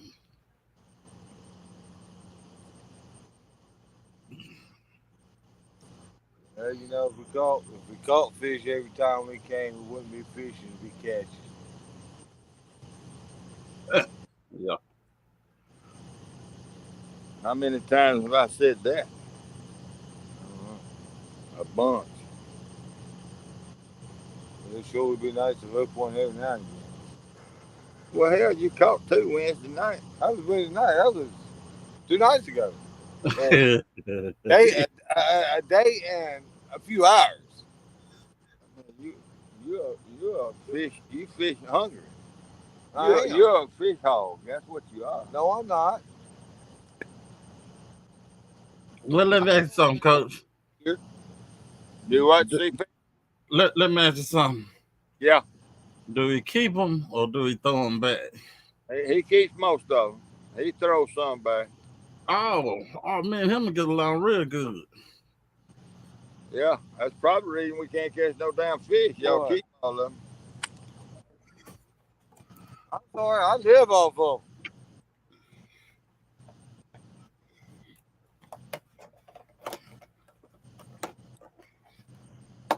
Let me tell you something, Eric. If you living off the fish you catch, you gonna starve your ass to death. That's about right. Hmm. Especially this year. And I'm gonna say that for most everybody But, hey, that run real fishing. and the funny thing, well, I mean, last year I did pretty good. I mean, that's what I live off of. That's what I eat a lot of fish in the summertime. I usually don't make it through fall, but in winter. But yeah, in the summertime when I'm fishing, I eat a lot of fish when I'm catching fish. My thing is, see, I'm not the only one that eats it. I got 4 other people to feed. 5. Yeah, they got that one.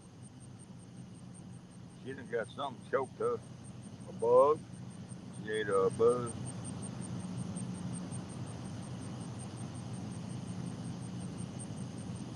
She just had her 1.5 cans.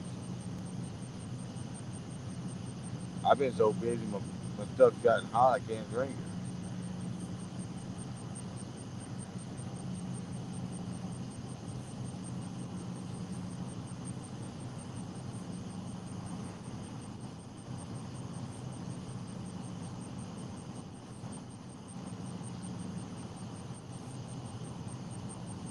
She heard the bell ring.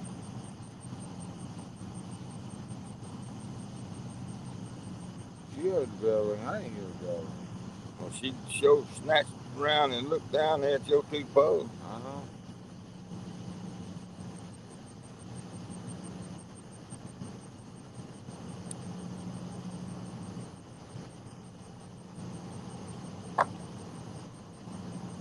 Don't turn the tripod over. Man. Keep them entertained, Charles. You're supposed to be talking to the chat room. No, That's what you do when you up here. You're supposed to keep everybody entertained. Well, according to what I'm seeing, ain't nobody in the chat room. Well, ask them to all of them tell you hello. Tell them to pray to the fish god. That's too much like work. I'm finna resign my position. Your position.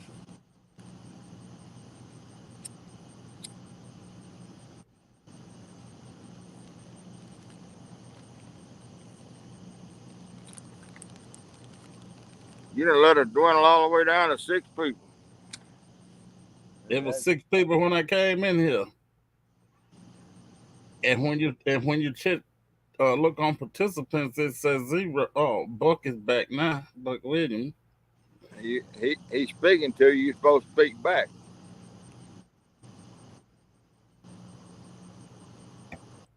Coach. Coach, what? I ain't gonna be able to handle that. All you got to do is say, hello, Buck Williams. I'm medicated, man. I think I'm gonna step down.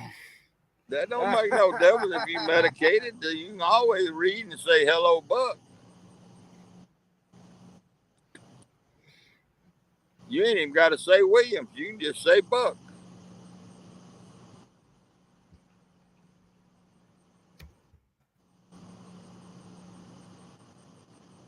Yeah, we good now. We good. All right, I'm gone. I'm just gonna go back to watching. And look at him. He can go to Jamaica, but he can't sit up here and talk on the YouTube with one of his buddies. Ain't he something? Uh-huh. He that's about right. I wouldn't expect any less, any more out of him. You said when you look at the dictionary on the side, that was my picture. I'm I just did. living up to the. I'm just living up to the standards that you sought out for me. That's all. There you go. Well, I do appreciate you stopping by. Get that pole down there. He's down there. Don't you see him? Oh well, it might be a delay. It just happened on my end. All right, I'm gone. All right. See you later. All right.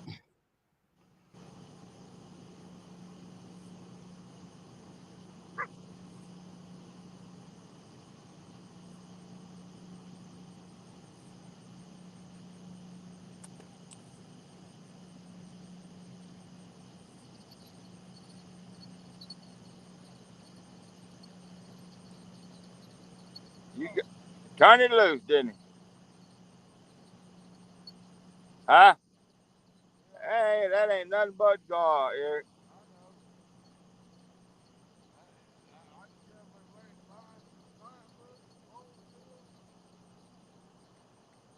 Oh, what in the world?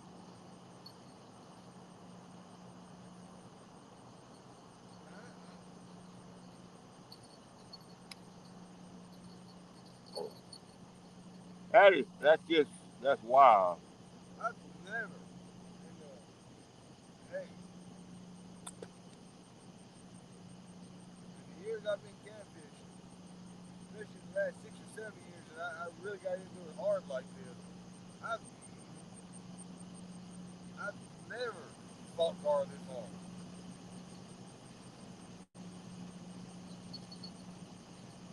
I mean, maybe right at sunset or whatever, but never all night. Never all night. I kind of agree with you on that. Man, I mean, this is gonna sound really funny, but I mean, commercial fishing can't be putting that much of a dent on fish population.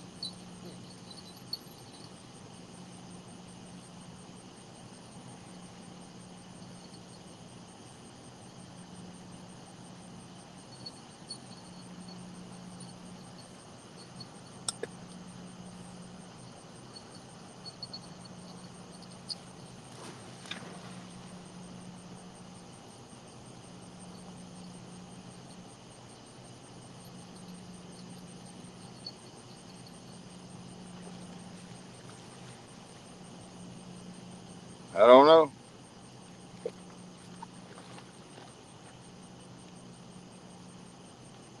mean, we're out there. I know that channel has got to be 20 foot deep or so.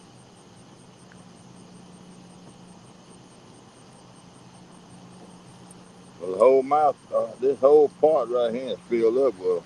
And, I mean, even over on the riverside, I fought them. You know, from 10 o'clock Wednesday night till 3:30 in the morning. yeah, well 2 o'clock, 2:30, something like that. The gar finally took a break and catfish was able to bite. Well, But I mean, it was. I mean, the gar bites wasn't this bad. they thick in here tonight.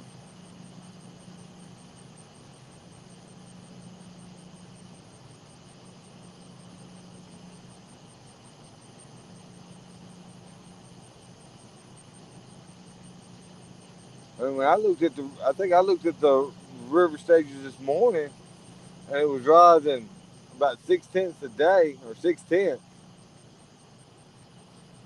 You know, but I mean that shouldn't shut the catfish down completely. That ought to turn the catfish on.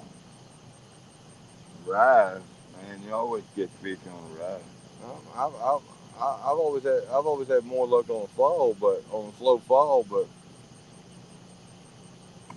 Rise, man. They up here. They hunt up here slow hunting. rise. I mean, a slow rise. I've caught fish. They up here hunting for this bait along the bank, but you can't. you can't keep a bait out there long enough Uh-uh. because the guard get them.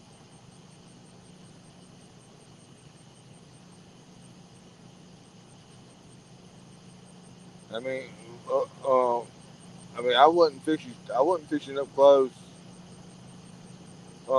Wednesday night, Thursday morning when I caught them two, I was on out there. He's fishing in pretty deep water too. I guess. That's a pretty deep hole over there by Weapon. That's what I figured anyhow.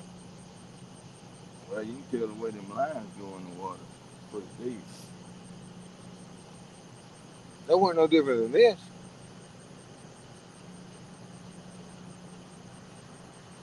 Sloping in like that. Yeah.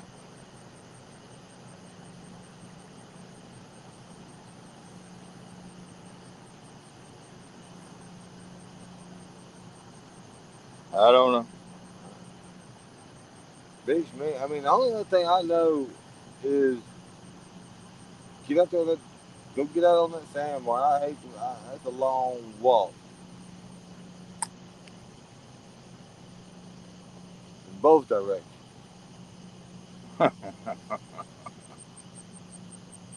It's even longer coming in.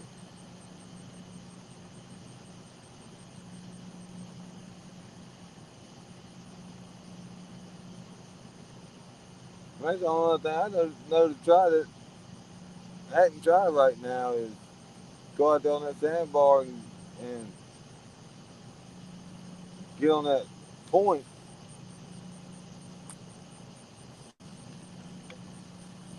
and fish back towards fish out in the river.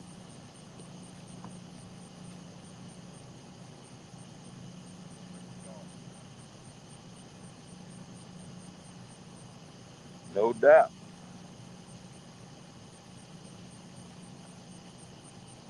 No doubt.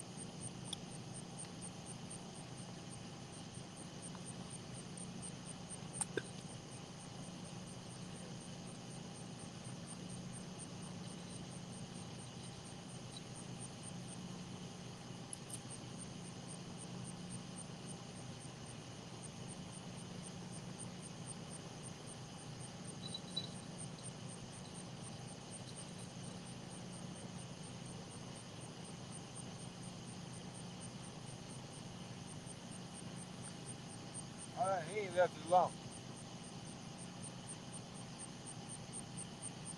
No, he's still there.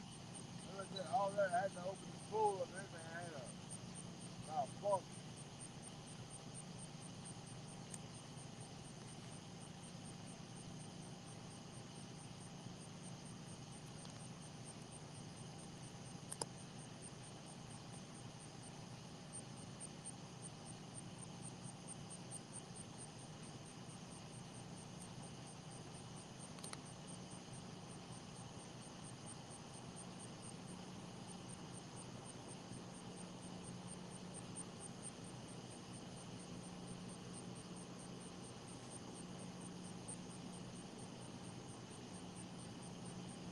No, I ain't fishing on credit. I'm just fishing way out there where it ain't no guard.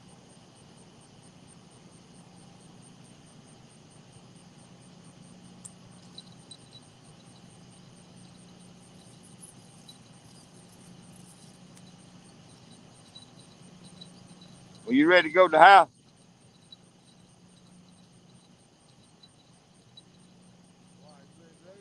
Well, I mean, it's just one guard right after another. All right, y'all, we're finna shut it down. We didn't give up on the gar fishing. We didn't have all we can stand. Thank y'all for stopping in. See y'all later.